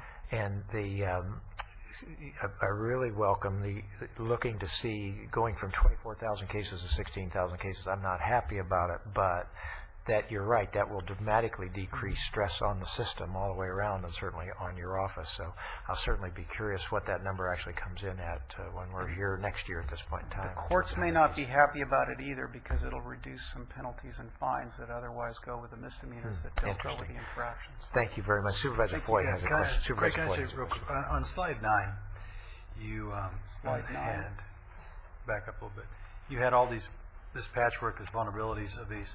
Yes. Knowing kind of what the state is, what is your belief? Which one of these will go away?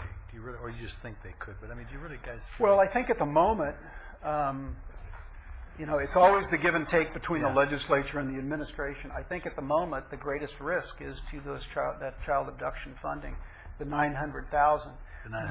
But I believe the other area of risk is the state grant funds that we get. The state is in desperate circumstances. And as things unfold in the budget debate process, they may do what they did last time. Last time they eliminated high-tech task force funding. They eliminated the elder abuse prosecutor, and I think they eliminated the domestic violence prosecutor as well. And so all of those things are in play, and it's incumbent upon us as prosecutors and the association that represents us to fight the good fight up there to try to prevent it. So if I just trying to get when this state thing is done in the next 30, 60, 90, whatever days, I'm being optimistic. You will probably hit one of your scenarios here. I mean, you could lose, there's 900 there, 3 million, I mean, you could have $4 million. Mm-hmm. You really could. I mean, this is something that's not in 2010, 11, this is in 2009, 10. Could happen. It really could come right away. We hope that we're able to persuade the governor and the legislature, as we have historically been able to do, that public safety needs to continue to be a priority. Right. But we're dealing with a new we're dealing with something situation that's never been around before. So and it just points up again the dysfunctional relationship between local government and state government in terms of budgeting. Right. Something's got to change there. Okay. Any other comments? Yes? Okay. Yeah, Mr. Day, the question I was going to ask you, you said about favor number 1, a temporary bridge. Is that subject to the stimulus money coming in, or above the stimulus money if it comes in? Or well, it's really subject to if we lose the child abduction funding, first and foremost. I can't predict what's going to happen with the stimulus. I'd be surprised if we got all $2.8 million, but we are going to get some of that money. By those granting requirements, it's dedicated to non-child abduction responsibilities. So it'll be subject to that, is it? Yes. Okay. Greg, I wanted to thank you and your staff. You point up two things. One is you've been extraordinarily successful at going after grant money, which has been entirely beneficial, except for right now. Except for times like this, it's a double-edged sword. So it's really, really, really difficult. And I think also, as I was talking to somebody about, if left to our own devices here at the county, we could figure out a way to manage ourselves. But there's a hammer coming down from the state that people seem to be somewhat oblivious of, and that it's going to change life as we have known it. Because when you look at these kinds of things and these kinds of numbers, it's going to roll through the system. And that's before you deal with the kinds of things that we're talking about, even putting our own house in order relative to increased retirement benefits. We're busy trying to get that place in order, and in the meantime, you've got big chunks of revenue potentially disappearing. So it is not a pretty picture. And like you said, the state's got to do something, because what are they down from? 210 billion to 70 billion. So it's really a dire situation, and how this rolls through schools, how it rolls through justice, how it rolls through human services is going to be appalling, actually. Yep. So. Supervisor Farkas. Thank you. I had a question. When I look at DNA grant funding to do cold cases and all, is that your department or is it the Sheriff's Department that does that work? It's actually both. We've worked as great partners. We initially got a cold case grant that we used retired investigators and retired sheriff's detectives on to work cold cases. We kind of ran the gamut of that grant, and now the sheriff has applied for a similar grant, and he's using, again, retired detectives and a retired district attorney investigator. We're also, one of the proposals we have in Congress is, interestingly enough, the federal government has said, we recognize that the federal government has a responsibility to encourage the development of DNA and to encourage the use of DNA in crime labs. What they haven't done is thrown resources into prosecution. So we have a proposal pending in Congress to provide a pilot project here in Ventura County that will actually put federal dollars into criminal prosecution of cold cases. And they tend to be very complicated and difficult. And I just think it's such a huge resource to be able to have that and be able to, find those criminals out there, and usually pretty, bad criminals out there. So Yes. I'm glad to see we've got that. And if the board can assist also with helping to get that grant with, through our lobbyists or anything, please let us know. I think your lobbyist already is helping. Thank you. Thank you very much. We're on to the probation agency.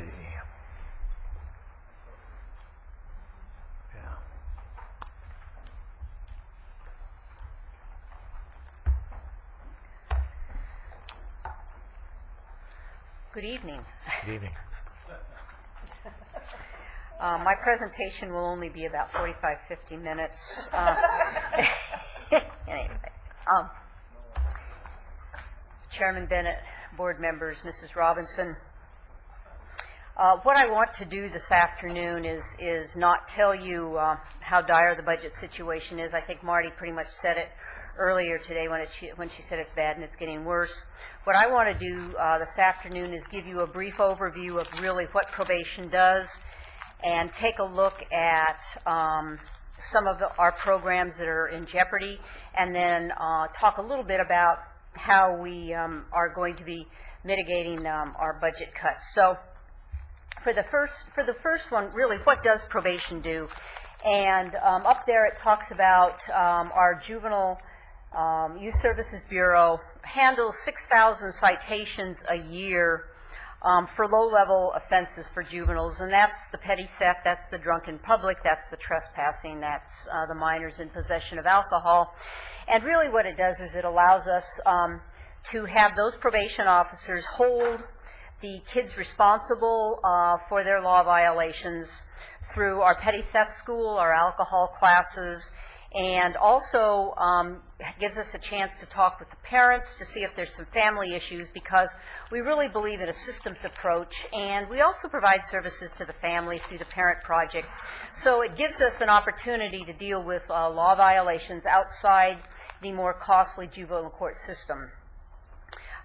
We also prepare pre-sentence reports on approximately 6,000 adult and juvenile offenders. We supervise over 17,000 adults and over 2,500 juveniles on probation, and our caseloads really go from anywhere from your first-time juvenile offenders to your hardcore gang-involved violent juvenile and adult offenders. We, as you know, we operate the juvenile facilities. You've heard about them probably more than you'd like to this afternoon in both detention and commitment. And last year, the average daily population was about 207. Now, for those of you who were around when we designed and built that juvenile facility, you will know that two national experts came in and talked to us about how many beds we were going to need to build, and they said, oh, we need to build 420 because juvenile crime's going up. And so we followed their recommendation, and they also projected that as of today, we would be having 310 kids in our facility, and as you can see, we're well below their projections, and today's population is 210. Now, we've been able to do that through our JDAI, our Juvenile Detention Alternative Initiative, which has enabled us to look at the kids and say, do they really need to be in juvenile hall? And if the answer is yes, what could we provide them to allow them to be out in the community without risking the person or property of the community? And so we've developed programs that enable us to work with the kids out in the community. Obviously, it's a whole lot less expensive to have programs in the communities rather than kids sitting in juvenile hall. But I think the real important thing is that the outcomes are far better for those kids managed in the community than for those who have to sit in juvenile hall. Also, we operate work furlough, work release program, and the work furlough program annually saves nearly 39,000 jail bed days. In other words, 39,000 jail bed days, the pressure is taken off the sheriff's jail. And our work furlough diverts over 2,000 inmates from the jail. You know, we don't do this in a vacuum. Probation does not operate in a vacuum. It's really a systems of service, a systems of care. And in order for this services, the system to maintain some kind of ongoing operations, we need to remember that it needs to be balanced. We really need to, when we're looking at the programs that need to be reduced or done away with, we really need to balance not only our services to the victims and the offenders, but also we need to balance it with our enforcement arm and community protection. And of course, we really need to maintain those essential front-end early intervention, prevention, diversion programs. Let me give you just a quick example, as the DA indicated earlier, of his workload. Juvenile Youth Services hears about 6,000 citations. Now, if all of those went to the DA, that would mean that the DA would have to review them. They may or may not file on them. If they file on them, then it goes to court. If it goes to court, it'll come back to us for a probation report, and the public defender is going to have to represent them. It's an increased workload throughout the system. So I think it's really important that even though we have to look at our mandated services, it's really, really important that we maintain that balance and that we remember just the real benefit of those early intervention, prevention, and diversion programs. This is an example of our system partners, and we really believe that all of these are our system partners. Even though the circle focuses on clients, that's not the system's focus. The focus is really, again, on the broader family, the victims, the community at large. It's not just the client. The client's the reason we have the contact, but then once we have that contact, it allows us to look at the whole situation and really evaluate it from a broader perspective. And I think this systems approach really, really makes us very effective. These are some of our collaborative programs, some of our collaborative partners, and these are just a few of the many programs that we have. And you know, as you all know, there's more than one way to balance a budget. One is to make cuts, the other is to increase revenues. And you might not realize one of them up there, the court collections. And this is a collaborative that we have with the courts, where we said to the courts, give us court collectors and let us put them in our area offices. And so we have collectors right there when the clients come in. And it's been very, very effective. We recently put a collector in our Vanguard office, which is in Oxnard, and it services our adult offenders. And since the collector's been in, before the collector was there, we were collecting about $3,500 a month in fines, fees, and other financial obligations. Last month, which was their first full month in there, we collected over $37,000 from the clients. So we're really looking at putting one in our Ventura. And I don't think it's going to be like that, because this is the first time and the clients come in with their wallets, and we say, well, how much have you got? And we take some. Now they're going to wise up that we've got a collector there, and I don't know if it's going to be that good, but that tells me that there is some money out there, and if we just push it, I think that we'll see greater increases. This is just to give you a 3-year look at our budget. It's no surprise everything keeps going down, and it probably will for the next few years. Could Could you go back one, please? That was sure. So you're down about 600,000 between 08, 09, and 09, 10 for salaries and benefits. Salary and benefits. Yeah. Got it. Okay. Thank you. Mm-hmm. Okay, whoops, sorry. Okay, these are some of the budget reductions, and these are just a highlight and some of the more notable ones. These are the actual reductions that we've had in the last year, year and a half, and if you'll notice that it's just kind of a chipping away effect, except for the Majorca program, and that whole program went away. You know, and these are our known cuts. These are the ones that we have already addressed and modified our programs to comply with the reduced funding. You know, your board has made it perfectly clear on more than one occasion that if the money goes away for a program, the program goes away. So a lot of programs have definitely gone away. Now, these are our known reductions, and as the DA indicated, the unknowns are really which are the ones that are looming out there. Prop 36 and the offender treatment program is a big one for us. It's about $2.5 million, and as you read in the newspaper this morning, there was a big article about Prop 36 and what's going to happen if the funding goes away, what kind of levels of service are we going to be able to provide. It's a big concern for us. The next one, the vehicle license fee, is really for us a bigger concern. For the JJCPA, it's about $2.2 million, and over this past year, they reduced it over 20%, so it's down already to about $1.8 million. And it's, you know, and because we're a system, it's not just us. It's the behavioral health, it's the DA, it's our CBOs, it's everybody who gets money for the juvenile, the JJCPA. They're the ones who are going to really be adversely affected. The JPCF, or Juvenile Probation Camps money, is about $3.3 million for us. And I know you know how the VLF works. It was going to backfill. They had some new VLF. All of our tags went up, and 0.15 of that money was going to go to corrections, and it was going to backfill at about 95%. Well, we got a letter that said, no, we kind of overestimated the VLF. It's going to be about 90%. And then recently we heard that it was, excuse me, going to be down to as low as possibly 80% backfill. So again, the revenue sources and all of that are really great, except when the economy goes south, then our programs definitely go south. Again, this JPCF money doesn't affect only us, but it also affects behavioral health, who provide mental health services in our juvenile facilities.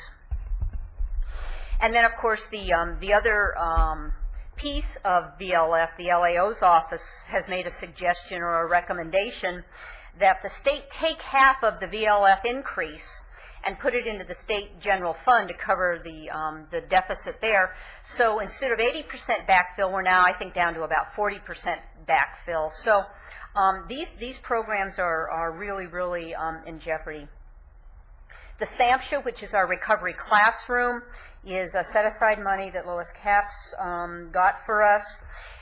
The recovery classroom, I think I've talked to you a little bit about it. It's 25 kids who were very, very involved in substance abuse. They weren't going to school. They are now part of this recovery classroom. They have 85% attendance. They're increasing their grade levels, and they're substance abuse free. These were our frequent flyers into the juvenile hall also. They'd come in and they'd do time for their duties. They'd sober up. They'd go back out, and then, you know, they'd get loaded again, and then they'd come back.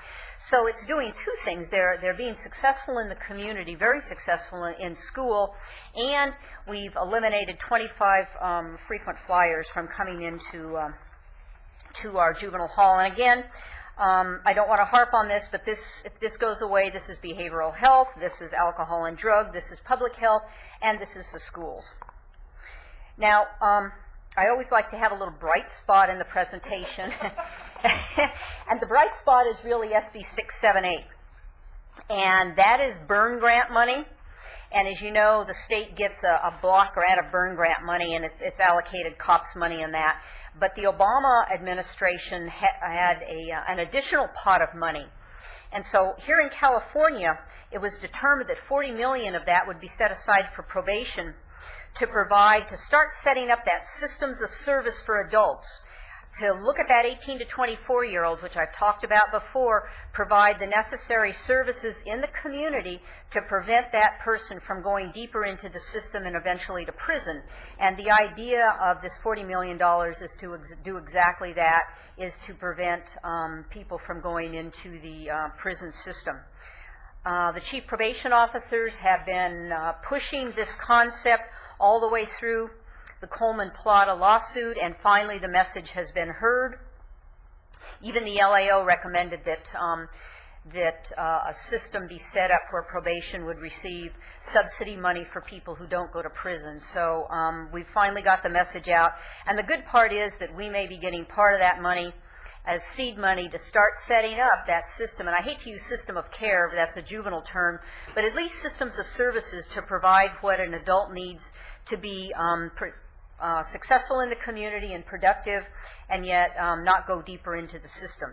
The last one, the stimulus grants, we've applied for 3 stimulus grants for about a total of $1.5 million. Okay, some of the strategies that we've used already to mitigate the budget reductions. First of all, a hiring freeze.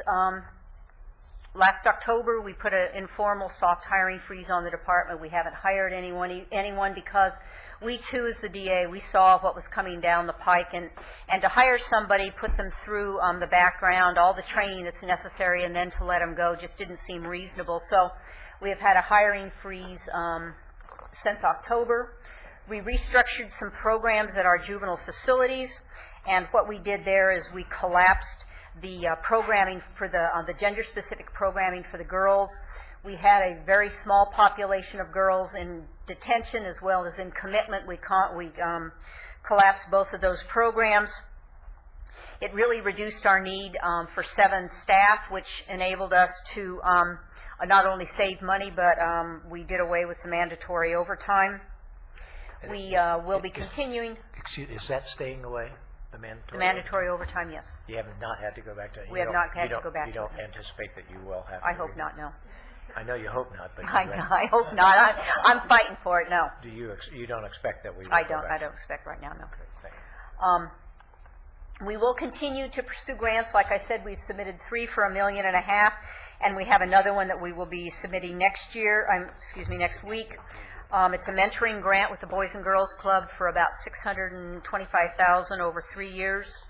We're investing and looking at technologies to improve our supervision. We're using kiosks where offenders report to a kiosk, answer a few questions, pay some fines and fees, and are on their way. Of course, we're enhancing some supervisions through electronic monitoring and GPS, and then also the collection system. And then, of course, we're partnering with our other county and state agencies to generate revenues, to leverage our revenues, and to either improve or maintain our service deliveries. And last, of course, we are in the Lean Six Sigma process to develop a 3-year strategic plan, because we all know this isn't just 1 year. If you listen to Mr. Sunshine, Mr. Dursey, he'll talk 3 or 4 years. And so this is not this year is not an aberration. We'll see a few more years of downturn.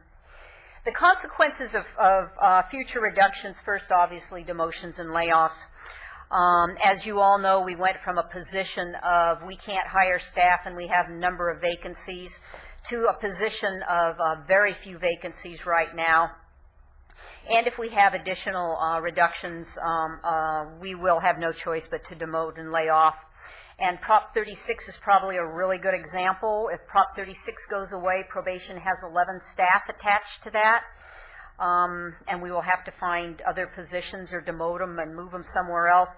And again, it's not just us. Behavioral health has at least that many staff involved with Prop 36, as well as the CBOs and the staffing there. Reduce and curtail, eliminate non-mandated services. Of course, youth services, as I mentioned, is a very good example of a non-mandated service that, if we look at to do away with, so adversely affects the rest of the system, it really doesn't make any sense. What we're going to see are increased sizes in our caseloads. Our caseloads are already high. I go back to the benchmarking study that was done for your board last year for the public safety agencies, and at that time it stated that the adult caseloads are average, but that the juvenile caseloads are already 170% of the rest of the peer counties that were used for comparison.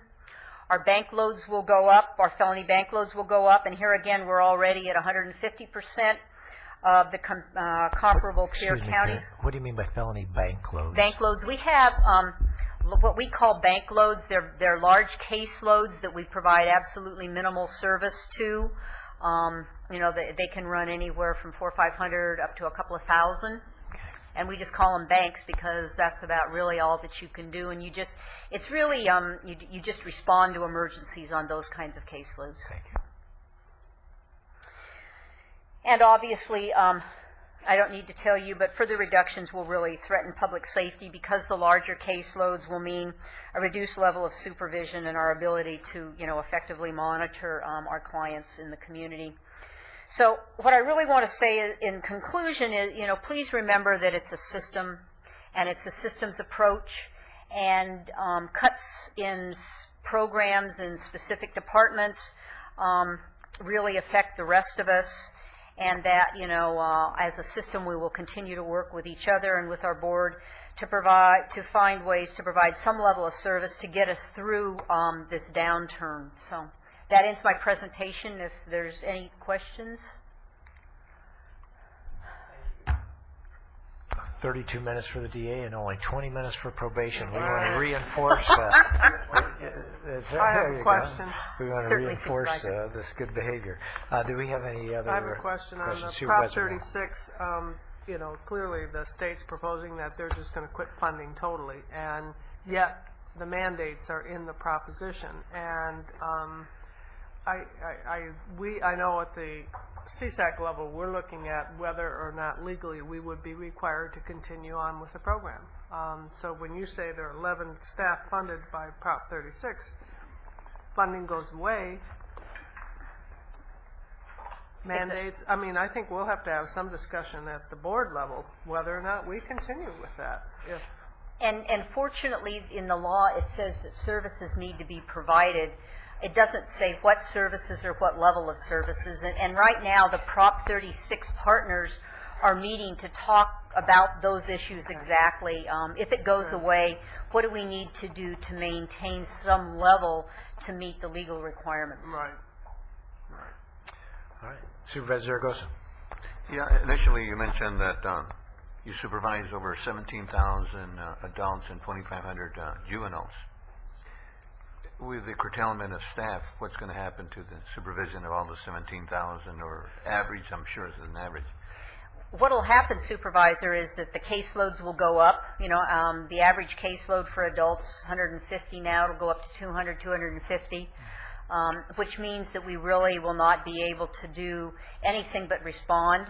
There'll be very little proactive kinds of interactions. And those are actual visits that you go visit? Go out and visit in the home. We have them come into the office. Yes, we do. We search the homes, It's a tremendous amount of work. Thank you for the good report. Thank you. Ms. Robinson.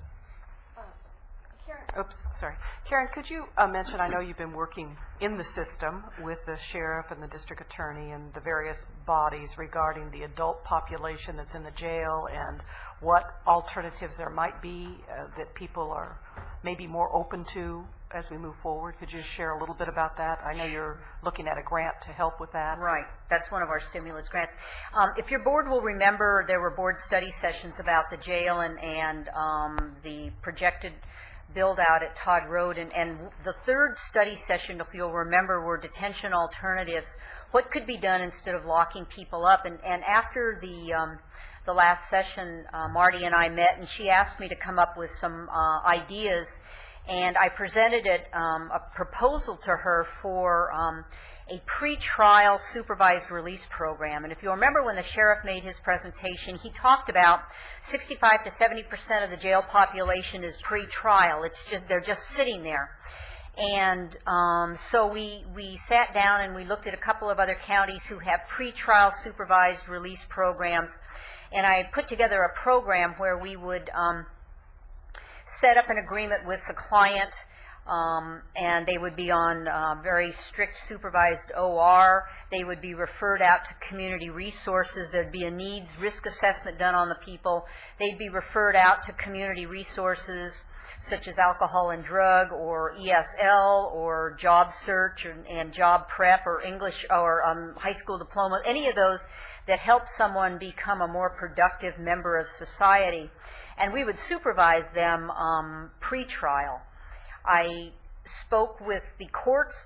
The bench was open to it. I spoke with the sheriff. I spoke with the DA, and I spoke to the public defender. And all parties are open to us doing this kind of a program. So right now what we're doing is we're looking at a similar program in San Mateo County and also in Santa Cruz County, and we'll be putting together our operational policies and procedures to start that program to see if we can't siphon off some of those people who are in the jail for some of the less serious offenses.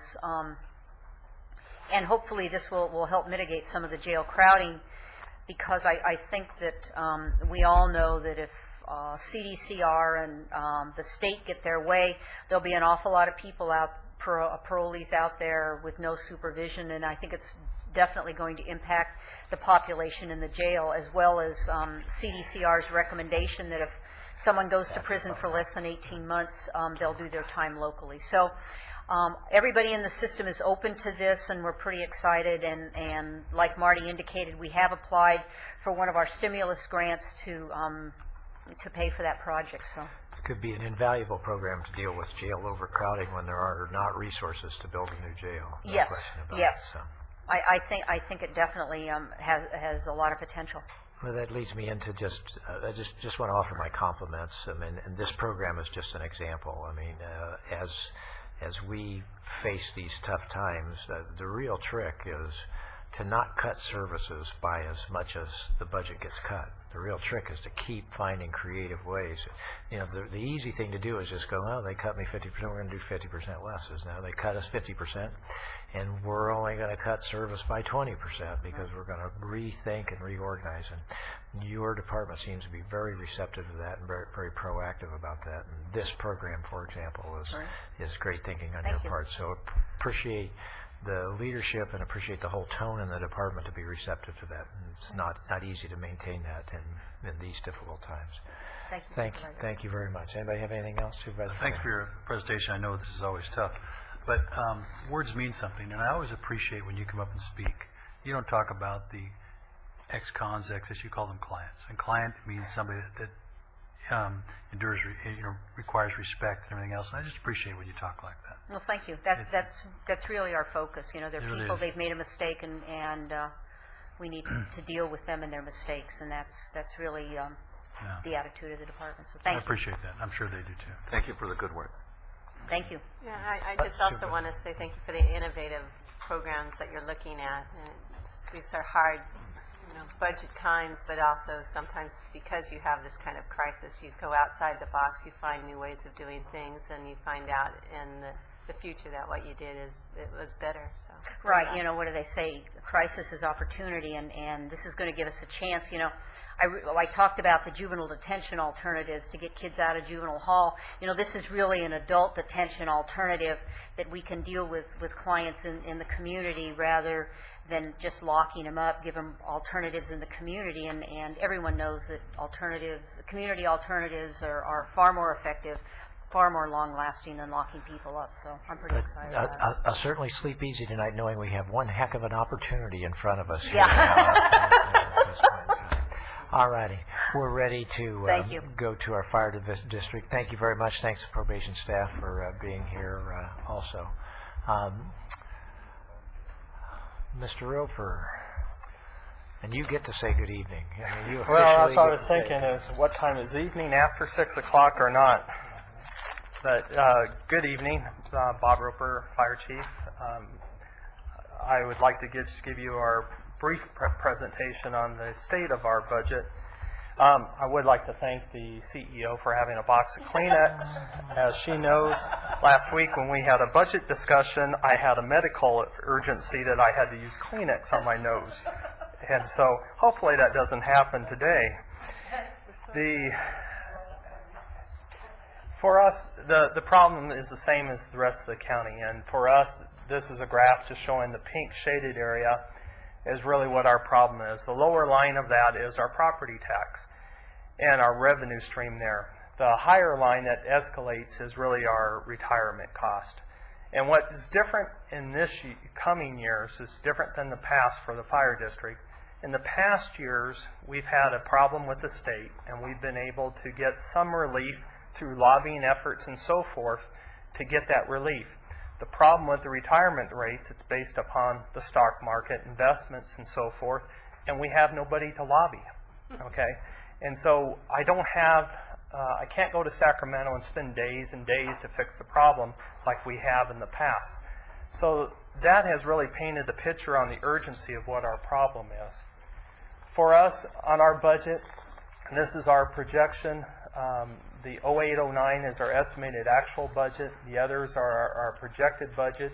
You can see what our AV growth is. We're using a -4% for next year because we don't have all areas the rest of the county has. We don't have the city of Oxnard and several areas that we believe will have a lesser revenue rate. We do show that there will be modest recovery in the future, but you can start seeing going in the future is we go into a structural imbalance on our budget. The things that are going to affect us is we already know about the property tax revenues is going to be a moving target.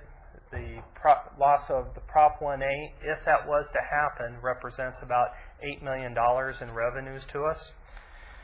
On top of that, we have our reduction in our CAL FIRE contract, which is about, the contract's worth about $8.5 million.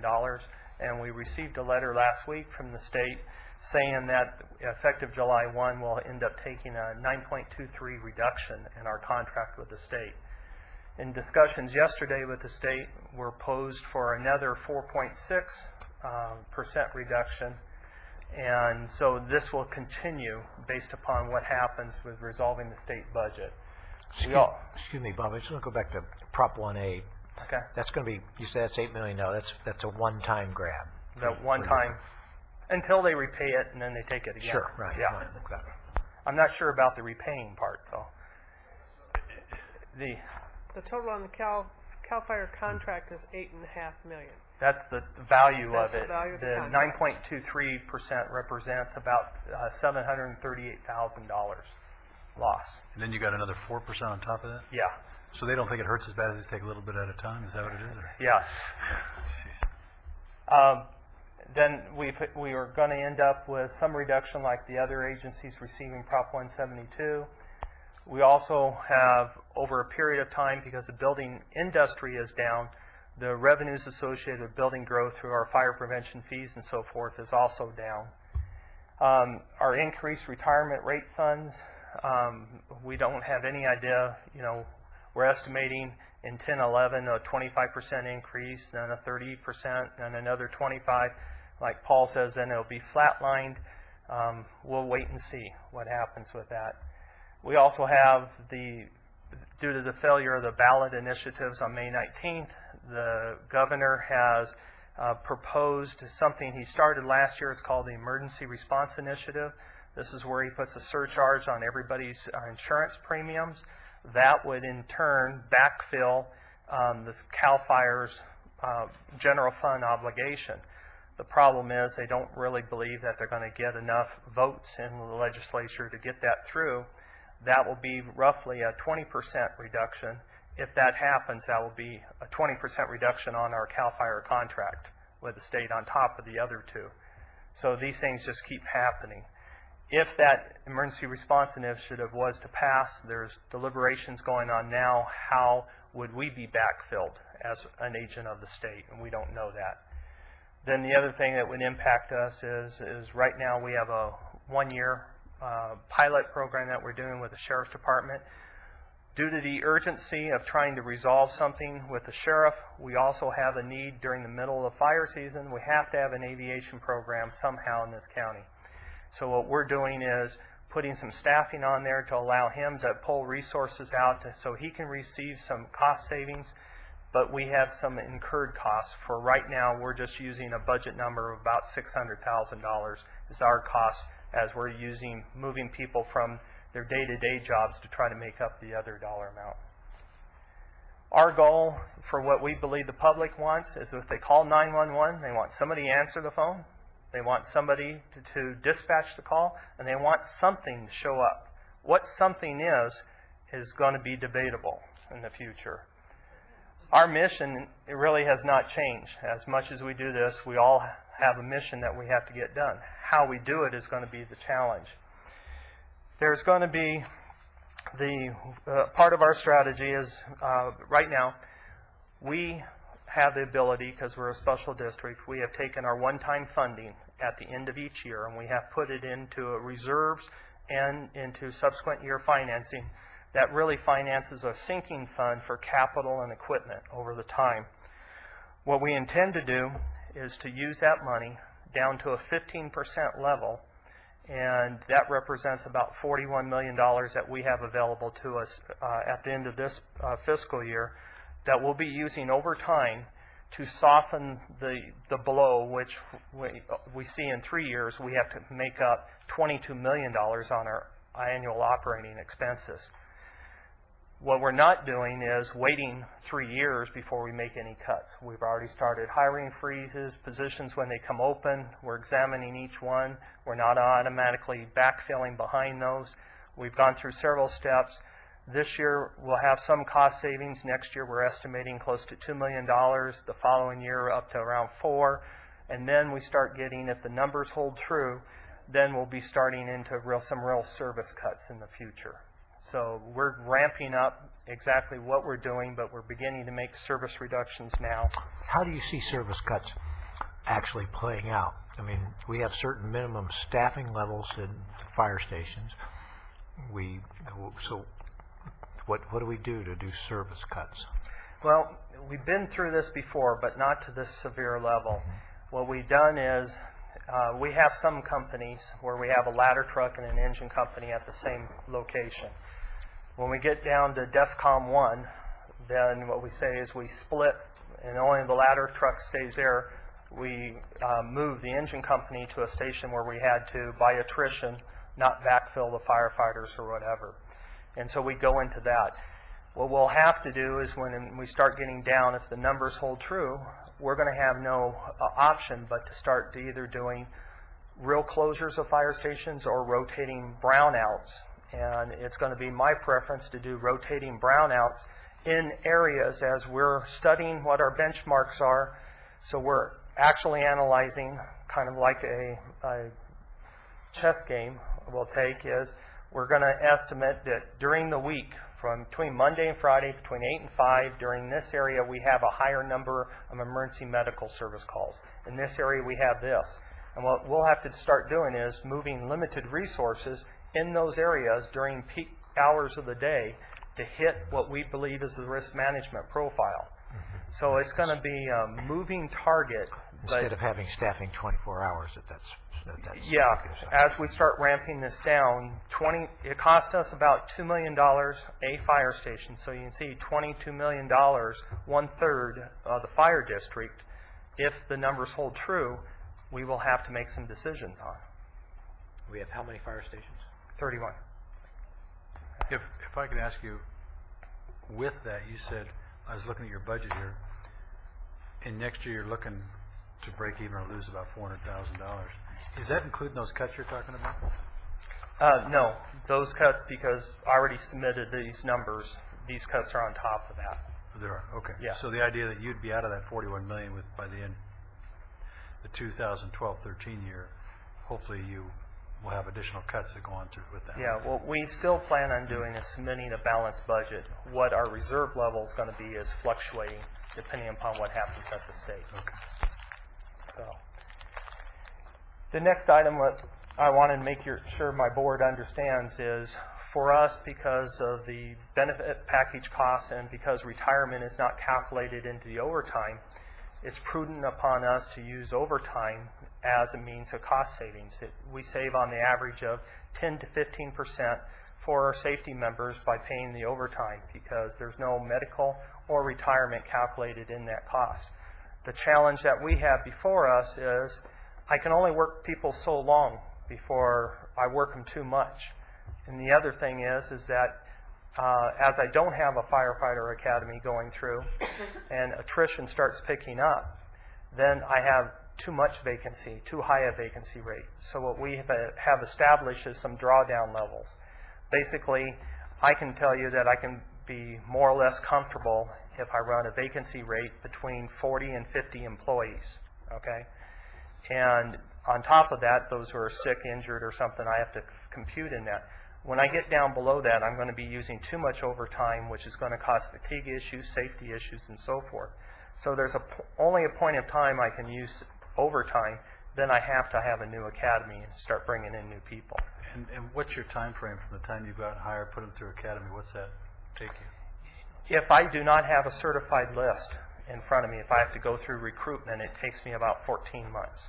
Okay, by the time we advertise, go through the advertising process, background checks, everything, and then putting them into the academy and get them pushed out, it could be 12 to 14 months. And how long does it take you to get to this point of attrition, everything, you get down to that minus 40 people or something? Well, right now, we don't know, to be honest with you, because what's happened is a lot of the employees, because they took a loss in their 457 accounts, they have deferred retirement, okay?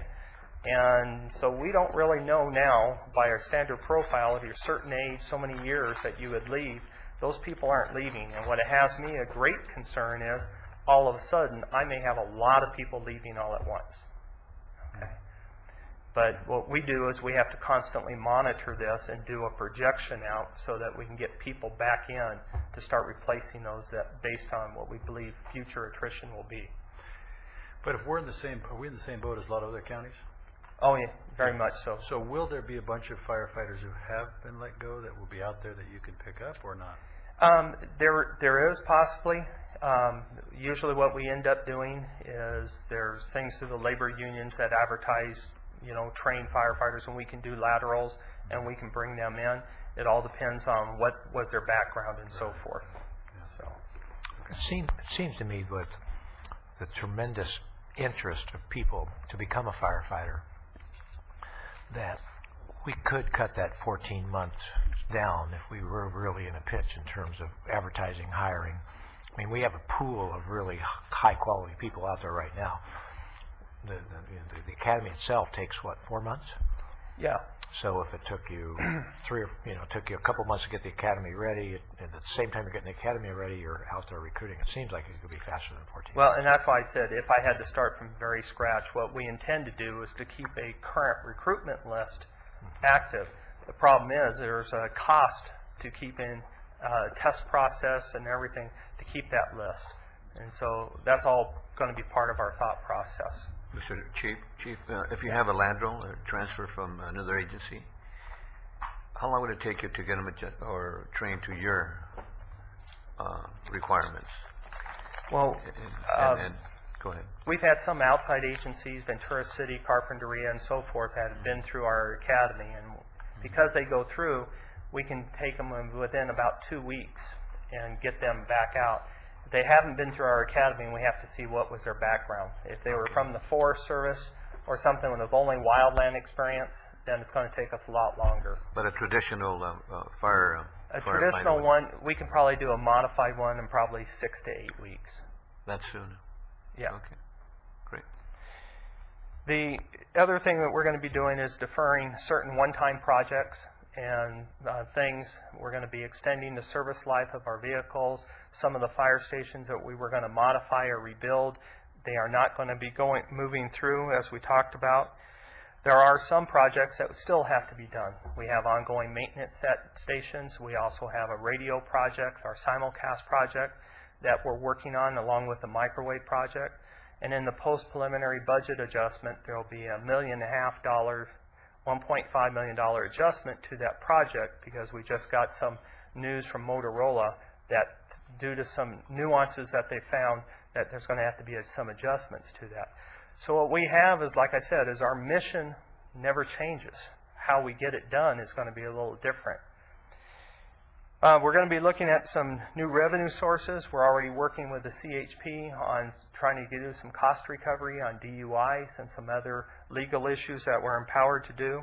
We brought the labor union in as a partner into what the problem statement is and asked them for some ideas and so forth, and they're willing to work with us because the scope of this problem has everybody attuned that this is something everybody has to jump into and work with. So the other thing we're doing is that we're applying for stimulus money. There was actually, early on, President Obama stipulated that for shovel-ready fire station projects, there was $210 million available. And so we happen to have two. One is over in Santa Susana Knolls, and then the other one is the new station in North Simi, station number 47. And what we intend to do is hold off on the Santa Susana Knolls station until we actually see the stimulus money. For the North Simi station, we intend in the budget to still have that project move forward. And the reason is because we, through the CEQA process, conditioned 700 to 800 new homes plus another 400 that are tentatively to go into that area to be built based on a benchmark of a service response time. So now we have this outlying area waiting for a fire station, and so we believe it's our obligation to get the station built. Now, it'll be my creative power to how do I staff that? Do I divide companies and so forth? And so that's one of the challenges, but meanwhile we have a segment of the population that needs this additional service. That mean you won't be able to use stimulus money for that if it No. does come through? Well, what we're working on right now is checking with FEMA and stuff to see if we go ahead and get started with the project, can we backfill with stimulus money? We also, because it's only $210 million across the nation with a cap of $5 million per project, we figure that money's not going to go too far. The thing is we actually have, staff has done a great job. We actually have 2 shovel-ready projects ready to go to bid, and per what the President asked for, we can put people to work within a short period of time, unlike a lot of other projects that are talked about. Okay. One of the biggest things that we have in closing is really what this is going to happen to the fire service as a whole. Is internally, as I reduce people, all of my people, my civilian staff and safety, all have what we call battle station assignments. When we have an emergency, the prevention people will take and they go out and they provide supplies, food, and so forth to get the Army to go. Okay? My headquarters administrative staff, the clerical, they go upstairs and answer the telephones for the press lines and for the media. Okay? As I have to start reducing, so do I also reduce the capability of meeting the public's demands, besides whatever I do out at the fire station, which has me concerned. The other thing that has me concerned is under the mutual aid system, is that what's going to happen, we saw it happen in Santa Barbara. There was a massive request for equipment, and this was for one fire. It was the only fire burning in the state. There was some agencies, cities already have made the policy decisions that we are not sending anybody outside our city limits anymore. Number one, the state's been late in paying, and number two, we've already made cutbacks and we can't afford to send people out. This state is highly dependent upon mutual aid to meet the emergency demands, because no one agency can have the surplus, the reserve capacity. That also has me extremely concerned with the state is talking, and one of the closures is going to be the CAL FIRE CYA camp over here. Okay, what that means is they provide us crews that are actually the hand crews with the shovels and the chainsaw that actually put the line around the wildland fires. If they close that down, that impacts our ability to control fires. So do we have an option about increasing the number of our hand crews? We have 2. Do we need 3? Do we take over their camp? But you can see there's a chain, domino effect. As the state makes its cut, it affects us, and it happened in Santa Barbara with only one fire in the state. And when there gets to be multiple fires in the state coming into the fall, the system's going to be highly tested this year. Next year, with the doom and gloom affecting all of us, it's going to be worse yet. So that concludes my presentation, and I didn't need any Kleenex. So I'm available if you have any questions. Do we have to become a voluntary fire department? How about reduced services as a last resort due to county standard of living? What do you mean by that? What I mean by that is we have grown used to, and I'll use my friends in law enforcement, you live in the safest city, okay, for this population size. People live in Ventura County because of our performance on, say, wildland fires, emergency medical service. There's that type of standard of living that people chose to live in Ventura County because of the safety, the services they rely on. As we make budget reductions, okay, not because we want to, that will slowly erode that standard of living that people have been used to. Okay. And that's what I mean by that. Thank you. And the fire chief, in spite of our questions, came in just under probation. So you get the award. Yeah, I would just ask. I don't see in your program increasing services to the city of Thousand Oaks. Not at this time. I just thought I'd throw that out there. I know they would like more services. They're asking, so I'm just passing that message on. I know that they'd like to have more services out there, though I know you were saying that we meet the service levels out there already currently. Correct. My primary job is I provide a regional service to the county, to the fire district, and my job is to try to keep that, meet that goal. And so we'll see over time if Mr. Dursey is correct in his projections, and I hope he is not. I hope it is less than that. And so, and you'll be bringing back in August a response to their request. Correct. It'll be. Any other questions for the fire chief? Supervisor Zaragoza. I just want to thank you for your excellent work and thank the firefighters for keeping us safe. Okay. Thank you. I raised the question about the helicopter in there. I just want to get it out there. You had said you're going to provide about $600,000 in extra in-kind contributions for helicopter service with the sheriff. Yeah, what we're putting in our budget is a line item for $600,000 for out-of-pocket. Then we also have in-kind services. We're moving people from certain staff positions and so forth over to there. So it will be more than Yes. more than $600,000. That's how we may get to the $1.5 million that the sheriff thinks he's going to save. Correct. And besides that, we are still honoring the contract we have with the sheriff. So he will be getting the revenue from us on top of that. Great. Thank you. Appreciate it. And now, County Council, who I know will beat the record. Absolutely. You got me on the 10 minutes. Thank you. Sorry to keep you here so late. I actually thought I was going to be saving time next Monday in the budget hearings, but, well, this is the way it works out. At our $3 million net county cost projected for the next fiscal year, the County Council's office is a very small part of the county's budget. I suppose that's illustrated by the fact that I don't have a posse here to back me up tonight. What is displayed here in the first slide is our 2007-8 actual budget, our projected budget for this current fiscal year, and our preliminary budget for next year. We are scheduled to reduce our net county cost by $522,000, which doesn't sound like much, but when your net county cost is relatively small to begin with, it's quite a bit. It's a larger percentage than most departments, but that's only because the sheriff asked us to assist him with his reorganization.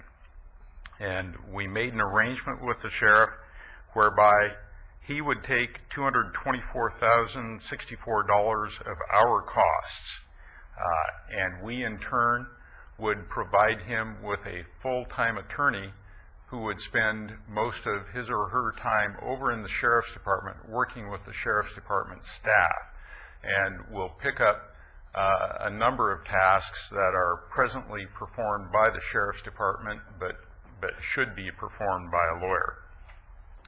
You'll see that the second line in this chart shows salary and benefits transferred to other departments. For about 15 years, we have transferred most of our costs for representation of the county in juvenile dependency proceedings to HSA. We are scheduled to continue that for this year, and we hope that state and federal cuts don't change that. That transfer covers most of the costs of about 4.5 attorneys. And out of our office effort and total of 23 attorneys in the office, that's the largest single component of any of the work that we do.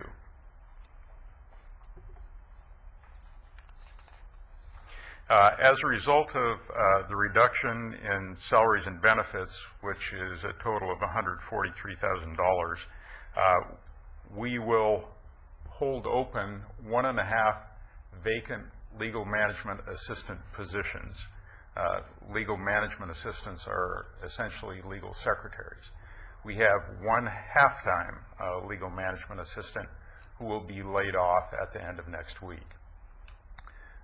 Those 2 positions will be unfunded for this coming fiscal year, and obviously will not be filled, and of course we are hopeful that is all that will be unfunded for this coming fiscal year.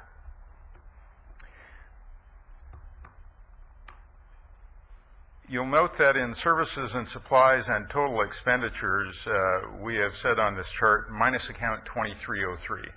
We've subtracted that account in which purchases of outside counsel are accounted for, because it doesn't reflect what our internal office costs are. And so what we're trying to display here is our internal costs. As recently as fiscal year 2006, the cost of outside counsel was over $300,000. For the last 3 years, as you'll see on the next to last line, our costs have been very low, and we hope to keep them down there. Our total revenues reflect approximately $1.8 million in direct billed costs to non-general fund agencies and departments. You may recall that in fiscal year 05, we started switching non-general fund agencies and departments from the cost allocation plan to direct bill. That's worked out exceedingly well for us, and I think for them, because it shows both the service provider and the recipient exactly where they stand at any given time. About 35% of our total services are now direct billed.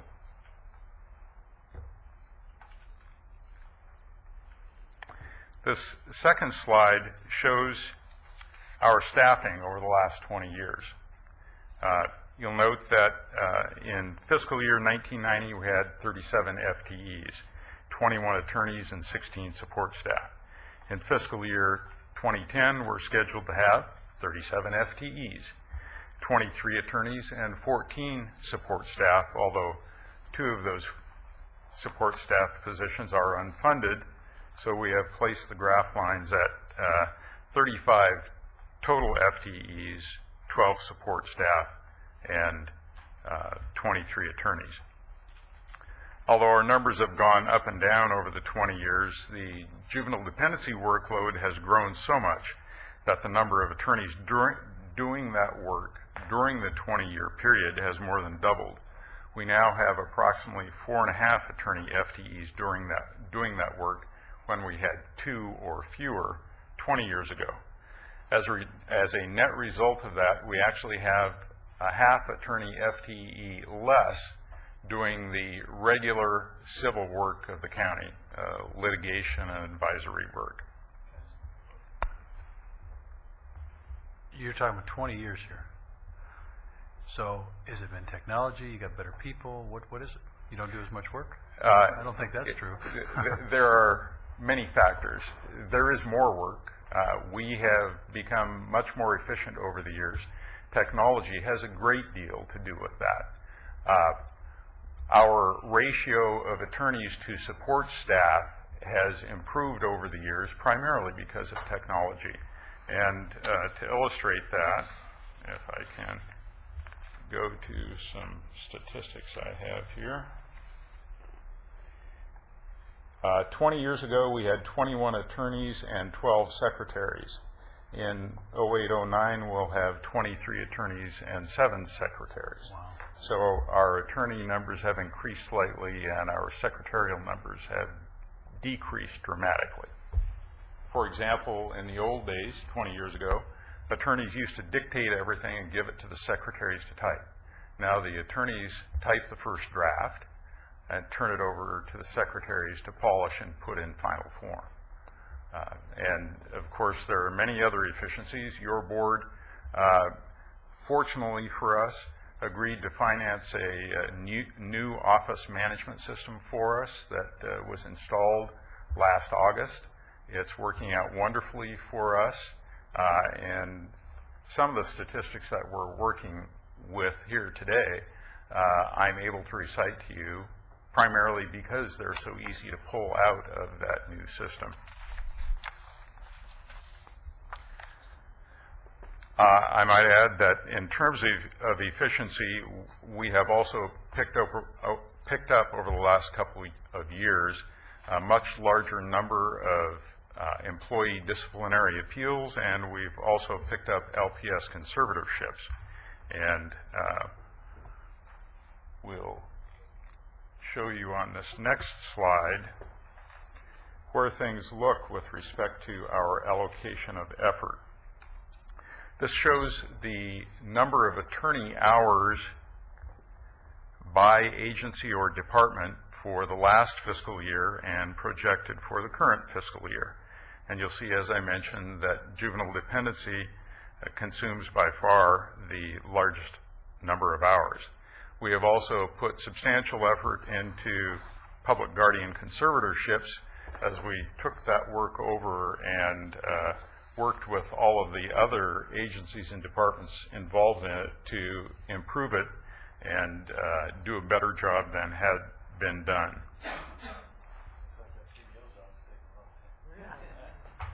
Why the big projected increase? CEO's office.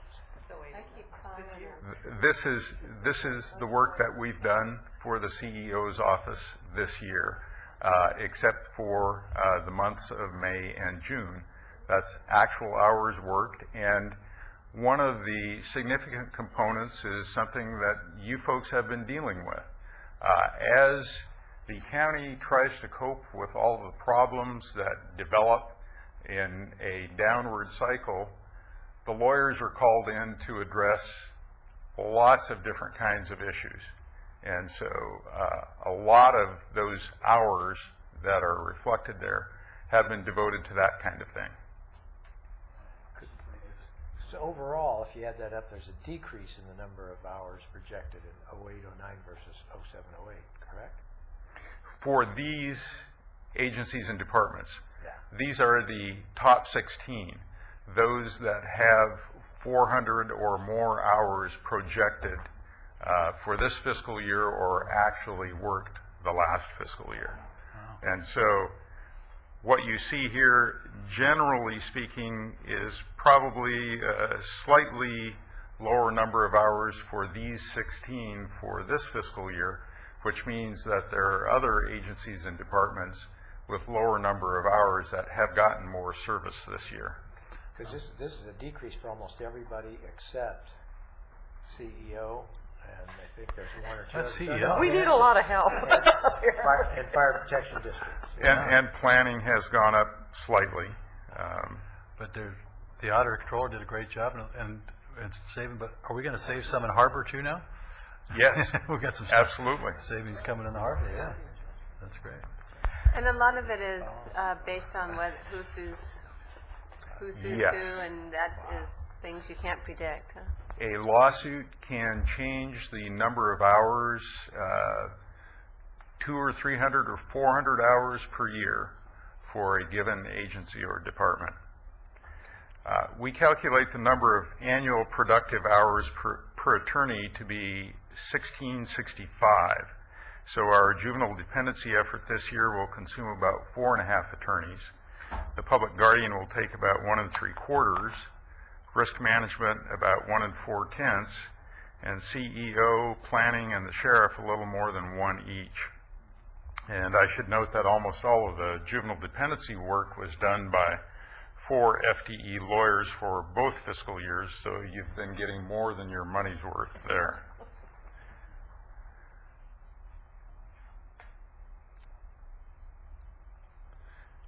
Our work for risk management is the largest single source of our direct revenue. I have primary responsibility for determining whether a liability case for which risk management is financially responsible will be handled by my office or referred to outside counsel. We evaluate each case to determine, 1, whether we have the capacity to handle it, and capacity includes both the time and the expertise, and 2, whether the county would be better served for us to keep it or to have risk management hire outside counsel. When we have the capacity, we are the most cost-effective choice. And if I could go back to this first slide.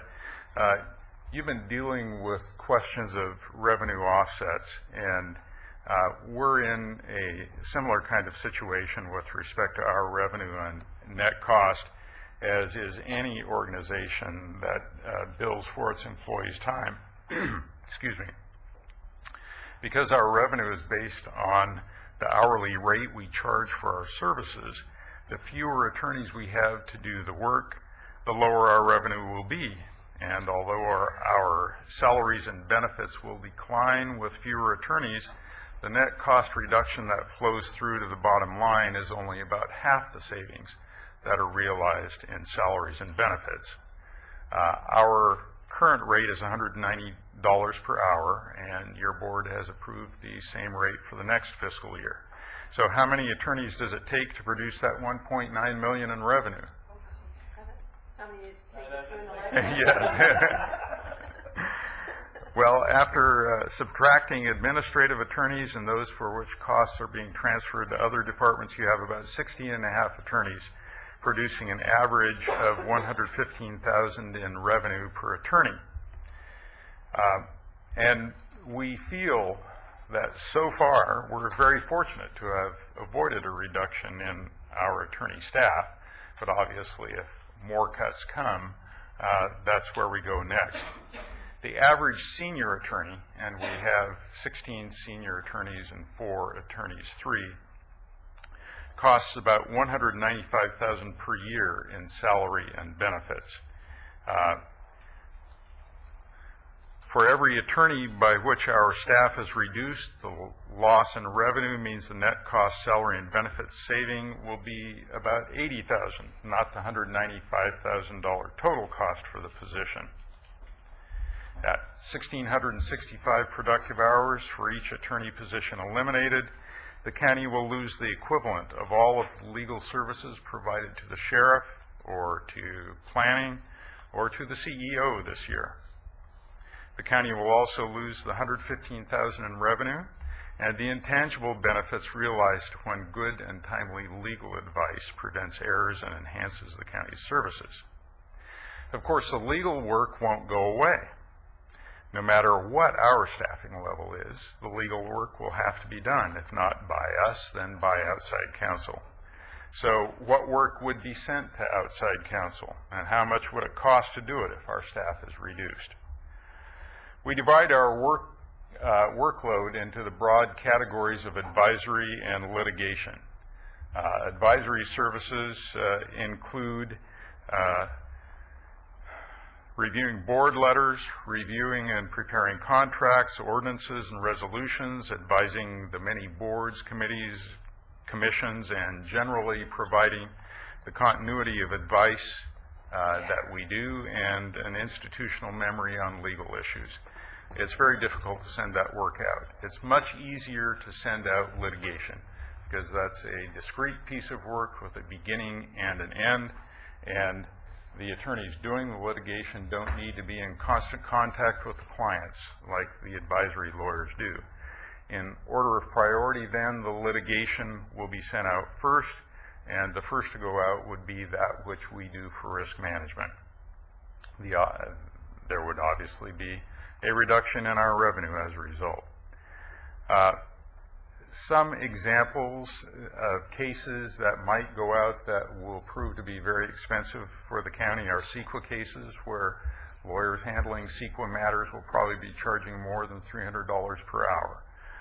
Construction arbitrations, construction lawyers are expensive, and tax litigation as well. So this is where we stand. We can cope with what we have projected at this time. We hope it stops there.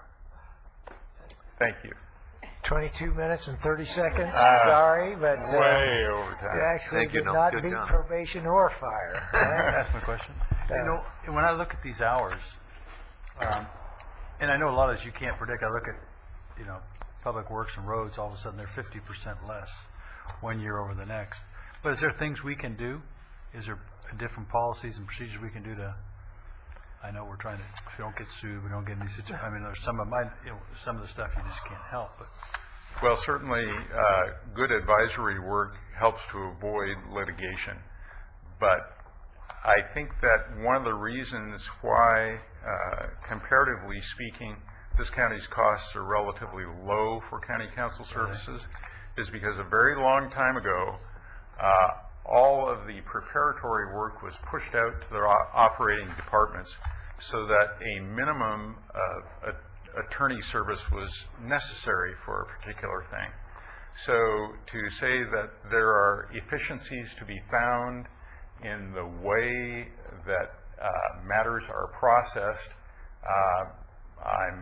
I'm very doubtful that there would be any that could be found there.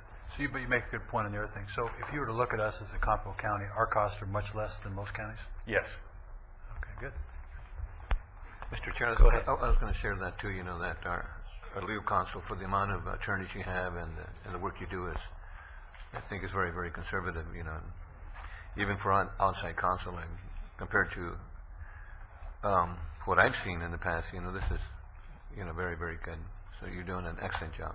Well, I need to make the point. Obviously, this is just outside counsel purchased through our department. It doesn't account for what risk management purchases, which is in the millions, or what may be purchased through another department. For example, the Sheriff's Department has purchased some outside services. Public Works has purchased some outside services that they pay for directly. But your office is, you know, that's the... Right. Yeah. Thank you. I approve all of those purchases. One of the county's policies, and this is in accordance with the government code requirement, requires that no purchase order for attorney services be authorized without my approval. Well, the one thing I'd just ask you to do is continue to have the county counsel's office be sort of that bedrock organization that just has the right attitude, the right approach to good government, the right advice for us in terms of tone and everything else that you guys have had in the past. And we're going to do everything we can to try to keep you guys functioning that way. So it's you're that quiet department that keeps a whole lot of things running well.